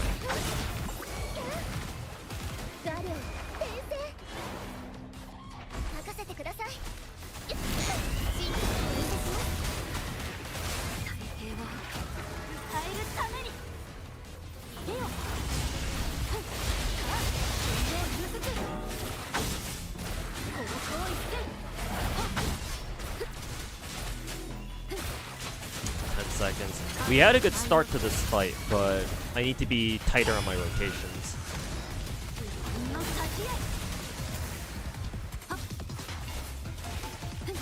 We'll try this again. I can definitely do wave 1 faster.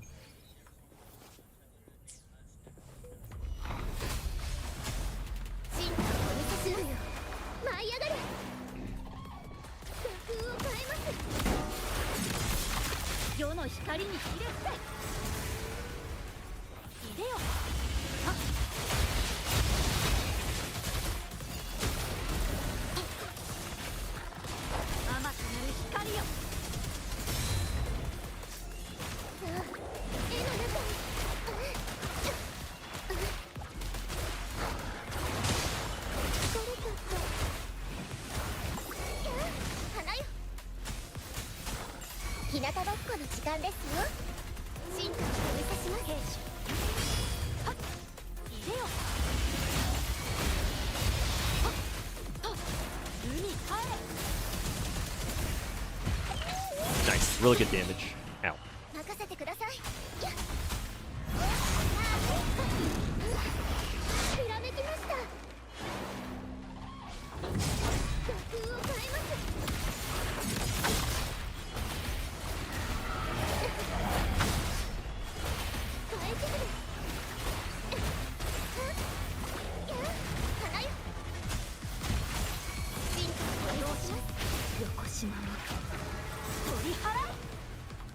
Lost your 50-50 to Genshin. She's now S5. Oof. Sorry to hear that, man.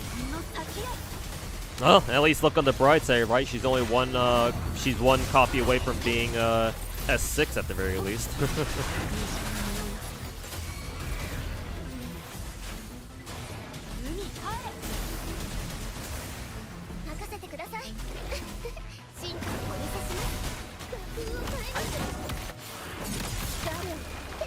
Let's see, 30 seconds left.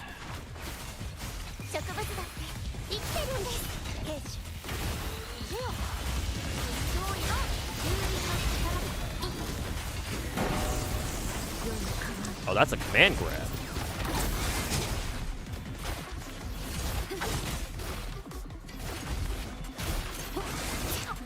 That command grab ruined the run, so I have to look out for that next time. YouTube chat, baby, let's go! Yeah. After like 10 years of streaming. How long have I been streaming for, actually? Has it been 10 years? Probably, something like that. Yeah. After all these years of streaming both on Twitch and on YouTube, unfortunately, I've tended to notice that YouTube chat is typically has more troublemakers than Twitch chat does. I mean, that makes sense because YouTube as a platform just has more people on it than, like, say, Twitch does. Not to mention Twitch chat culture is a lot more defined, I guess. Whereas YouTube chat is kind of like the wild, wild west where you have no idea what kind of people you're going to deal with. Most of you guys are cool, don't get me wrong, but there are definitely a lot more of, like, questionable viewers. Like, what the fuck?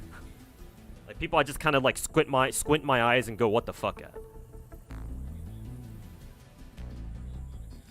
Not saying that Twitch chat is perfect or anything, but I still do get some people like that over here every now and then, but I have to deal with that shit far more in YouTube chat. So, just telling you my observations, that's for fucking sure. Did I get Verina's attack buff? I don't even remember.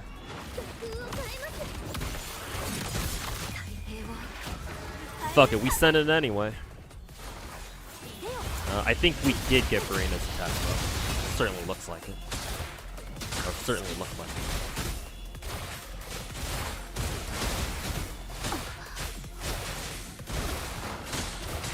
I don't quite like that start. For some reason, who was it? For some reason, Jinshi wasn't getting her special skill up in time. There we go, yeah.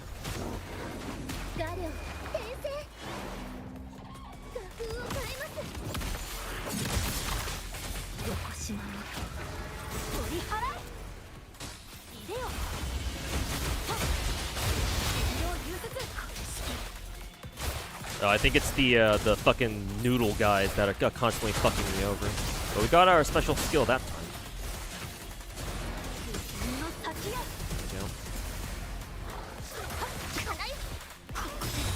go. Too bad she died right before I could switch her out.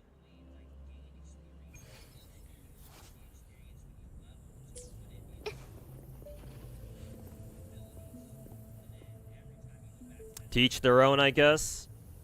I mean, if you want to put it that way, then I can't really say anything about that. If you like playing with your Arlecchino, then yeah, sure.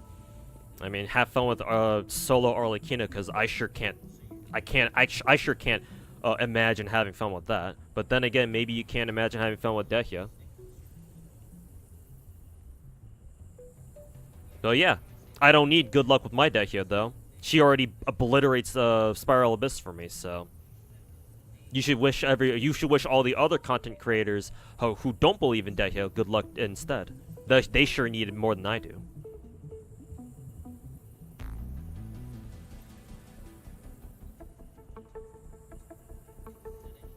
Wave 1 has great Glacier Ray, so hitting them with Zed is kind of pointless. Even if they do, some damage is better than no damage. You understand that, right?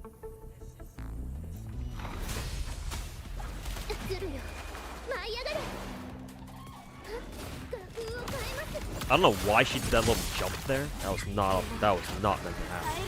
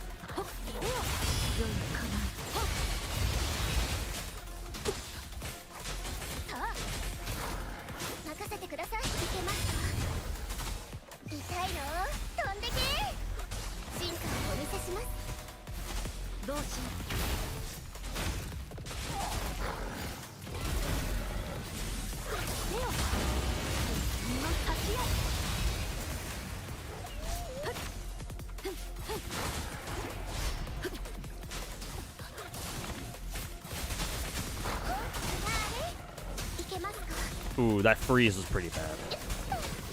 And we're already spending more than a minute on there, so we gotta restart.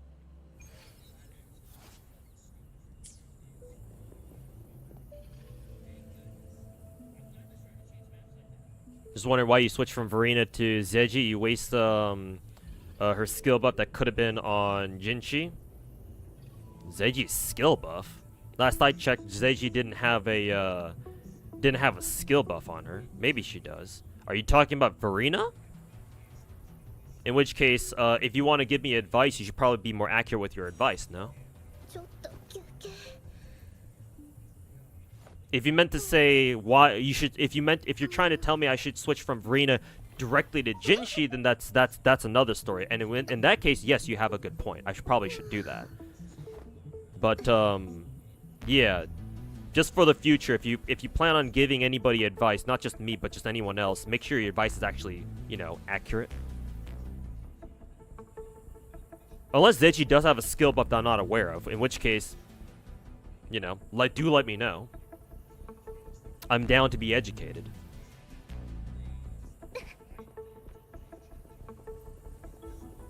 Excuse me, how are you able to juggle so many gachas when I used to work a 9 to 5? You're having trouble juggling through your master's classes? Well, first of all, I expect your master's classes to actually be important. So you should concentrate on those.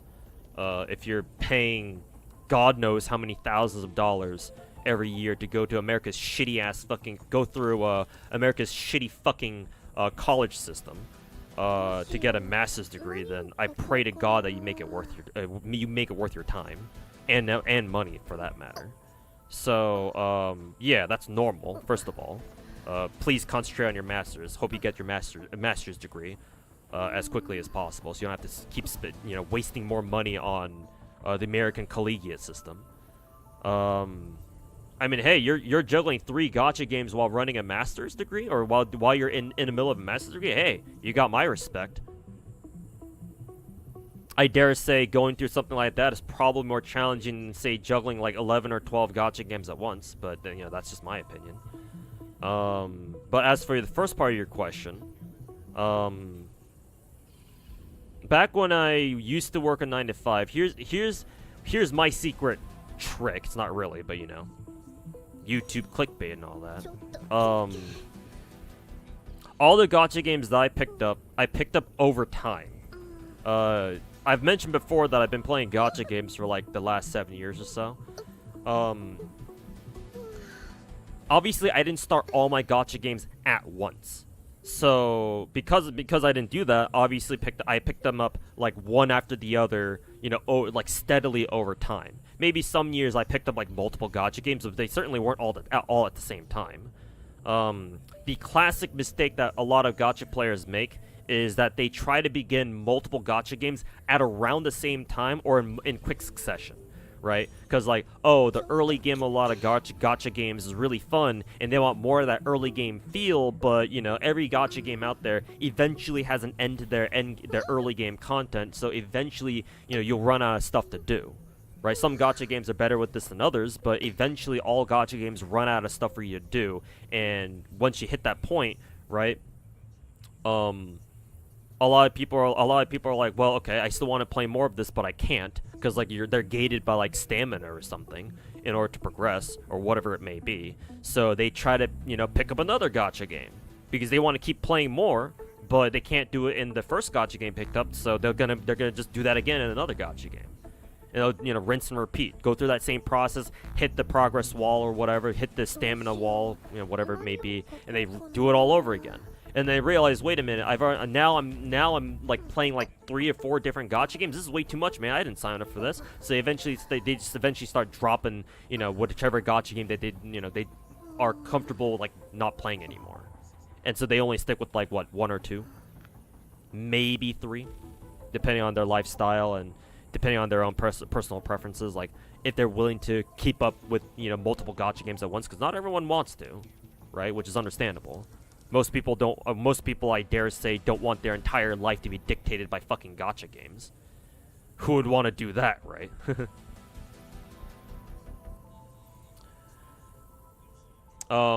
In my case, because I started each of my gacha games at different times. Every time I picked up a new gacha game, I've always given myself time to like what I call stabilize my account, where it's like I play enough of that game to where to get my account to the point where it can clear most of the content no problem, and I don't have to really worry about it. Right? I don't have to worry about like grinding my team up to a point where I can start doing content anymore. That's usually never been the case. So whenever I do have a new gacha game come up, right, I can easily pick that one up because, all my other gacha games are taken care of. I know how to go through the dailies and whatnot perfectly just fine and efficiently, and so that gives me the time to pick up yet another gacha game. And just keep, picking up more and more and more until, however many gacha games I play now. So even when I used to have a 95, I was still able to manage. Now, to be fair, would I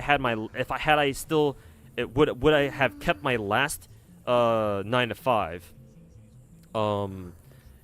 Eventually, I would hit a point very soon where I don't know how many more gacha games I can handle, right? Because physically, I just don't have enough time in a day. But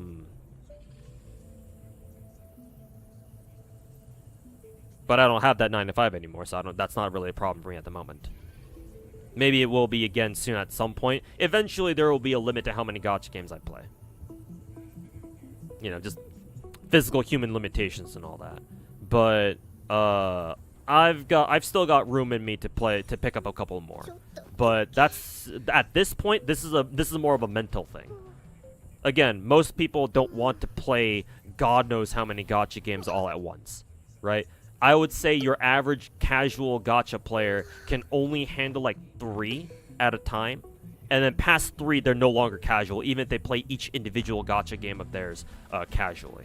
Once you start keeping up with like 4, like more than 3 gacha games, like 4 or more, that means you have to keep track of like 4 different games at once.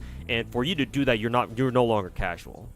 Like you're an active gacha player.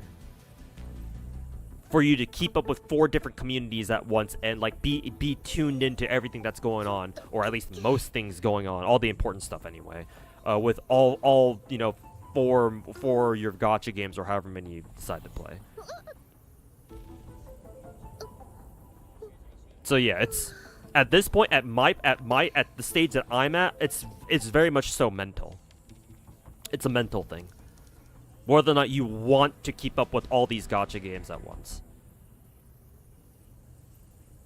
And most people just don't want to, even if they had the physical capacity to do so. Now, in your case, obviously you're running a master's degree, so yeah, I wouldn't expect you to be able to run more than 2 or 3 gacha games at once while also adequately doing your masters. More gachas than that than I would, unless you're just built different, like me. I would kind of be worried about how well you're doing on your masters. Maybe, drop a gacha game or 2 until after your masters is done. And then you can come back to whichever gacha games you dropped. But yeah, it's just a mental thing, to be honest. Some people got it in them, other people don't.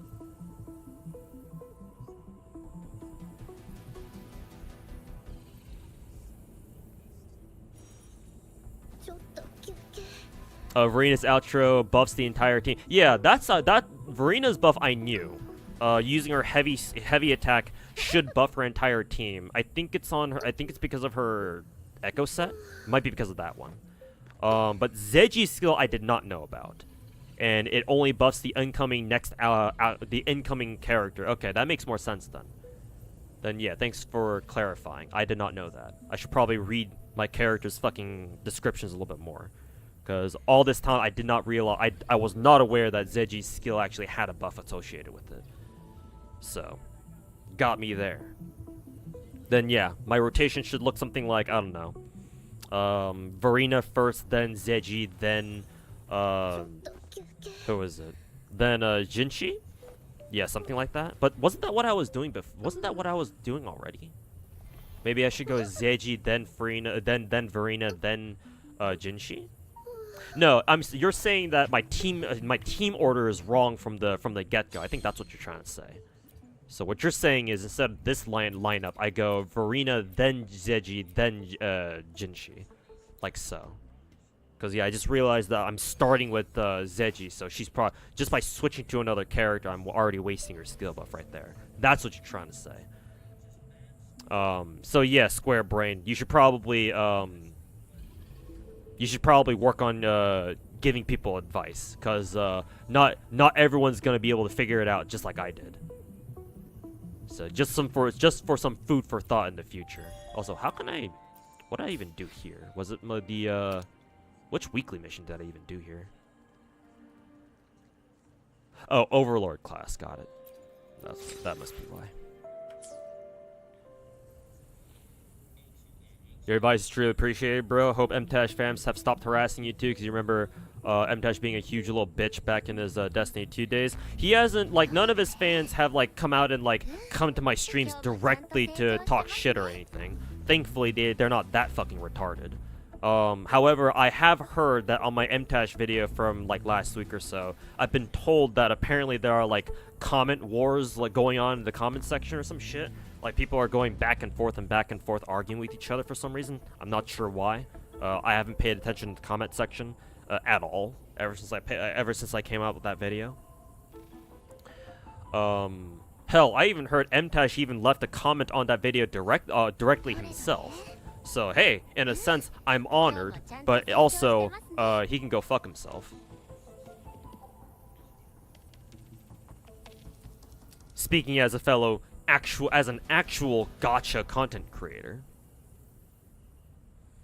But yeah, thankfully, he or his fans haven't really bothered me directly in chat. At least, it's yet to happen. Maybe it will at some point.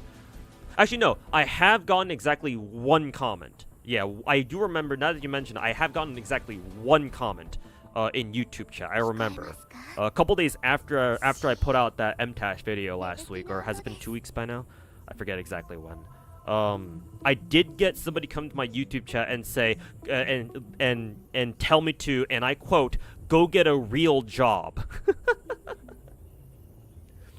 It was something like, stop bothering MTash and go get a real job or something like that. I'm just sitting there like, bro, your fucking favorite fucking gacha content creator doesn't have a real job either, so go fuck yourself. Oh, I'm sorry. What does MTash have what I consider to be a real full-time job? What, he's a consultant for Godforge? Yeah, give me a fucking break, dude. Yeah, consult my fucking dick.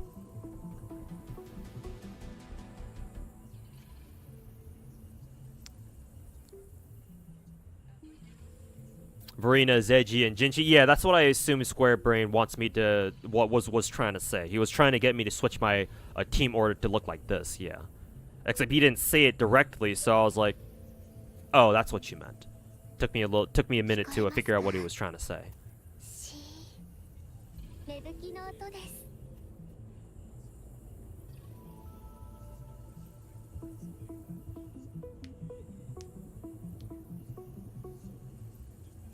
What you meant to say is that if you switch from Verena from Zeji when her concerto is filled and Zeji's alto doesn't apply to Jinchi, so she doesn't hit as hard as she could. Oh, it's just a team switching order. And I think this is what you were trying to get at anyway, though. Because obviously team order is kind of important, even in WoWa. So I'm pretty sure this is what you wanted me to get. This is what you meant anyway. So might as well, might as well told me to just switch my team around. But then again, I guess I prefer how you did it because you're actually giving me the explanation why, as opposed to just switch your team order to this, this, and this. I guess I would still ask you like why. So I guess I would prefer how you did it actually. Yeah.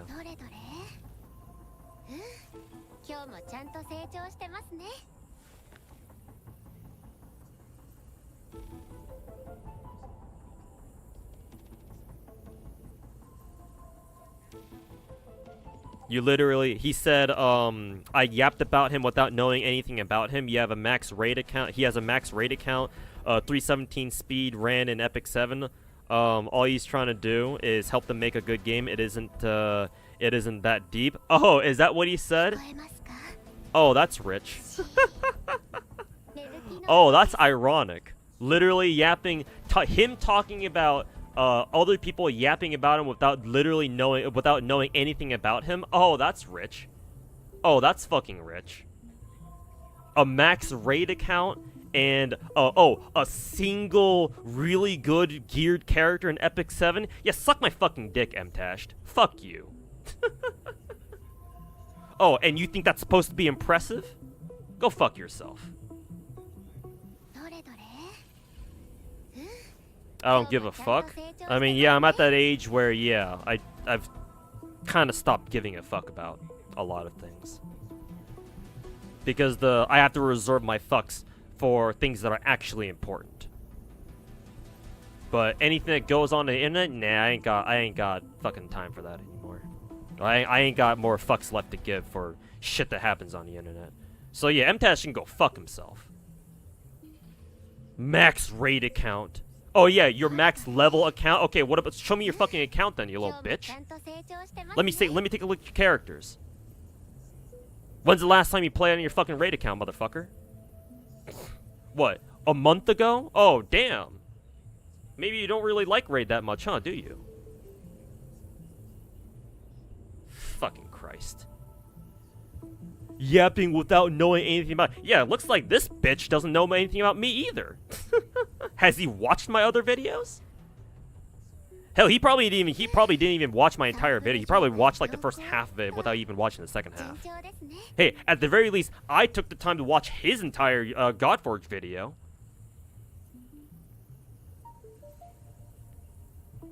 I can't tell if he's watched the entire video, the entirety of my video about him.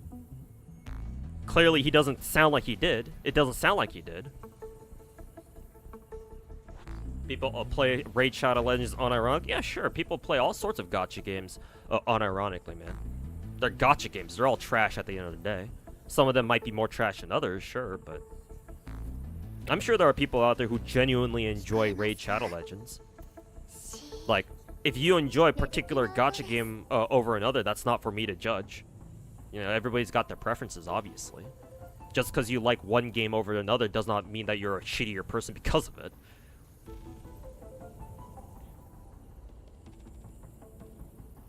Sure, we might give you shit for because, oh, you unironically play Raid Shadow Legends, but for me anyway, that's not grounds to like fucking harass the shit out of you because, oh, you play the shitty Western gacha game. If that's what you prefer, man, all right, whatever. More power to you. It's like people who play Genshin for meta purposes. I mean, if that's really what makes you happy, then go for it, man. I'm gonna give you shit, but you know, if that's how you want to play, then all right, do what makes you happy, I guess.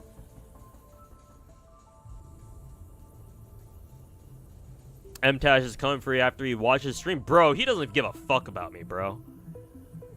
Honestly, he shouldn't react it. Honestly, him reacting, leaving a comment on my video probably did more for my channel than he ever imagined. The thing is that as a bigger content creator, if somebody smaller than you talks shit about you and you react to them, you're giving them what you want.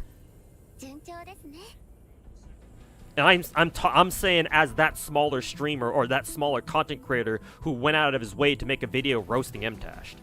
So hey, I'd be honored if he was watching this stream right now to respond to me talking mad shit about him. I'd be thrilled, personally. And MTash coming after me, what is his white boy ass gonna do, really? Well, what's he gonna do exactly?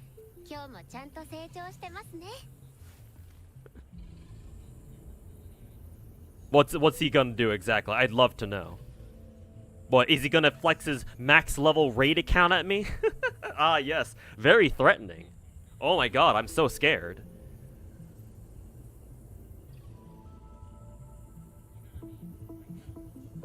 By the way, Dungeon, Camellya, is that viable or are you trolling? I don't know.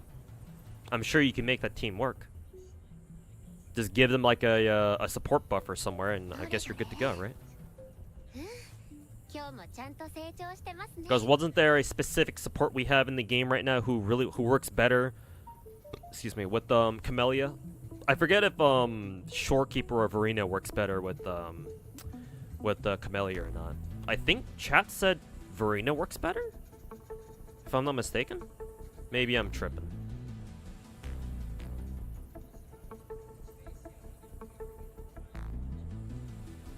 Those are fighting words? Chill? Yeah, I ain't got no chill, man.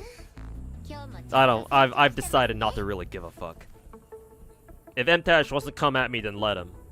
I'll fucking put his ass 6 feet under if it comes down to it.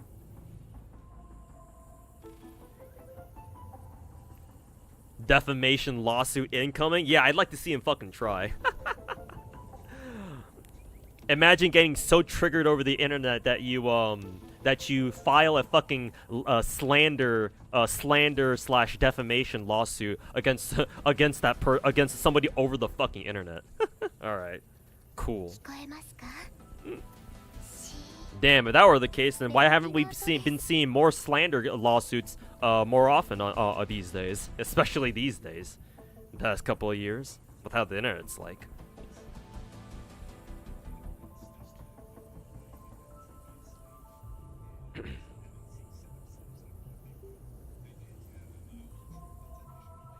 It's crazy how he's never changed his mentality from bitching and quitting Destiny 2 content to his gacha content.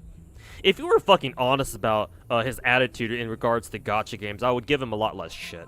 But he just doesn't come off as a very honest person to me. To be honest with you.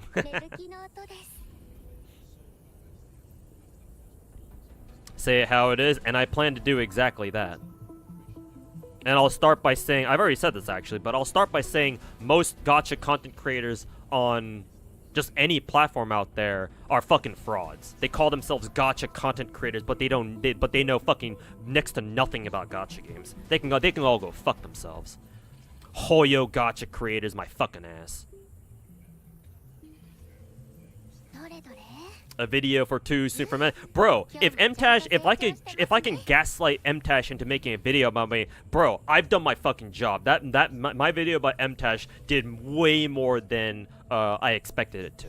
At that point, bro, I would love for Mtash to make a fucking video about me. I would fucking love it, bro.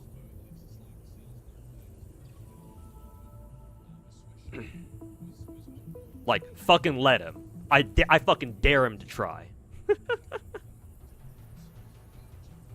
Because here's the thing, a lot of people kind of like a lot of people, considering how fucking, you know, terminally online a lot of people are, right? A lot of people can't handle like internet pressure or something like that, right? Even if they think they can, once they get themselves into some real shit, right? And all of a sudden they've got like 1,000 eyes staring at them, right? And you know, paying like analyzing their every word and their every move. A lot of people just crumble. They just crumble super fucking easily, right?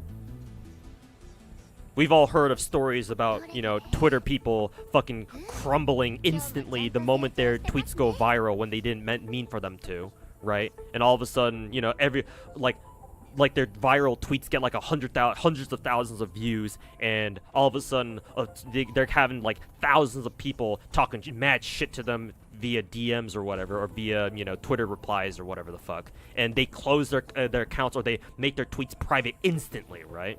Fucking bitches. Nah, man, I ain't like that. Matter of fact, I actually already went through something like that when I was younger. That was kind of like my own baptism by fire. I've already gone through, not just once actually, I've already gone through multiple instances where a ton of people were fucking talking mad shit about me, about, you know, how I was making my videos, or like the kind of stuff that I did, the kind of content that I made. Hell, I even had because back in my fan fiction writing days, like years ago, even as far as like a decade ago, I had this entire fucking thread written about me and the fan fiction that I was writing at the time, and it was just an entire thread of people just shitting all over me and my fan fiction and all the work that I had put into it, and how, oh, it's unrealistic, oh, it's just a fucking Gary Stu power, you know, what's the term that people fan fiction readers use, like power something, some Gary Stu power, I'm forgetting the exact term. Self-insert? Yeah, Gary Stu's self-insert fanfiction. They weren't wrong, to be fair. But hey, I still enjoyed writing that fan fiction, and I put all my time and effort into that fucking shit. Back when I was writing my biggest fan fiction, well, like a decade ago, I spent 8 hours a day fucking writing that shit. I wrote 10,000 word chapters every 2 days for 2 years straight. It was, at one point, it was the longest fan fiction in the world. Little known fact, actually. So yeah, I've already had people talk mad shit about me over the years, multiple times. So I already know what it feels like having a ton of people just talk mad shit. So Mtashed, if he wants to throw his fucking retarded ass fans that suck his dick on the daily, and have him talk shit on my videos, sure, let him. I don't give a fuck. Power fantasy, sure. I guess we can go with that. I think the term that they used was self-insert, if I recall correctly. But yeah, I don't give a fuck, man. What's a handful of fucking Mtash dick suckers gonna do?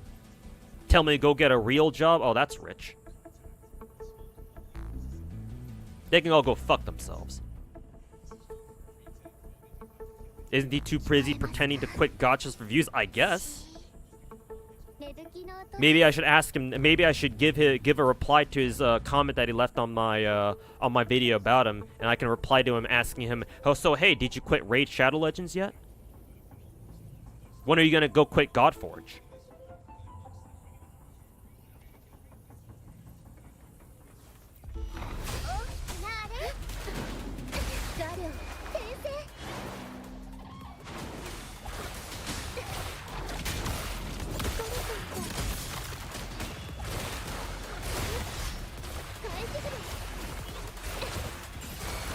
Alright, so hopefully I'm getting this rotation right.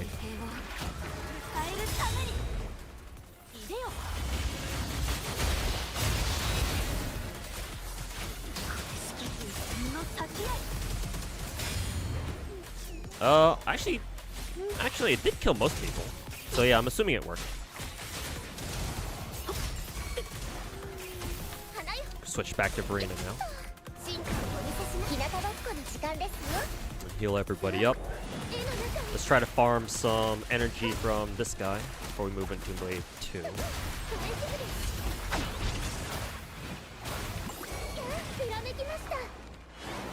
As such, there we go.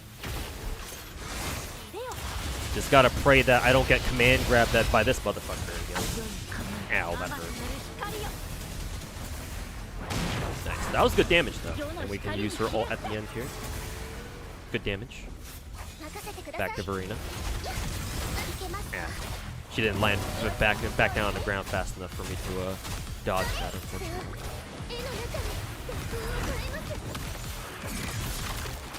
Okay. About 45 seconds left still. This. Boom. Boom. Okay. Do it again. Boom. Use her skill or use her ultimate. We definitely don't have Verena's attack buff, so we're gonna have to go without it. I think we broke him. Did we break him? Yes, we did. 20 seconds. 15.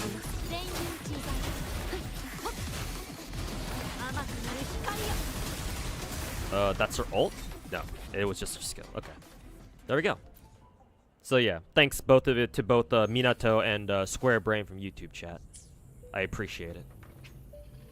Because yeah, I probably would have figured out how to do it even without your advice, but for sure, it's undeniable that your advice did help me clear that floor a lot faster. Because the instant I changed my team and you guys told me, oh yeah, this is why, you know, Verena buffs the team and the Zeji skill buffs Jinshi. As soon as it did that, we were able to, I was able to do it first try, so. I appreciate both of you guys.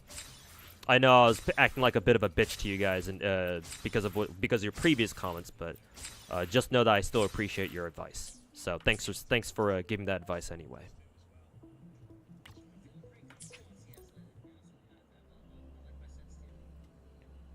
So yeah, thank you. So yeah, with that we were able to 30-star TOA. Cool. So now I can just chill and try working on Camellya as much as I can. Because I definitely want to get her leveled up for a for future TOA floors or towers where we have Havoc bonuses. Because I'm assuming once I have Camellya online and ready to go, she'll be able to destroy the Havoc affinity floors for me. Her and Havoc Rover, of course. Can't wait until I can use Havoc Rover too. I remind you of XQC? Really? I didn't think anybody would make that comparison in a million years. I guess I'm kind of like XQC, where sometimes I have trouble because when I get really heated or passionate about something, whatever it is I'm talking about, I tend to start slipping, like stuttering over my words. I tend to start tripping over my words. It's a habit. It's a bad habit that I have that I've never really broken out of ever since I was young. Because, you know, socializing? What's that?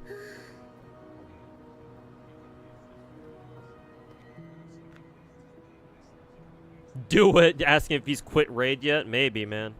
Maybe. And I don't know if he's gonna if he really pays attention to like the replies on like YouTube comments. If he does, then he's one fucking salty ass motherfucker. Like I understand him leaving a comment on my video about him. That's fine. Honestly, ideally he shouldn't have even done that. He should have just let his fans do his dirty work for him. But sure, if he wanted to leave a comment on my video himself, then that's fine. But if I were to reply to his comment and he replies back to me about it, oh man, he's got some issues. I don't know, maybe I should, just to see if I can expose him.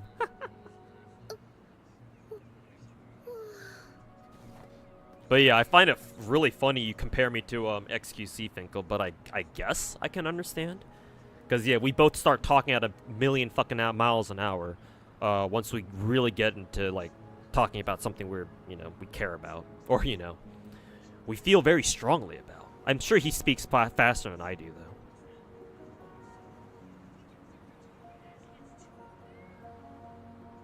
Who needs socializing when you have waifus? True. True. That's messed up. You know what's messed up? Somebody like MTash working on Godforge. That's messed up. Yes. You want to know what's really fucked up? No, well, you're welcome. No hard feelings. Yeah, same here, man.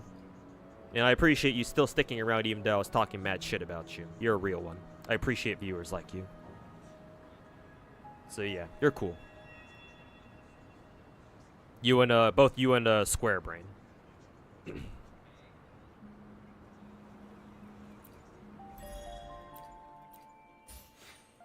What did I finish? Was it a seasonal special? Yeah, it was. Okay, good. Hey, more goodies. 4 more until my next regular roll.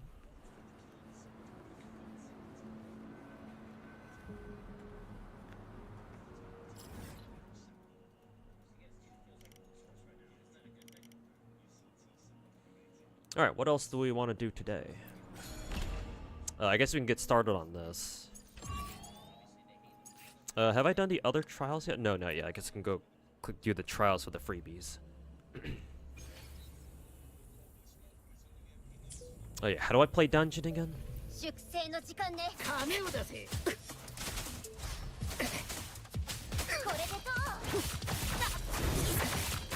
Fuck. Dungeon was the character who sacrifices HP to do more damage, right? Something like that.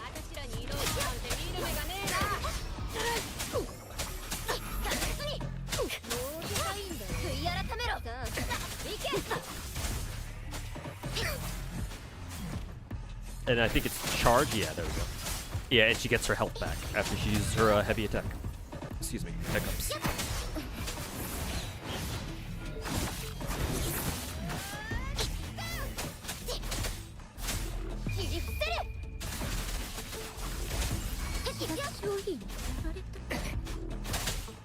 Oh yeah, right. Instead of normal attacking, I have to constantly use her, what is it? Her skill. Oh yeah, it's coming back to me now.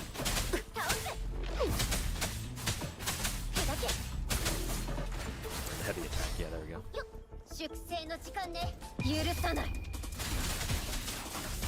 これでそういくよ黄色よ I also have to be careful with not to let Dungeon die, because I remember last time we had a Dungeon trial. I accidentally let Dungeon die because I got her HP so goddamn low. So that was kind of awkward. It's cool that Dungeon has a built-in dodge in there. That's very cool. Kind of reminds me of Yanagi or Zhuyuan from Wuwa. Wuwa, we're playing Wuwa. From Zenless. Bob LaPonge, if that's how I see your name. Thanks so much for the 2-month resub, man. Welcome back. Greatly appreciate you resubbing. Means a lot. But yeah, welcome back to the team. Thanks for your support, man. Means a lot. Thank you. Is Camellya worth it just for her animations alone? I would say so. For me personally, I think Camellya is worth it because I don't have any good Havoc characters yet. I've been meaning to level up, or I've been meaning to invest into Havoc Rover, but then Camellya got announced. So I was like, oh, I guess I'm gonna level up Camellya next. But yeah, I want to level her up because I don't have a good Havoc character yet. My roster is currently sorely lacking any good Havoc characters, specifically Havoc DPSs, of course. So, for me, she's gonna be worth it. And I assume she's good. I'd be surprised if Kuro Game didn't make her good, considering she's a highly anticipated character. So, I would say she's worth it. I mean, her animations alone make it worth it. Make her worth it. I play my Dehya and you play your Arlecchino, not that meta actually matters. True. I guess we can leave it at that then. True. You right. Oh, you're the Combat Arms? Oh, yeah, that's right. I remember you. Yeah. But hey, good to see you're back. Is Dungeon basically Blade? I guess so. Like a real-time action combat style Blade. And, of course, gender swapped. But yeah, I guess you can consider her to be Blade. Yeah. Because yeah, eats her own HP in order to deal more damage, or in order to do more damage, or specifically to use her skill. Yeah, and Blade works the same way. Let's be real too. You want to grind Camellya too? Yeah, of course. You kidding me? You know, Changli will fucking, murder me in my sleep once she finds out, but sure, it'll be worth it just for the memes alone, for the bit. If you're real, you think MTash has gotten so much hate that he's become cautious to who he responds to, and you're the one that he doesn't want to engage. I mean, he did leave a comment on my video, so clearly he did engage with me, at least to a certain extent.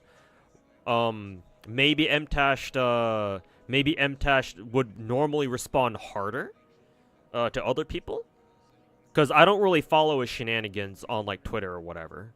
I'm sure he's a very outspoken person, to put it lightly. But I don't know how he would usually respond to people talking shit about him. Because I know he and Tectone had a run-in before, right? How did he respond to Mr. Techie talking shit about him? I would assume he probably responded a lot harder than how he did to me, because, Tectone is actually a huge fucking, content creator, at least compared to me. So, I'm actually kind of curious as to how badly or how hard MTash would normally respond to criticism.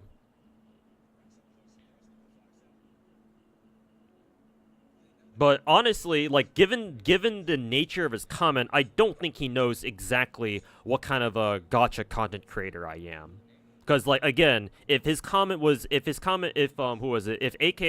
was right about what he said on my video about him, where his comment was like, oh, like, you don't know anything about me, I have a max level raid account, and I have a 317 speed ran in Epic 7 or whatever, then clearly he has no idea who the fuck he's talking to.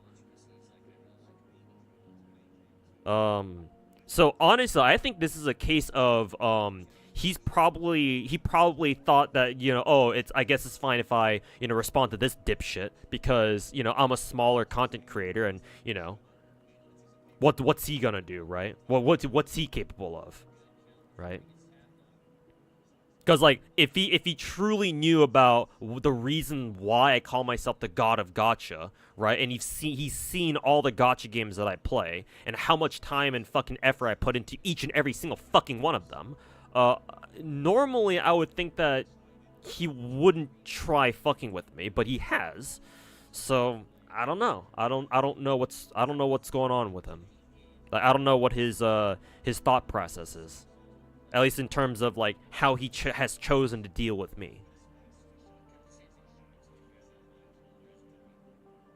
What's the #1 beginner tip for this game? You're level 15, you just kind of want to run around and fight stuff and explore. Just do your exploration, man. If you just started playing the game, just have fun with it. Run around, explore stuff, fight stuff, yeah.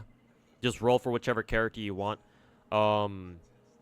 You can worry about, like, leveling up characters later, though. I mean, you know, it's a gacha game, so the earlier you get started on working on your better characters, the better. I would say, Joey Mac, for Wuthering Waves specifically, I would highly recommend you level up your healers because there are not a lot of healers in this game. Let me just tell you right now. Or like healers slash like support type characters. There's not a lot of them in this game, at least not as far as I can tell. Like, the ones that I know of specifically are, for example, like, Yohu. This girl has some support capability. I think she's a healer. I think. Who else? Technically, Genshin is also... She also does have some support capability, but she's a 5-star. Though you can pick her because she's a permanent 5-star. I would highly recommend you look into leveling up your Baiji. She's a healer. Her dedicated role is to be a healer, and she's free. You get her. You should have her if you're at level 15 by now. So if you don't have, I mean, you just started the game, so I don't expect you to have, you know, Shorekeeper or Verena just yet. Actually, you can. Verena's also a permanent character, so you can pick her. You can pick her for your permanent 5-star. I'm pretty sure. Oh, what did I just click on? But yeah, I would highly recommend you pick like at least 2 healing or like at least off-field support characters to level up, because they're gonna be pretty important for you later down the line. I mean, just having a healer on you at hand is just nice in general, because there are some fights scattered throughout the overworld where it's like, oh my, you get into it and suddenly enemy hits you and you notice your character just lost like 90% of the HP, and it's like, oh my god, where did all my HP go? So having a healer in your back pocket as part of your team is quite nice, or would be quite nice. Because, yeah, sometimes you can just, like, randomly run into, like, these super high-level enemies that are, like, all glowing red and shit. And you're like, oh, why are they glowing red? And the instant they touch your character, they fucking explode. So, yeah. Invest into your healers. Like I said, this girl, Verena, is a permanent 5-star, which means that she's eligible for you to just pick. Because I believe you should have access to your pick-a-free 5-star, because I believe that ticket is that 5-star selector ticket or whatever it is lasts for an entire year. So yeah, you should have access to that. So you can either pick Verena or whoever else, whoever you like. I would recommend, out of the 5 permanent characters, how many are there? 5 or 6? Verena is definitely a top pick because she's a support, she's a healer, and she's an attack buffer. So that's quite nice. And I forget who the other permanent characters were. Encore, Genshin, obviously. Who else again? I think that's it. Well, and then Lingyang, of course, but, you know, Lingyang, Omega Lol. Are those all the fucking free 5s, or the perma 5-stars? I guess it is. I mean, they only show these 3, but there's also, 2 more?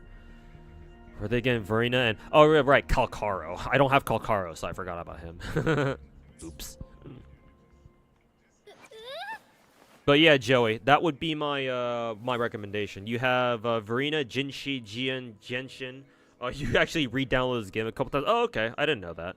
That would have been nice to know from the get-go. But yeah, you already have Rena, so you're fine. I'm assuming you don't. Yeah, you don't have Shorekeeper though, which is kind of an issue because she's very strong. Very, very cracked support character. So it sucks that you missed her. So hopefully she gets a rerun at some point soon. Well, I say at some point, but it might be a while, given how long like WoA patches tend to be. So I would suggest, since you have Arena, look into investing into your Arena, get her to like on a level 80 or something, get her a full rejuvenating glow set, so that way she can further support your team, or further support the team that she's in. But also look into leveling up Baiji for the time being, because she's also she's your second dedicated healer in the game, other than of course Shorekeeper, but she's limited. I think there are other characters who can heal. Oh yeah, Yohu can also heal, like I said. There might be another character or two who might have healing abilities. I think technically Genshin also has some healing capabilities, but obviously it's not very strong. She's not a dedicated heal like say Baiji or Verena are. So I would suggest for your purposes, you already have Verena, so work on her, build her, and then I would say build Baiji because she's free. And the reason why I recommend that is because if you plan on sticking with Wuthering Waves for a long time, then eventually you will start doing TOA, or Tower of Adversity, basically where I'm at right now, right here, this region. There's a tower here where you can enter it, and it's like basically endgame stuff. So assuming that you want to eventually hit this game's endgame, Tower of Adversity is where you go to play the game's endgame. And so here, if I go back into Tower of Adversity, right here, we'll wait for the animation to play. As you can see here, the stable zone is the first floor you go through. You can think of this as like, say, the first 8 floors of like Genshin Spiral Abyss or something. But starting with the experiment zone, you now have to start running two teams at once. And then same with the overzone here, which technically you have to run even more teams. But the hazard zone is what we care about, because these floors actually reset every 2 weeks. And so ideally you should have at least 2 teams. Actually, you should have 3 teams for this. Yeah, because you want to have one or 2 teams that go through like the first couple of floors of the left and right towers, so basically the white crystal towers. And then you want to have a third and fourth team to tackle the middle tower right here, the red tower. So honestly, you probably need like 4 different fucking teams, maybe 3 if they're like really well geared or something. But ideally, you want to have at least 2 healers, so that way each of your like super high end game teams both have a healer in each of them. So like Baiji in one team and the Verena in the other. And even if you're not planning on doing like super endgame stuff like this, do keep in mind that there are some challenge stages like that are kind of scattered throughout the map. Like whenever you see this emblem right here, this is like one of those like super high challenge overworld nodes. They're called tactical holograms, and the higher difficulty they are, the more bullshit the enemy becomes, for lack of a better phrase. So then again, to be fair, these enemies, higher difficulties, these enemies are just going to one-shot you at, like, difficulty 5 and 6. So, like, what use is a healer, right? But still, it's nice having a support, because even if their healing is kind of useless, at least they can give your team, attack buffs or something. So they're always useful in some way. Whereas if you were to run your teams with, like, triple DPS or something, you can only use one character, like, one at a time or something. Unless they happen to have, like, off-field capabilities of some kind. Like, say, Yuanwu or something, but that's what I would recommend, or that's the kind of advice that I would give, I guess. Other than like trying to prep for like endgame stuff, just have fun, just run around the map, do all your exploration, enjoy the sights, enjoy the game.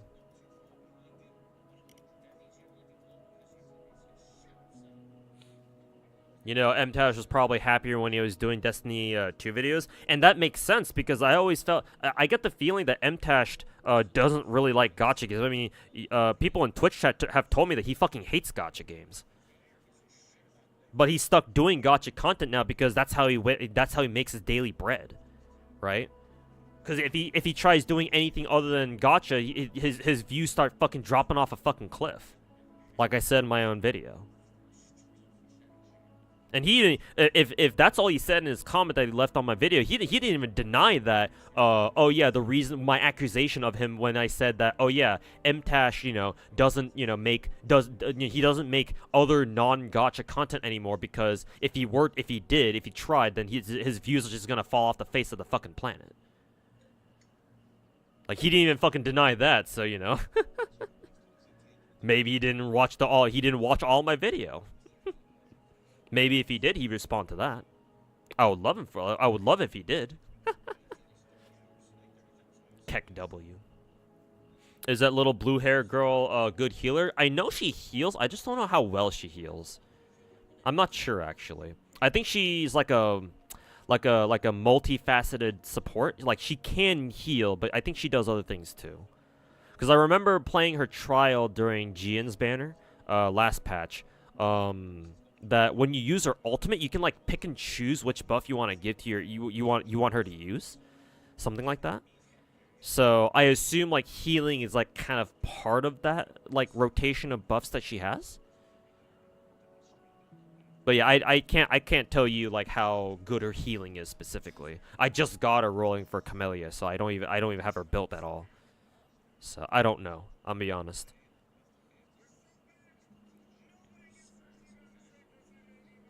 You just checked and you actually said that? Said what? I forgot. I'm missing the context here.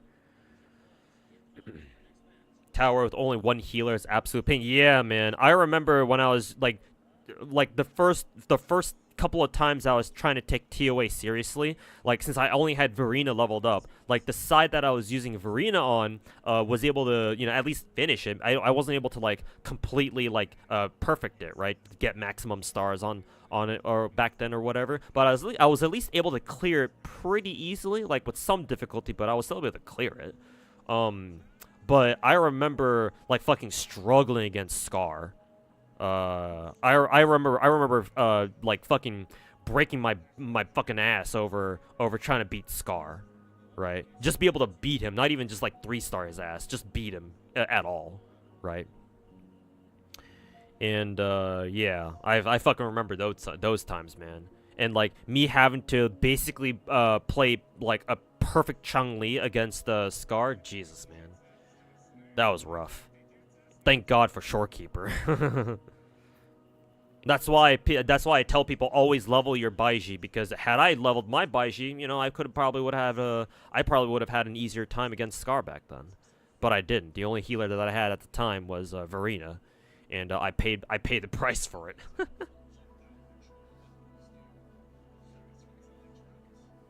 Baiji is actually one of your favorite characters. Okay, you're actually a step ahead of them. You're actually a step ahead. My bad. I owe you an apology. I was not familiar with your game.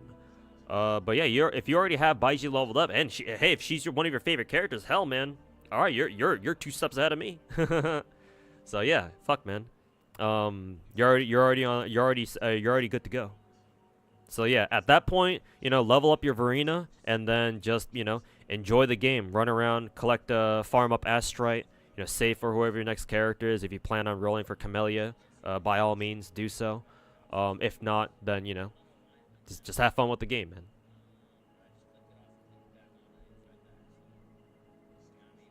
Oh, you're referring to how MTash said he has a 317 speed and maxed raid account. Yeah, one of my Twitch viewers told me that, so I went with him, or I trusted. I take his word for it. Because I was told that MTash did leave a comment on that video. I just didn't know what exactly he said, because I didn't bother checking it, obviously. It's not like I'm really scared of whatever the fuck MTash says.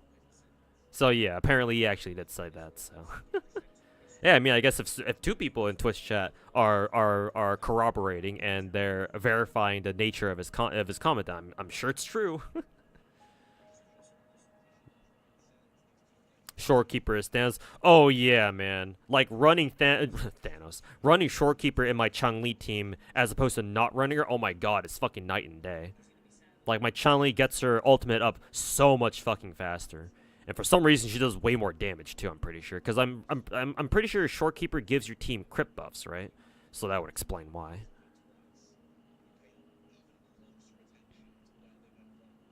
You'll keep those tips in mind. Definitely gonna be grinding a little bit, yeah. And make sure to enjoy it, man. Because if you don't enjoy the grind, then you know, you might end up quitting the game again. So definitely just enjoy your time with it. Enjoy the sights. Have fun fighting all the bosses and stuff. Try not to get too angry whenever you do fight the tactical holograms. I definitely mauled it a little bit fighting these guys. But and I still have to go finish them actually. Some of them I still have to go do the last couple of difficulties on. But yeah, man. Hope you enjoy Wuthering Waves. It's a good game, and I definitely recommend it to anybody. You can tell me right now that MTAS is only happy for like that for like the first 3 months of a Destiny expansion. And it goes right back to complaining about the state of like PvP or PvE. I mean, with the context like that. Like, I don't blame him for bitching about PvP or PvE. Like, to be fair, from the things I've heard about Destiny and like how Bungie's managed Destiny, because I've never played it myself. Everything I know about it, I've only ever heard about. So, like, to be fair, that does kind of line up with the kind of shit that I've heard about Bungie doing in Destiny, or for Destiny rather. So, I guess I don't really blame him. Yeah, because that'd be kind of like me. Like, I'm not going to judge him for that specifically, because that'd be kind of like me bitching every now and then about how FGO is a fucking shitty-ass game, and you shouldn't play it, if you're not already playing it, that is. So.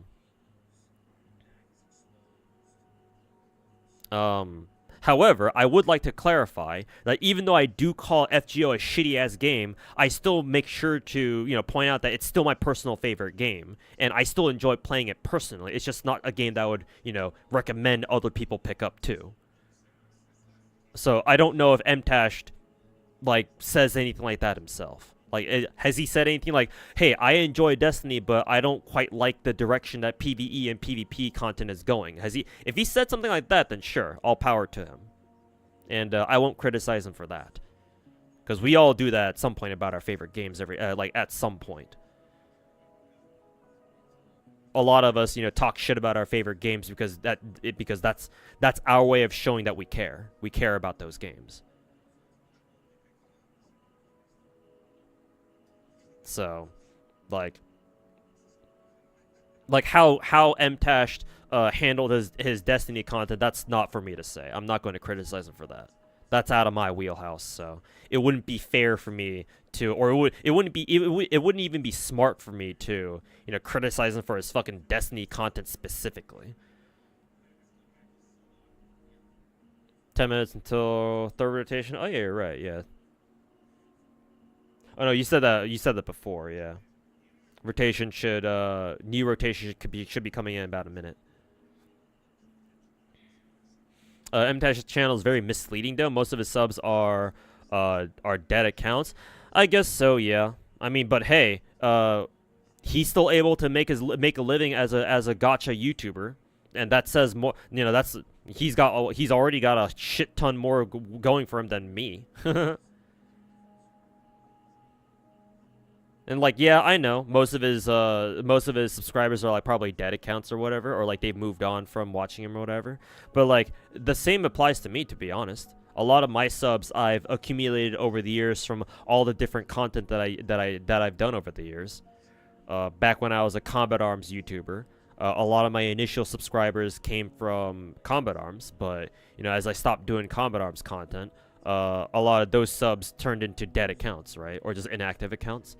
Same thing with when I started doing FGO content, right? Like for a guy who's made a name for himself in the gacha world by, you know, doing FGO stuff. Hardly anybody watches me anymore for specifically for FGO stuff anymore. Hell, when I was even streaming FGO lottery, I wasn't even getting that many viewers. Like before, when I used to stream lottery, even after I stopped, farming lottery super hard, I would still be able to float like, I don't know, at least 150, maybe even 200 viewers on a good day. But now I could barely break fucking 100. So like even nowadays, people don't even watch me for FGO anymore. So again, that's another thing that I'm not going to criticize him for. Like, oh, just because you like a lot of big streamers and content creators have plenty of dead subs. Like that's, I don't know why I would, you know, give him shit for something like that.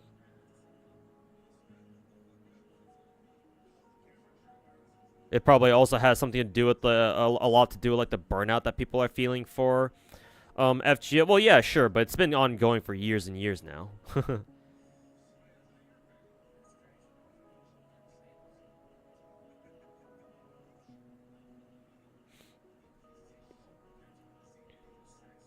And then he makes like 3 videos about leaving Destiny 2 LMAO until he finally does leave. Yeah, that's kind of that I can talk shit about. Yeah, his tendency to keep saying he's gonna fucking quit a gacha game, or just I guess not even just not even just a gacha game, just any game in general.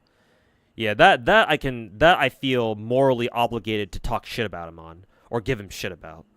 Yeah, like what the fuck? Like quitting a game multiple times? Like if he wasn't a content creator, if he were just like any like random fucking pleb, then sure, yeah. If he was just bitching about it on Twitter, then sure, that's one thing.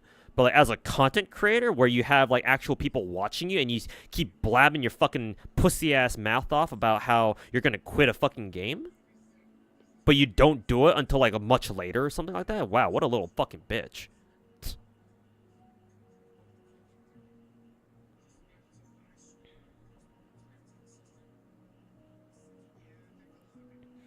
To answer your question, he has shared that sentiment. Which question was that actually? I forgot the context. Sorry.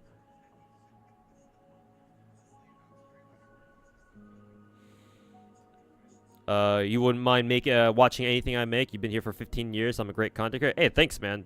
That's a huge ass compliment. Thanks so much for your kind words, man.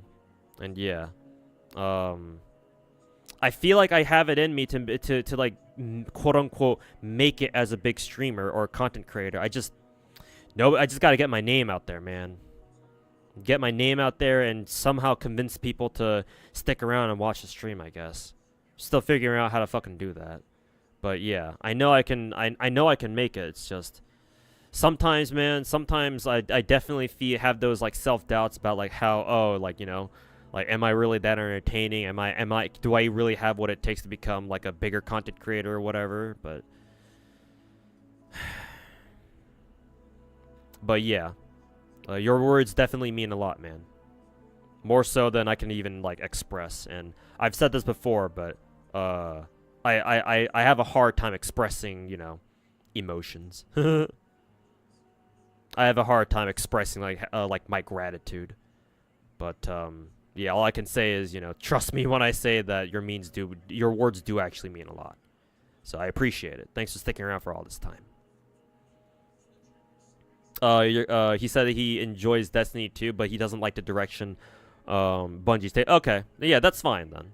If he's made it clear that he still likes the game, but he just doesn't like the direction the game is going, or where like the direction that the developers are taking the game, then yeah, that's fine. So yeah, no different, like basically no different from how I view FGO, basically. So yeah, I'm not gonna give him shit for his Destiny videos.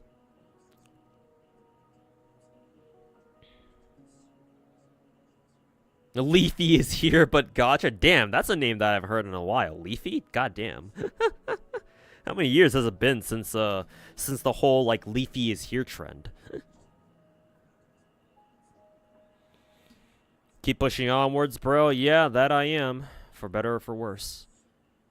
You're definitely entertaining. Yeah, but I feel like my flaw as a content creator is that I'm only entertaining once like I have something to like talk about in chat. I'm not naturally entertaining, you know?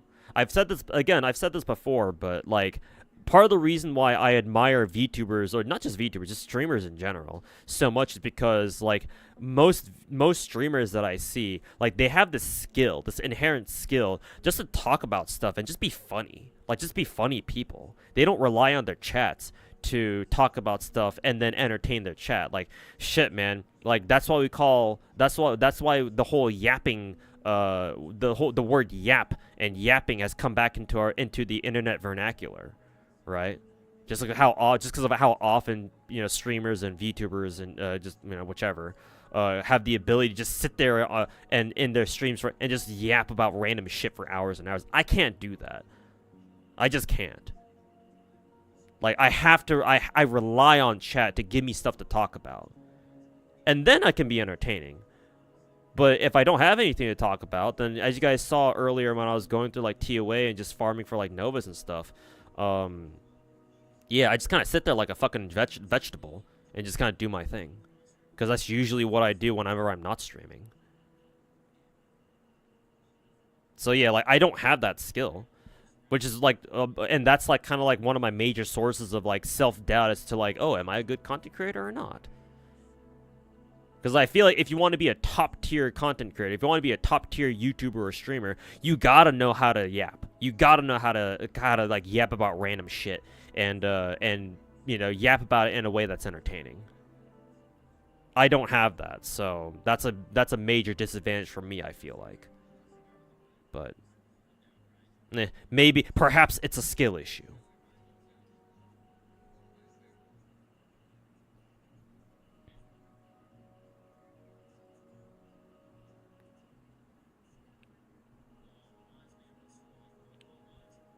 A little bit of content, a little bit of networking. Yeah. That's the thing that I'm really bad at, networking. And I feel like honestly, I'm at an inherent disadvantage when it comes to networking too, because like, who would I like network with to be perfectly honest, right? Because like, if I wanted to like collab with other gacha content creators, like nobody's on my fucking level. Even if somebody were to be willing, like a bigger content creator were willing to collab with me for anything, it's like I almost would be so out of their fucking wheelhouse that like it would be a gross mismatch, right? Because most gacha content creators are casual, or at least in comparison to me, they're fucking casual. What I'd have to collab with people like what, Fobmaster or Sweetly? Maybe Fobmaster I can work something out with. Hell, that's even a sub donation, or that's a sub goal, or I think a dono goal at least, to like set up like some sort of collab stream or like an interview stream with with like another gacha content creator. But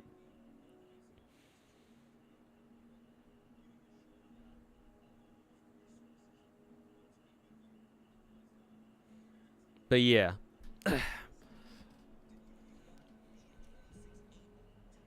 I've been yapping for a good minute now. It's quite entertaining. Yeah, but again, it's based off of what I saw in chat, right? Again, my concern is that when nothing's going on in chat, then I just kind of sit here not really saying anything.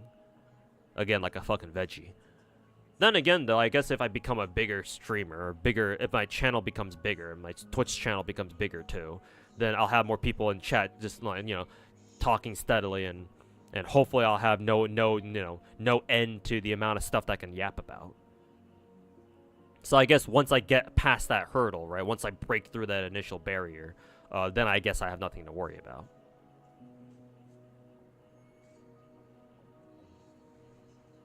You came here to grind FGO and said you see something else. Yeah, man, I'm going to start grinding FGO tomorrow, not tonight.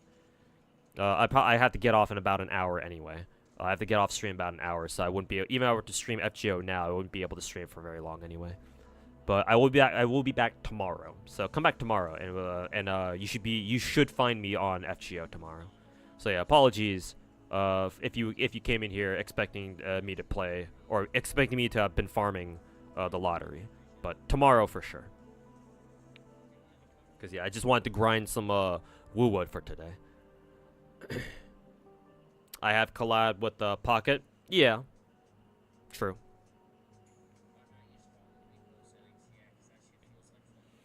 Mr. Slice is on my level, talking about how whale y'all are. I mean, like a lot of streamers are whales, though. Let's be honest. Whaling is nothing. Is not exactly a selling point for as a content creator, because like a lot of gacha content creators whale, right? So much so that Enviosity makes his whole trademark as a streamer is that he's supposed to be the free to play guy, right? So that's why people watch him. if I'm not mistaken. Speaking of other content creators I can talk shit about. But when I was talking about how like, oh, I'm like concerned about if other gacha content creators are like on my level or not, I mean in terms of like how deep we are into gacha. Like, sure, Mr. Slice, like like me and Mr. Slice know each other, and we go pretty way back, right? Because he and I both played FGO. I mean, hell, I even met him in person back in what, like 2019, I want to say, 2018, 2019, one of those years. So like, hey, we met in person. So, you know, I know him personally. Well, I guess I can say that. Not really though. It's been a while since I last talked to him. But, you know, he's not the type of guy to stick with gachas for very long, right? Hell, he dropped FGO even before Genshin came out. He dropped FGO for Arknights back in the day. And then when Arknights and then actually he dropped Arknights even before Genshin came out, I'm pretty sure. Like he was like playing around with other gacha games before Genshin came out, and then when Genshin did drop, he just went full time into Genshin, which is obviously the smart thing to do. And obviously he's still with Genshin, he's still playing MiHoYo games ever since. But hell, I think the only game that he sticks with like permanently is Genshin, right? He tried out Zenless, both Zenless and Star Rail when they first came out, but he didn't like really like stick with them on a long-term basis, I don't think. Like, I think I remember, yeah, like I saw one of his reply tweets to the Miyabi drip marketing tweet saying like, oh, I'm gonna come back to Zenless just for you or something like that. So yeah, he doesn't stick with gacha games for very long. Or like, yeah, he doesn't keep playing them consistently. The only one that he does that for is Genshin, I'm pretty sure. Hey Naruto, welcome back, man. How you doing?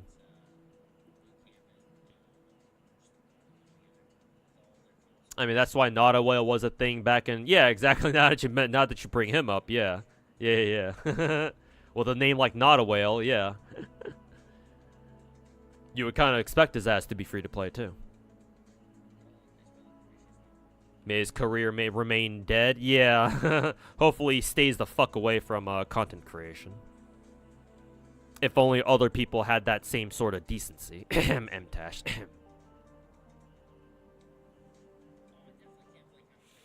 The best streams are where you interact and talk with them. Yeah, exactly, which is why I stream, yeah. Because if I were just to sit here and just, like, stare at my computer screen and just stream myself playing gacha games without talking to anybody, then what the fuck is the point of streaming, right? Yeah, like, I stream because I love talking to people. I love interacting with chat. You know, sometimes I talk shit to my chat, but, you know, it's how it goes sometimes.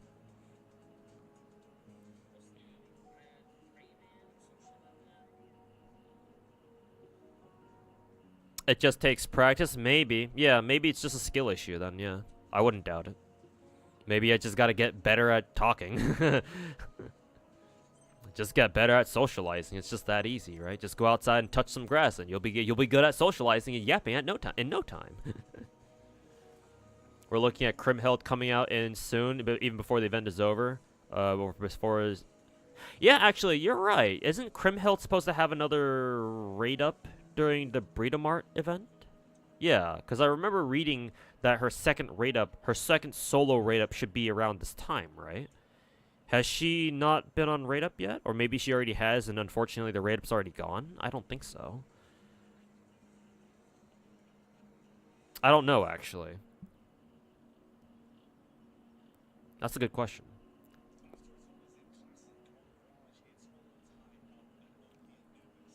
She'll be back with a Brunhilde banner? Okay, that would be why then. Banner reroll? Banner reroll? As in, like, when... are you asking when Crimhill will be added to the initial beginner banner? That I have no idea. I don't know. I'm not even sure how to even look that up on, like, the FGO wiki or something. So, yeah, I don't know about that. So I can't help you with that one. How is M-Tash going? Oh, we were just talking about, I was going on and on about, you know, talking mad shit about M-Tash. You should have been here for that, actually, Naruto. I spent like half an hour just talking mad shit about M-Tash. And how, apparently he left a comment on my video about him, in case you haven't watched that already.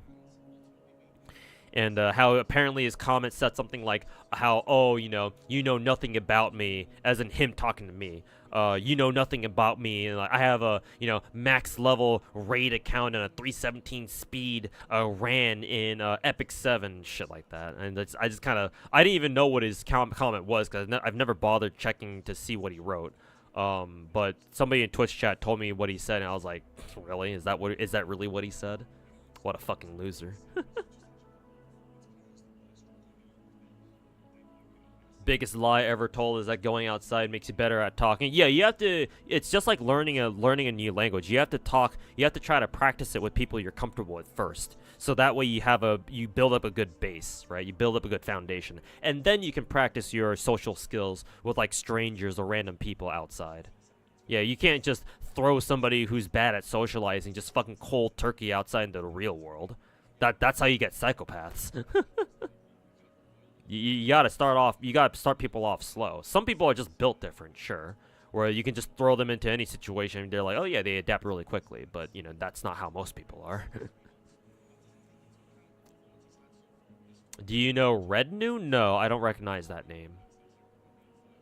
MTash rarely interacts with this chat. Well, to be fair, a lot of bigger streamers don't. Because to be fair, if you're a bigger streamer, right? So let's say you're Tectone, and you have anywhere from 3,000 to 5,000 people watching at the same time. Obviously, with the channel that big, stream chat's going to be going like fucking 50 miles an hour, right? Most of the time, anyway. And yeah, it's hard to keep up with chat. So yeah, it's just easier for streamers just to like do their own thing and just have chat, bring chat along for the ride or something like that.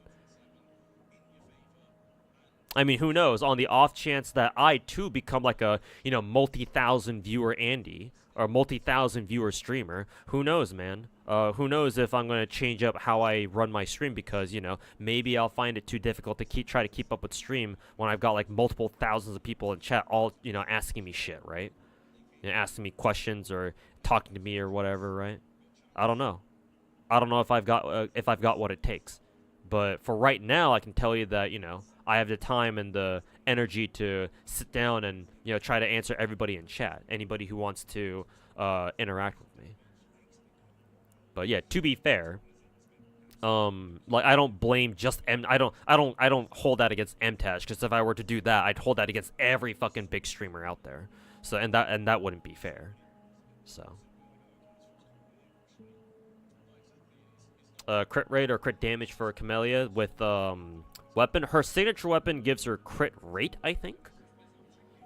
So ideally, you want to give her crit rate. Her what is it? Her forte tree gives her free crit damage. So I would assume, give her crit rate weapon.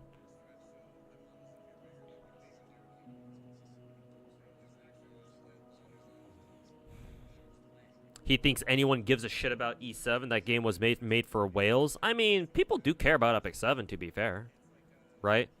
Even for as as whale bait as Epic 7 is. I mean, it's a Korean game, so go figure.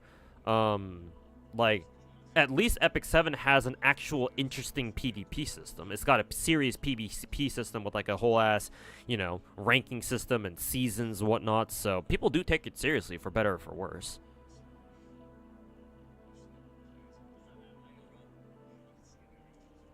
Which video? Did you not see my my video where I talk mad shit about MTash Naruto? You were the one who actually convinced me to make that video, or at least I decided to make a video out of your initial suggestion to have me go watch MTash's Godforge video. I made a whole ass video about it, Naruto. Did you not see it? It's on my YouTube channel. I put it out like last week. Is C2 Nahida good? Yes. Is she still on rate up? Yes, she is. She still is. Yes, Naruto. C2 Nahida is great. It's her best low-level constellation. It's probably just her best constellation in general. So yeah, if you have spare pulls, Naruto, I would highly recommend you go for a C2 Nahida if you rely on your Nahida a lot. If you like running Dendro teams a lot, then yes, highly recommend C2 Nahida if you have the means to roll for her. If you have some spare pulls to throw at Nahida's banner, then yes, try going for it, and hopefully you get lucky.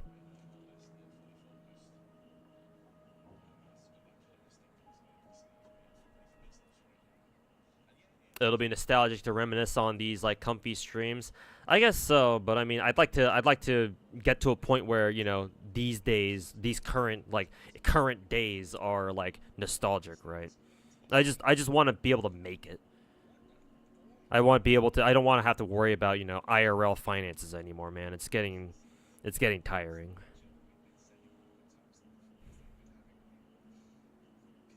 Like, it's not fun having to worry about how I'm gonna fucking make my rent payment or my mortgage payment every single fucking month for like the past like 18, 19, 20 months. It's very mentally draining. And I'll be honest, like I think I feel like I'm the kind of person where I have great mental stamina, but even still, man, real life fucking sucks.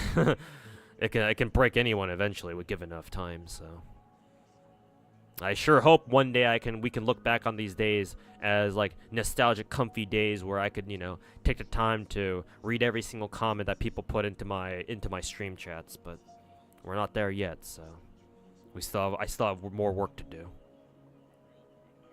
Didn't see it? What's my YouTube? You can check it out. Somebody might have, yeah. There's Mass Knight posted my YouTube link. You can also check out the YouTube link below the stream as well. It'll take you straight there. You used to watch Jason the Ween back in the day. Hopefully I'm saying his name right. Before he became fucking huge doing E-dates on Valorant. Okay. Yeah, man.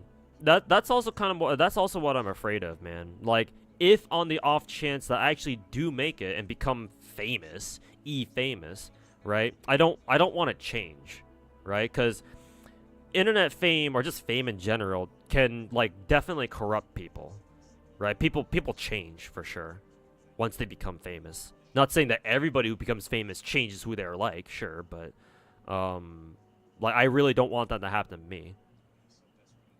So like I still want to sit here and, you know, yap about random gacha stuff and talk mad shit about, you know, other gacha content creators or just, you know, whatever gacha game I'm playing right now at the moment. So yeah, I sure cross my fingers and pray to God that, you know, when the fated day comes, I don't forget where I came from, right?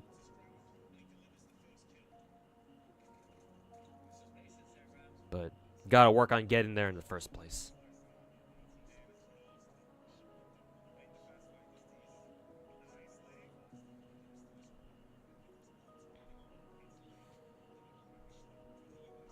Looking for the event banner. She hasn't popped up yet. Not an NA yet, right? Apparently she has a banner with the Brynhilda banner. Let me look that up for you. See if I can actually find that for you. In the meantime, let me switch over to my Camellya so you guys can stare at her cute face.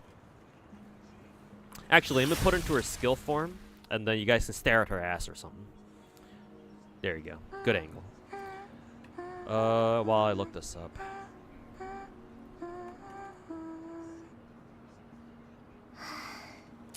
Crimheld.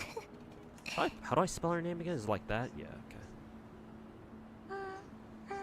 Dialogue, gallery. Where do I find this? Trivia? Yeah, probably trivia. Chaldea Fairy Night Cup. Yeah, it was during this banner, right? Here, yeah. So allow me to drop the link in chat for you. It's this banner right here. So this current current lottery event going on right now, it has 3 separate summoning campaigns apparently. The first one is obviously with Breedomart herself. The second one is with Charlemagne and who is it? Brad Amente. And then the third summoning banner is the one you're looking for, the one that has Crimheld on radar. And it's got both Brynhilda and Sigurd, and a Berserker Kitoki, I guess. Forgot about him, but yeah, Crimheld will be on solo raid up with Brynhilda for like 2 days, I think. So if you want Crimheld, look out for a Brynhilda banner at some point soon, assuming it hasn't already happened. Hopefully it hasn't happened. Hopefully you haven't missed it yet, because I haven't really been paying attention to the FGO banners myself, because obviously I have no reason to roll. We still have like a week left. Yeah, maybe hopefully Brynhilda's banner is not out yet, or hasn't happened yet, because yeah, we still have a week left on the lottery event. So yeah, maybe it shows up on like the last couple of days of the lottery. I don't know. I'm not sure how JP handled it, but she should be soon, as in a solo raid up for her.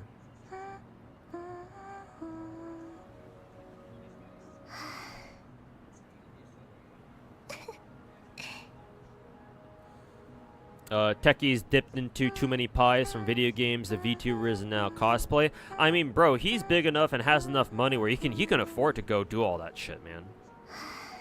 Like, hey, I wish I were a big enough streamer or whatever the fuck I did. I'd still have people watching me in droves, man. Like, that's kind of the ultimate end game for any variety streamer. Variety streamer, VTuber, whatever. Like, that's the fucking dream. That people like you so much as a streamer, personally, that you're willing to watch. Most of your viewers are willing to watch you no matter what you do. So hey, man, like the fact that Tectone can do that just says more about his content creation ability than anything else. Like you shouldn't really see that as like a disadvantage of any kind. I mean, maybe in the sense that, oh yeah, he's not really a gacha content creator anymore, but just more like a, you know, just yet another variety content creator, sure, but, you know, at least Mr. Tectone comes back to playing gacha games every now and then.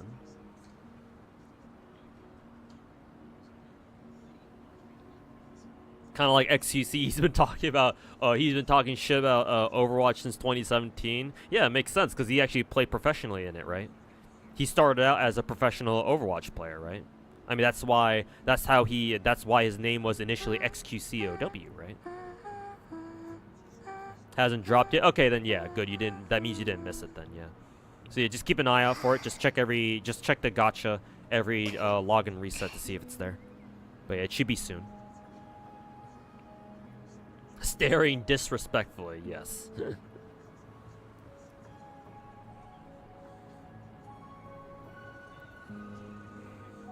What else are you gonna spend money on in Korea? What's the context for this? I know I'm Korean, but I don't live there. Overpriced trendy drinks and food. Still think that coffee foam shit was silly. I mean, apparently I hear food's pretty cheap in Korea, in South Korea. It's just like the trendy stuff. Yeah, I'm sure that can get pretty expensive. But like, you know, most trendy things are pretty expensive just naturally, you know, because of the whole trendiness part. Or like, you know, brand items like, say, Hololive, like VTuber collaboration items or whatever the fuck. Those usually are more expensive than they should be. Because, you know, oh my god, you know, brand marketing.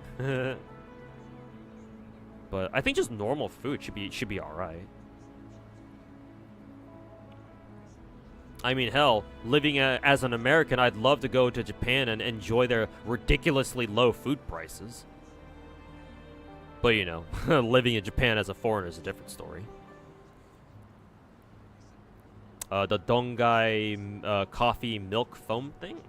I have no idea. I don't usually keep up with like trends like that. Especially if it's Korean. I don't really pay much attention to like cultural Korean stuff. Will I pull for the new character in Genshin? Chaska, I would like to, but I'm gonna have to hold my gems. I want to save everything for Mavuika. So, as much as I would like to roll for Chaska, no. I'm deciding to be patient. Would love to roll for her, though, that's for sure. Gonna head out. Alright, full out, Alchemist. Thanks for hanging out, man. Appreciate you sticking around, or appreciate you hanging out in chat. But yeah, hope you enjoyed the stream, and have a good rest of your night. Mavuika, don't you mean Sit Lolly? If I have the funds to roll for her too, then sure. Then sure. I like Sit Lolly too. But I mean, if I had a choice, I'd probably go for Chaska first.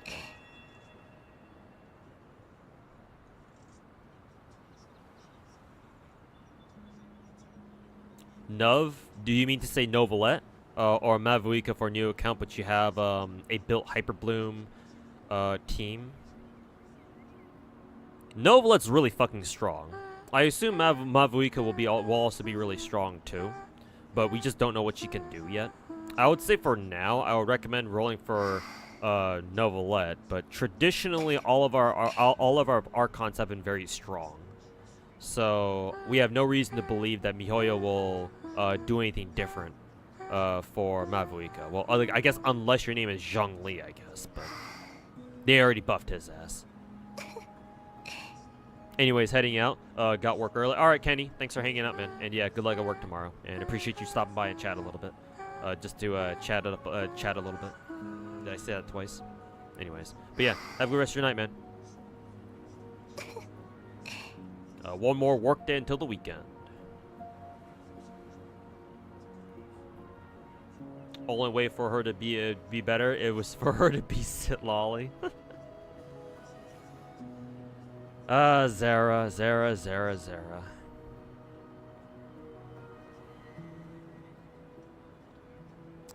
Let's see.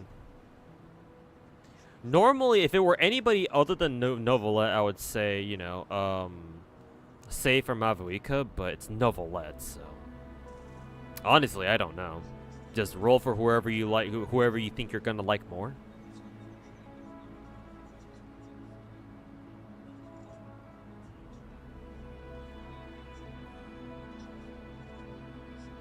Staring disrespectfully at the crazy, yeah. Fucking look at this. Though to be fair, where are her ropes even connected to? Are the ropes literally coming out of her fucking knees? Hopefully that doesn't hurt.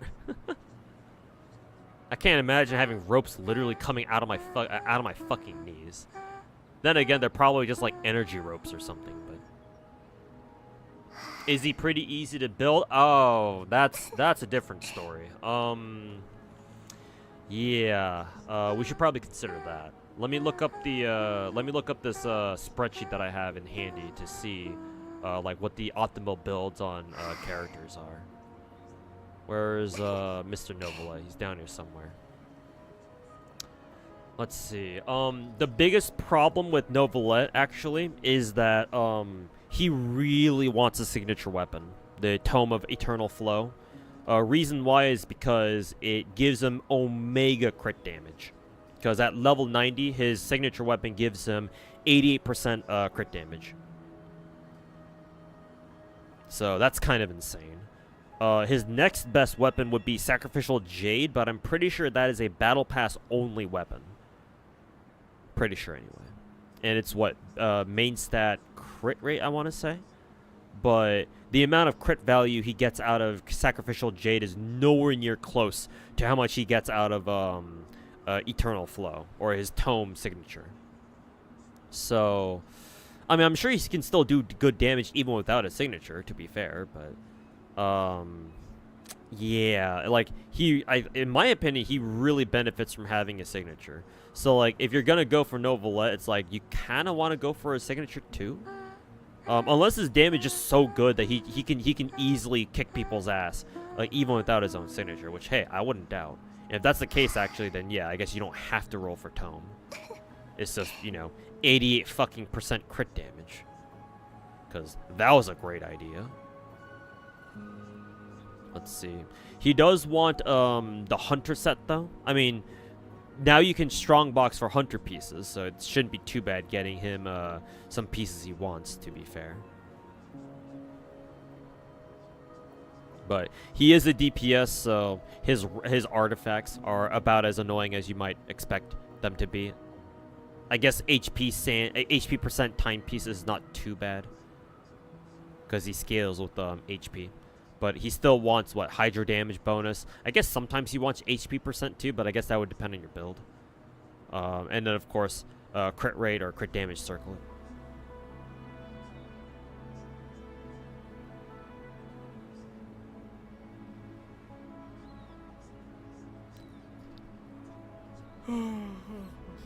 So, technically, no, he's not easy to build, but then again, he seems pretty standard with most other DPSs. Maybe, again, slightly easier because he scales with HP, so you don't have to look for, like, an attack percent timepiece or something. He just needs an HP one, but I wouldn't say he's easy to build, though. Maybe he is, actually. Maybe he just, again, maybe he just does so much fucking damage that even with a pretty shitty stat line, he still fucking, you know, tears Abyss a new one. Which I wouldn't be surprised if he can.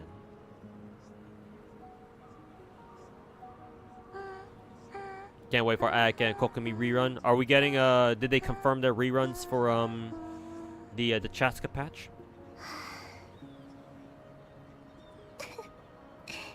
Definitely has a few more screws loose than Bernie's, but would still grind. It's a risk we're willing to take.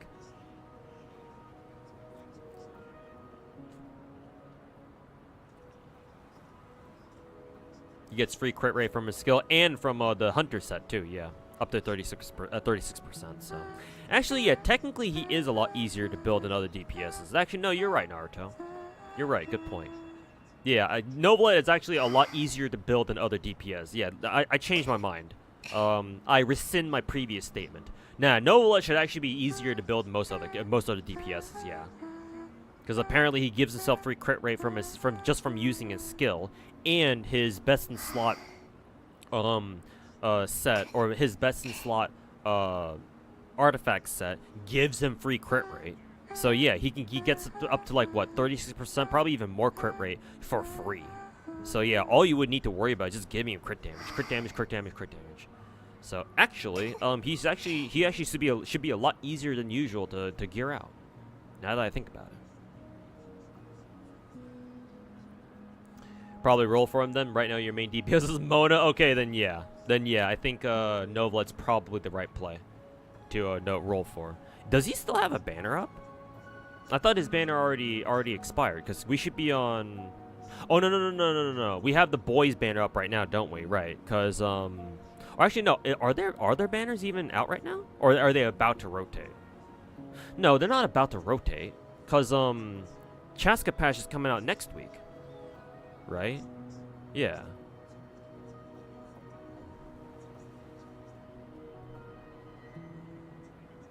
Anyways, the point is, if Novelette is available and you want to roll for him, then yes, sure, go ahead, roll for him. Novelette will be second phase of Chaska. Oh, okay, sorry. I knew I saw it somewhere, but my brain mixes up Gacha stuff all the time nowadays. I'm getting old. But okay, then yeah, you can save for Novelette then. Hopefully, cross your fingers that Mavuika isn't as good as Novelette though. But even if Mavuika's good, I'm sure Novelette is still gonna be used though, just because of how cracked he is. So yeah, good luck rolling for him, and make sure I highly recommend you also go for a signature as well. Just saying, because 88% free crit damage is a hell of a drug. Your thoughts on all the stuff that Asmongold is going through? Like, for example, like when he called the Palestinians like a lesser culture or some shit like that. Yeah, that wasn't good. Yeah, I'm not quite on the same page as like calling other people lesser cultures. That's kind of much, even for Asmongold. Unless he's going through something else that I'm not aware of. I don't know, did something happen to his family or something? I hope not. His dad's cool, I think. But if you're just talking about like the drama he got himself into by calling the Palestinians a lesser culture or some shit like that, then I do know most of that, and like how he pulled out of like what, various like talent groups or some shit like that. I don't know. 5.4 will be Chaska and Linny and Novelette / Zhongli. Are we already on 5.4? I thought we were only on 5.3. Or hell, even just 5.2.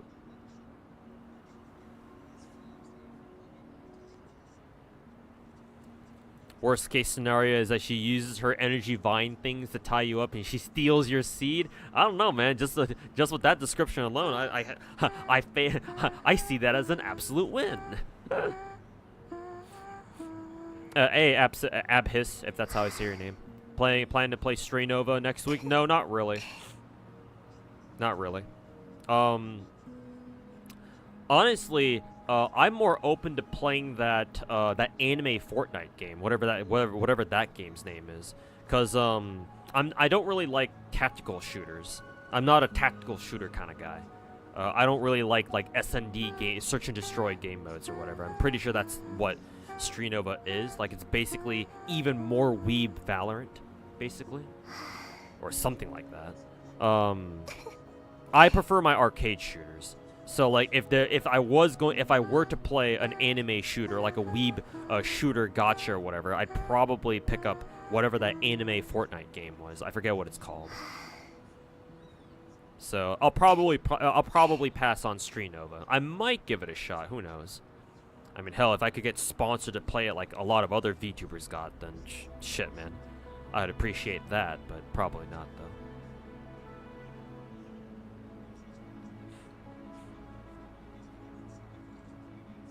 though. That sounds amazing. Just came back to witness Camellya's armpits. Yep, I just realized now that you pointed it out. Yeah, she has her whole her pits in full display. The Wakipai enjoyers eating good with Camellya. That's for sure. Hey, Kane the Dragon, welcome back, man.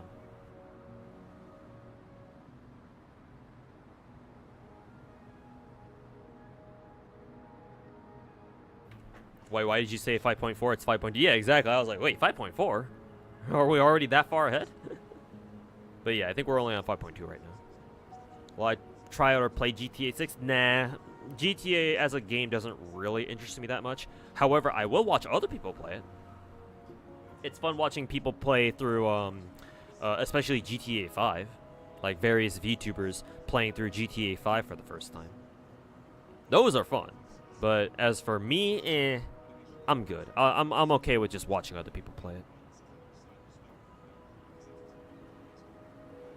The anime Fortnite game is called Fate Trigger, the Novita. Okay, yeah, that name sounds familiar. So you're probably right. Yeah, I'm more inclined to play that game because I prefer arcade shooters. Like I said, I'm not a big fan of tactical shooters. I'm too zoomer to know how to play search and destroy game modes or whatever. Excuse me. Camellya Gaming and Wuwo, while PGR now has his own Shisho. Kuro Gamers be eating good.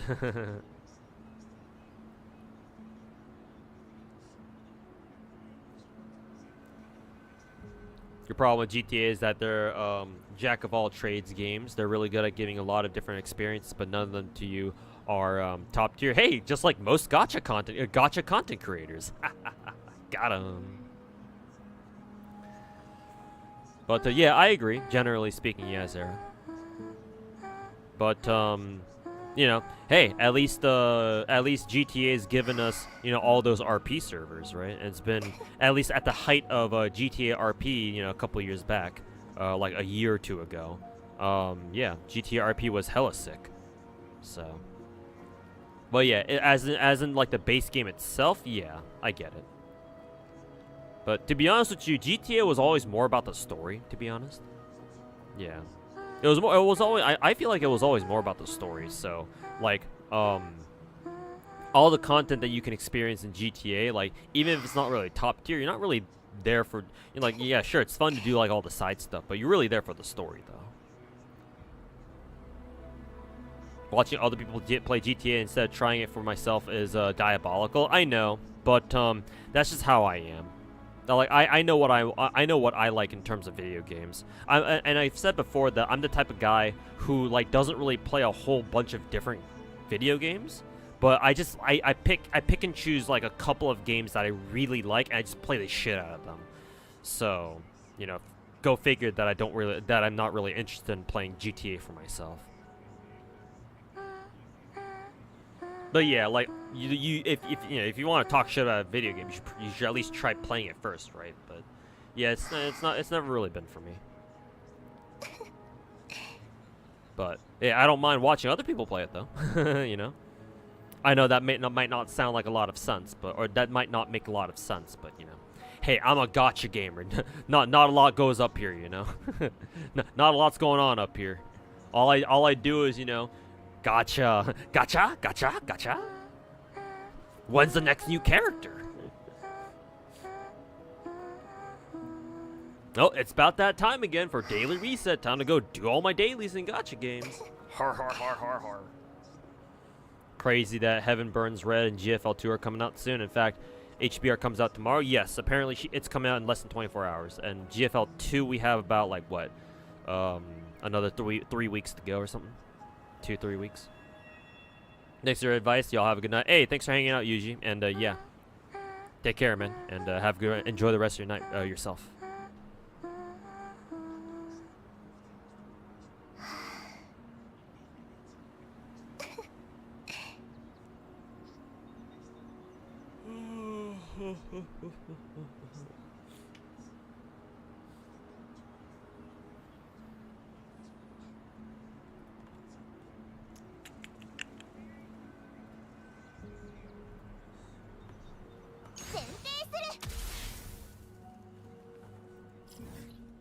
All right.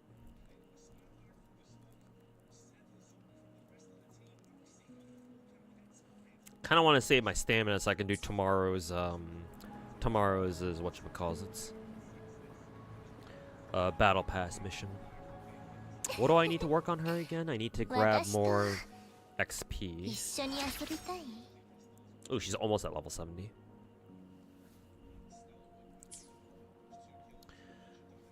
Let's see, she's almost at level 70. I kind of wonder if there's somewhere that I can farm a little bit more XP from.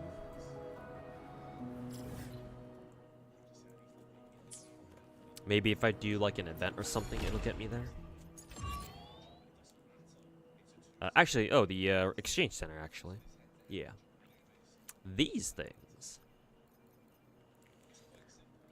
The shell credits are quite tempting here. I don't need the premium tuners. Those can go fuck off. Don't need this either, so let's see. This is Resonator XP. Yeah, I could probably buy that out. Like that. And then we can also buy out the shell credits, I think. This costs 500, yeah. Because Lord knows we'll need all the shell credits we can get. So the 500k right there. Very good. And we have the simulation training store here. Looks like they've reset. Let's see. Can I buy out these? No, I can't buy out everything here just yet. Okay. Yeah, now we can give Camellya the rest of these. Thank you. And, ooh, I need one more fucking topological confinement material. Oof. One more. I'll save it for next reset or something. You roll her a weapon. I'm trying. I think I've done 4 multis already so far. And I'm just waiting for to grind up more astrite in order to make my or to finish out my rolls for her or for her weapon. But I've done 4 multis. I should need I think I just need 2 more multis, I think. Maybe 2 more multis and then some. But yeah, I'm working on it.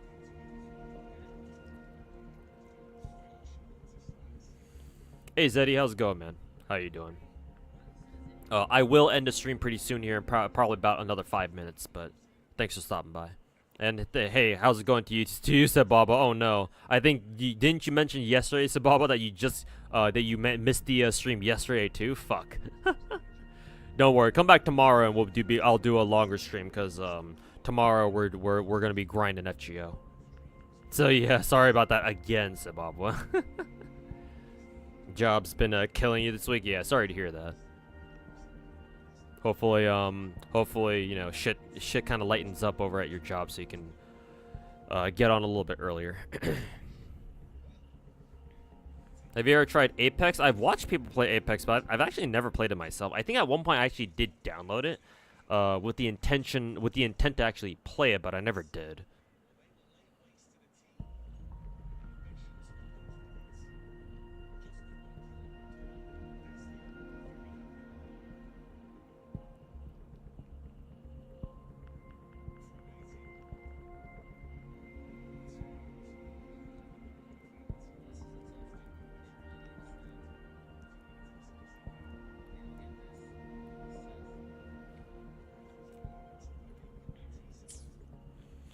Hey, Buckethead, how's it going, man? And yeah, I'm doing all right. I am gonna be wrapping up the stream here in about 5 minutes, as soon as I hit the 6 hour stream mark, cause I've got some other work I gotta do. So yeah, that I'm really hungry. I haven't really had much to eat today, so I want to go make some dinner. But yeah, I'm doing all right for now, anyway. You know, we grinded some Wuwa. We went through TOA today, and then I'm still working on my Camellya. Apex sucks balls. It's so ass now. Yeah, I heard that Apex took a turn for the worse. Like, I'm kind of curious to know what happened. Yeah, because everyone's talking shit about Apex now, and like for a pretty long time, everyone was like, oh my god, Apex is really good, and everybody was fucking playing it. So I'm kind of morbidly curious to learn like what changed, or like what happened. Like what are they doing wrong? Is EA finally starting to take a massive fucking shit on it like they do with every other game that they touch? Camellya grind go good. Saw some videos on her and she spins a ton. Yeah, her attacks kind of look like this, where she just kind of spins like this. Whee! But yeah, she tends to spin a lot. Spinning seems to be her thing. And yeah, the grind's going pretty good. I just got her to, what, level 70? I need one more of her essential material to get her to the next level threshold to 80. And so yeah, I'm going to continue grinding her. Or grinding her, yeah, I wish. Continue grinding her materials. So yeah. I did farm her some echoes already, so I don't have to worry about that at least. Though, of course, I would like to make her echoes better, though. But yeah, I still gotta level her. I still gotta get her weapon from Gacha, yada yada yada.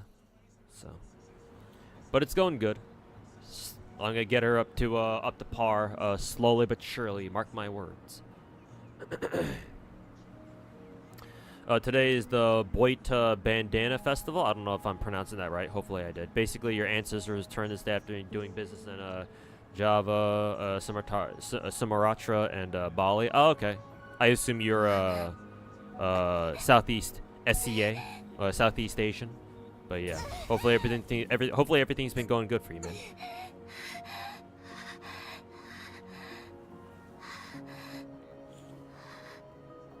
Back to the FGO mines, parentheses, I never left. That feel when you've never left the mines.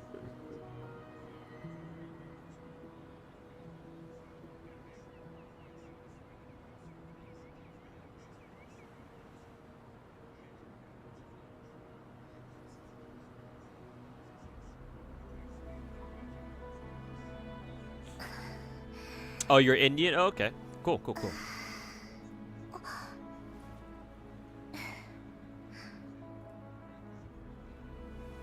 But yeah, hopefully IRL, whatever, yeah, whatever festival you were participating in, went well for you.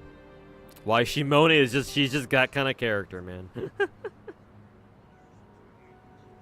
What didn't happen is the real question you should ask. Oh no, that's never a good sign. Yikes! Now do I even want to know? Red New is reacting to my MTashed working on a Gacha game video. Oh, is he reacting to it right now, or did he react? Did he already react to it? Is he another streamer? Because again, I've never heard of this Red New guy. Maybe if I were to look up his channel. I'm assuming he's also another Gacha content creator.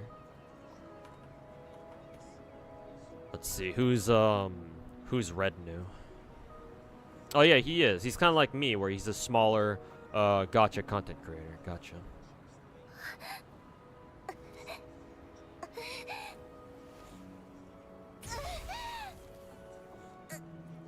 Kind of looks like every other fucking Gacha content creator, though. What, is he like streaming right now or something, or what? He's not streaming on YouTube right now, that's for sure. Let's see. Let me check his stream. Let me check his stream directly. Oh yeah, he is. He is streaming my my video right now, actually.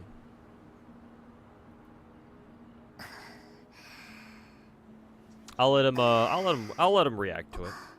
I may watch his reaction afterwards once he's done.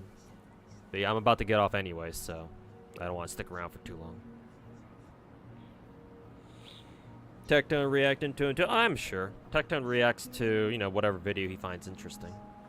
So.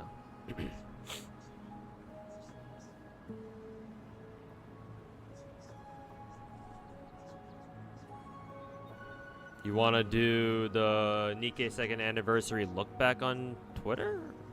Well, what are you referring to, Finkel? I know that somebody asked me to go if I was gonna play through the Nikkei Metroidvania event or mini game on stream. I still want to do that actually. I don't know if it was you who asked me that, Finkel. If that's what you're referring to, then yeah, I still plan on having a dedicated stream where I play through that event. Because I think I'm like, I actually don't know how far I'm into it. Maybe I'm halfway through it? I don't know.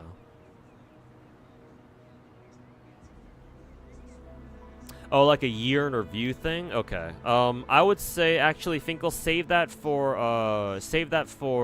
when I do my stream where I do my obligated 2-hour viewer media share, because we did hit the first dono goal of 2 hours of viewer media share. So you can share that link with me then, I think. But yeah, hold on to that link for until we do our stream where I do 2 hours of viewer media share. Yeah. So send it to me then. It's a mini game in name only. Yeah, it's like a full-fledged game all on its own or something like that, right?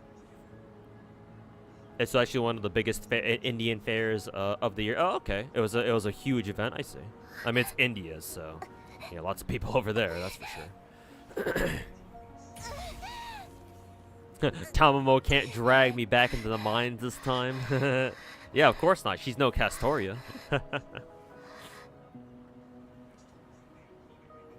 They should remove moaning of characters in gacha games? Nah, Naruto. I think you're asking for a little bit too much there. Imagine playing and your mom hears. I mean, maybe your mom wouldn't be comfortable with that, but, you know, not every mom is like yours.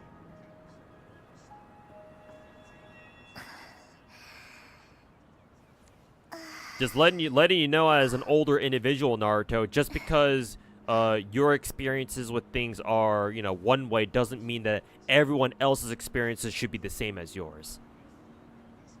Maybe your mom wouldn't like it if she heard characters in games you play moaning like this, but you can't say that about everyone's mom.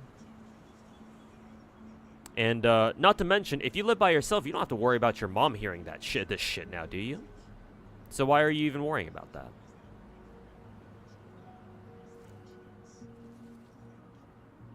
Let's be honest, M-Tash's gacha seems to be like a cash grab and a ripoff of Raid Shadow Legends. I mean, if I wanted to be extremely... I was extremely blunt, and I even call it as such, too. So, yeah, I mean, hey, just for their sake, I hope Godforge actually, you know, is a somewhat decent game. I would hate knowing that whoever funded the development of Godforge, you know, ends up finding out that the developers and MTAS just turned into a big fat fucking cash grab. So yeah, just for their sake, I sure fucking hope Godforge is at least okay.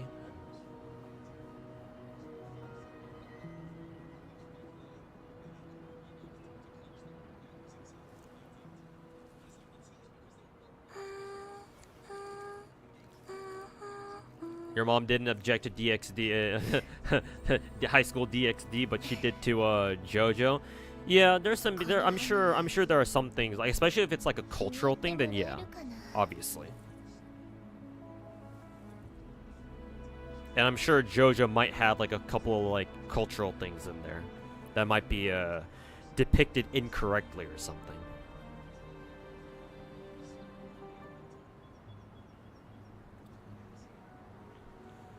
Also, don't you wear headphones? Yeah, you could wear, like, earplugs at the very least. Maybe you don't have earplugs or headphones. I don't know.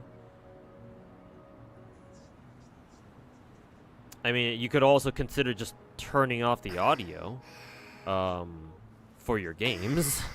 If you don't want, you know, your family members, the rest of your family to hear what kind of noises your games make.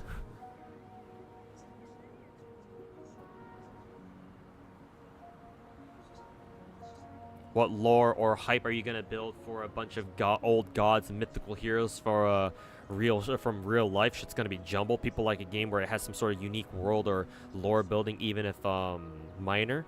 I mean, it's not that you can't make an exciting game out of like an old and like, you know, an old fucking archetype or like an old concept, right? I'm sure if you're talented enough, right, you can make an interesting game out of like just, you know, generic ass, you know, oh, like mythological pantheons across like around the world or something like that. But yeah, if you want to do that, yeah, you better come up with, like, you better do it in a damn good way, right, to give people a reason to come play your game, because oh, your game is actually doing something a little bit different with the whole like, oh, like gods and goddesses concept or whatever. But yeah, so far from what I've seen from Godforge, it's not anything new technically. So yeah, no idea. How much is it for Soft Pity and Wuwa? 69? Unironically, I think it might actually be 69. Which would be nice. Reminds me of a clip from a Korean guy, or from a Korean series, where a guy was implied to be gay by showing his JoJo figurine. Yeah, Koreans are fucking weird. I see this as an ethnic Korean myself. Koreans are fucking weird sometimes.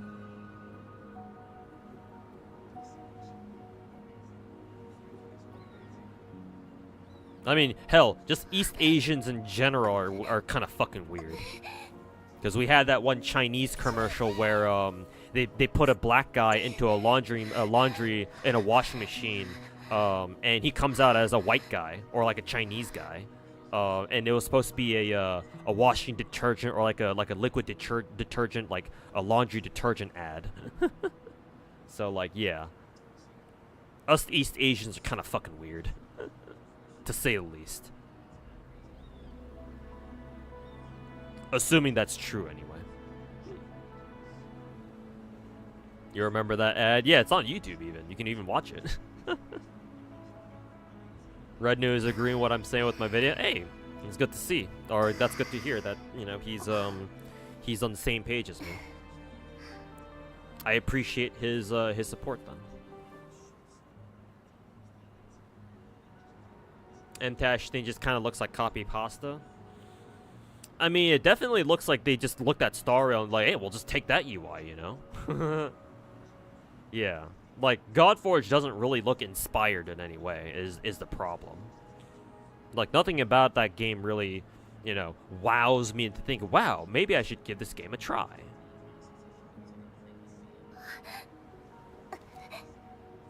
So, like, yeah, I don't know what the reason would be to convince people to come play Godforge. Unless they have something in store, right? Unless they have plans to, like, make it a lot more fancy and polish it up a lot or whatever in the future. But, I just don't see that right now.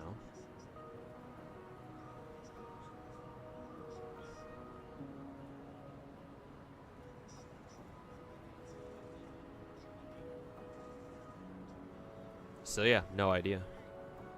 That ad is legendary for the wrong reasons, but yes. To be fair, JoJo's Bizarre Adventure is pretty homoerotic. Okay, I've never watched JoJo, so I wouldn't know. I knew that it probably had some like homoerotic tendencies, but if the series in general tends to have like a lot of like, you know, a lot of guy on guy action. To say just you know, to put it lightly, then you know, I guess I understand where that's coming from.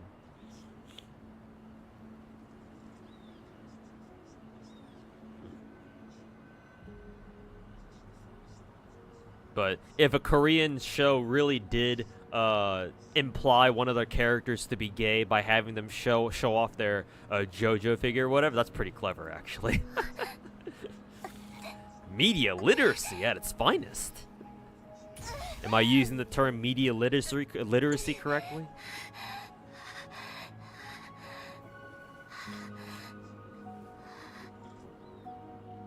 East Asian gamers are mad because the main character of Assassin's Creed is black and is set in feudal Japan. I mean, it's mainly the sentiment that Ubisoft is trying to force like woke elements into what's traditionally been a historically inclined game. My understanding is that the black guy in Assassin's Creed, in the new Assassin's Creed, the Japanese the Assassin's Creed that takes place in Japan, I should say. That my understanding is that guy was never a samurai. I think he was only ever like a retainer. He was probably one of the slaves of like the Europeans that came to visit Nobunaga at around the time, or visit Japan at around the time, or at around that time.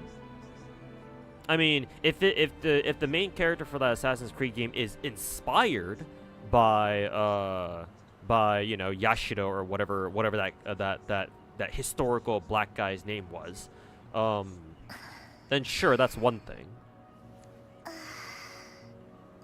I suppose that's how you should look at it, I guess. Yeah, because it's not like the Assassin's Creed games were like truly ever like historically accurate. I mean, hell, you're talking about, you know, a video game series that deals with like this fucking, you know, organization that sends your character back in time or some shit, to like, I don't know, go fight bad guys in the past or some shit like that. Yeah. So it's like, huh, how historically accurate is that anyway? But yeah, people were angry about it. Like, I guess I get where they're coming from, but you know, I don't have a personal stake in it myself, so they can get mad about it all they want. I mean, that is Ubisoft, so Ubisoft can go fuck themselves. Also, Hinamakura, hey, what's going on, man? Thanks so much for the 37-month resub. Welcome back. Appreciate it. Appreciate you hanging out, man.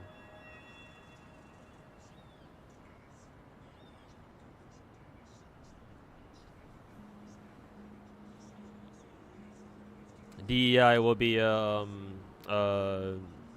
is it? Will be faded out soon enough. Nobody's buying that shit, and cash rules everything. I mean, hopefully sooner rather than later. Yeah. Like, if I don't mind if DEI is done well, but yeah, just DEI for the sake of DEI is just like whatever, man. Get the fuck out of here with that shit. Yeah, Yasuke. Sorry, not Yashido. Yasuke. I knew it started with a Y.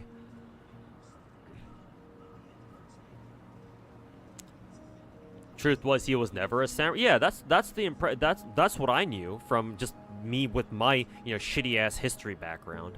Yeah, what little I read about him, he was never a samurai.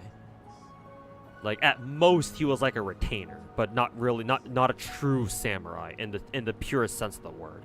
Like, I'm sure some historians can like interpret retainer as being samurai. I think I saw like a Twitter historian or somebody on Twitter claiming to be a historian said that, yeah, Yasuke was a retainer, so therefore he was a samurai, or whatever, something like that.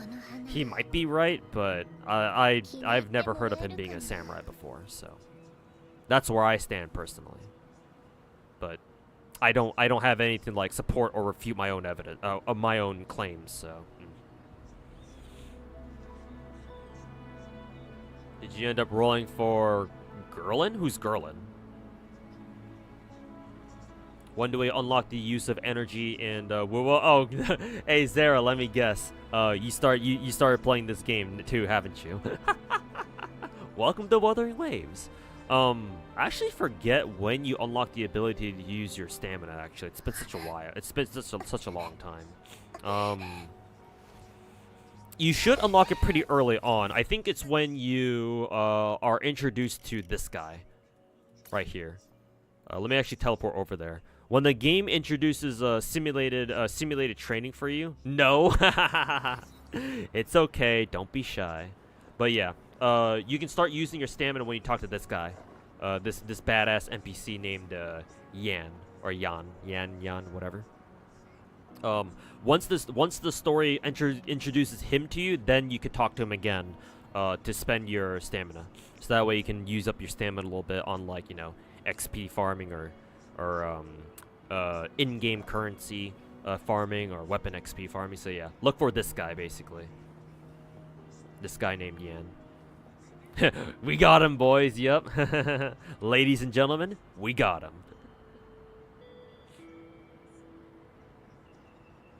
Reminds me of one Japanese historian criticizing the game who turned out to be a British guy LARPing as an ethnic Japanese guy.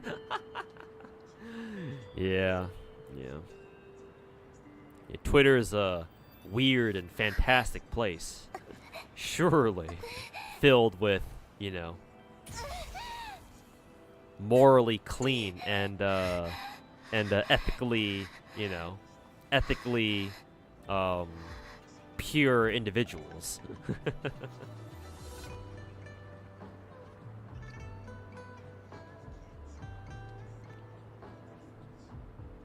Oh, you're talking about Protomer. Oh, okay. I didn't realize who you were talking about. Yeah, I was like, Gerlin. Who's Gerlin? At first I thought you were talking about Yinlin from Wuthering Waves, but no. Turns out no. Oh, but yes, I did roll for Proto Merlin. I did roll for a copy of every single Summer Servant in FGO. So I do have all of them. They're all. It's just that they're all at MP1. I think the only exception is like Gareth.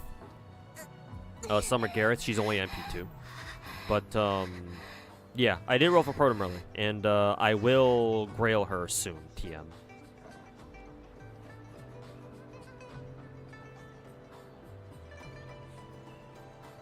Samurai was a very big deal for families back then because it wasn't like given out freely. Yeah, exactly. Yeah. Like not everybody could just become a fucking samurai. Much less, you know, a foreign person, a foreigner from, you know, that is. Not to sound racist, this is not my intention, but you know, much less a foreigner with a radically different skin color to native Japanese. Yeah. Like, you know, that might sound hella racist, but you know, just historically speaking, it's like, yeah, what chance would there have been for a foreigner like that to become a full-fledged samurai? It just culturally, it just doesn't make sense, or historically and culturally, it doesn't make sense. He made a confession about it and later deleted it. Yeah, classic Twitter denizen. Classic. What should you farm early on, XP or money? Honestly, Zero, you need both. You need a ton of both. Yeah, you're like, even now, I constantly get cock blocked on like XP materials and Denny's. What is this, Zenless? The in-game currency, they're called shell credits. You can just call them credits. These days, I actually haven't been having too much issue with credits, but definitely for the first couple of months, I was always getting cock blocked by having not enough credits. So honestly, you're gonna have to farm for both. Yeah.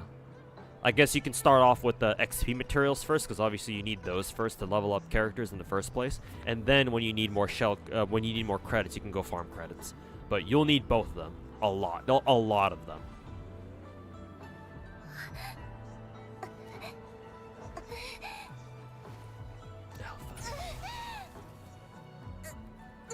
What does Farina's ult do? I'm pretty sure it just boosts the damage of everybody in your team. However, I'm pretty sure it depends on how much Farina has. It depends on how much HP that Farina is both healed and taken away from her team, or how much HP the rest of her team gains and loses.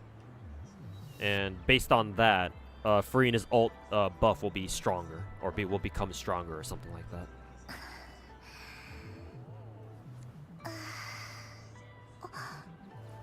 Look at it majestically existing in its environment. parentheses Twitter. You're broke all the time in Zenless. Yeah, exactly. Zenless is kind of like that.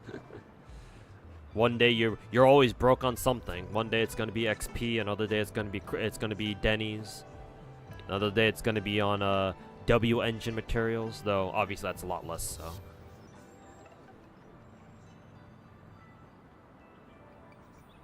Both knights and samurais are social classes. Japan thinks that anyone who's in full armored full plate is automatically a knight, whereas anyone people in the West think anyone who carries a katana is automatically a samurai. Ah, yes. Equivocal cultural exchange. この花 But yeah, you're definitely right about that one. もらえるかな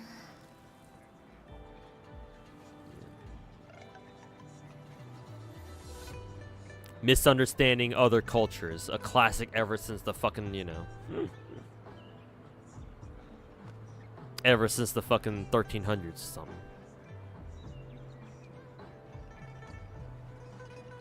People don't seem to realize that 99% of Japanese people were like rice farmers. Yeah, exactly. Most people were fucking peasants. Yeah, that's how it is. That's how it was in most, medieval societies. Most people were just commoners or peasants or whatever.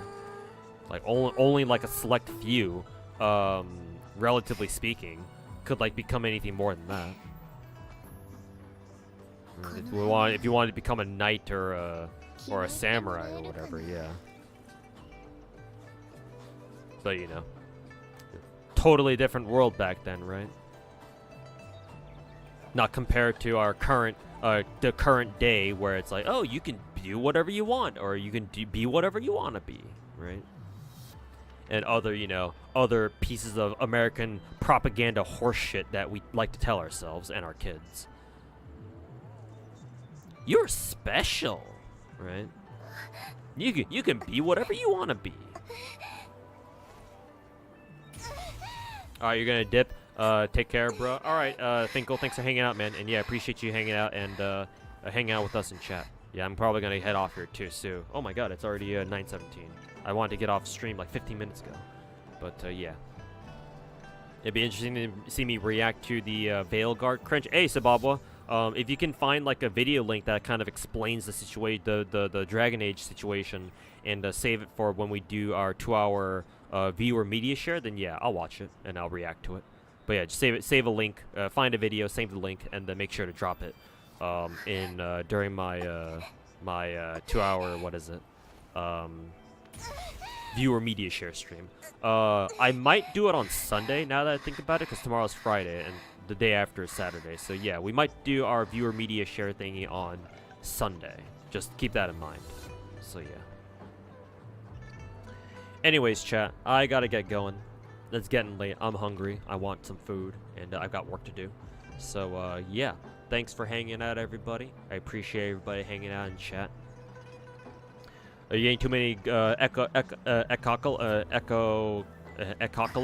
ads out nowadays. I think I pronounced it right. Is that game good? I don't know. I've never played it. I know it's kind of a Coomer game, but other than that, I don't know what else it's about. So, unfortunately, I can't help you with that one. Hey, Lumiko. Unfortunately, I'm ending stream right now. So, yeah. I will take you out. I will see you guys tomorrow for some FGO grind. But yeah. Thanks for the farm session. Thanks, man. But yeah, take care, everybody. I will see you guys next time. Actually, let me see if that Red New guy is still streaming, because I know he was. I know he's reacting to my video. Maybe I want to go raid him. Actually, no, he's still reacting to my video. I'll send you guys over to him anyway. Raid Red New. What's his stream name? Oh, not no capital letters. Red New 23. Okay. So I'll send you guys over to him, and you guys can watch him react to my MTash video real quick. So yeah, thanks for hanging out, chat, and appreciate you guys. We'll see you guys tomorrow. Peace. And I tell Mr. Red New that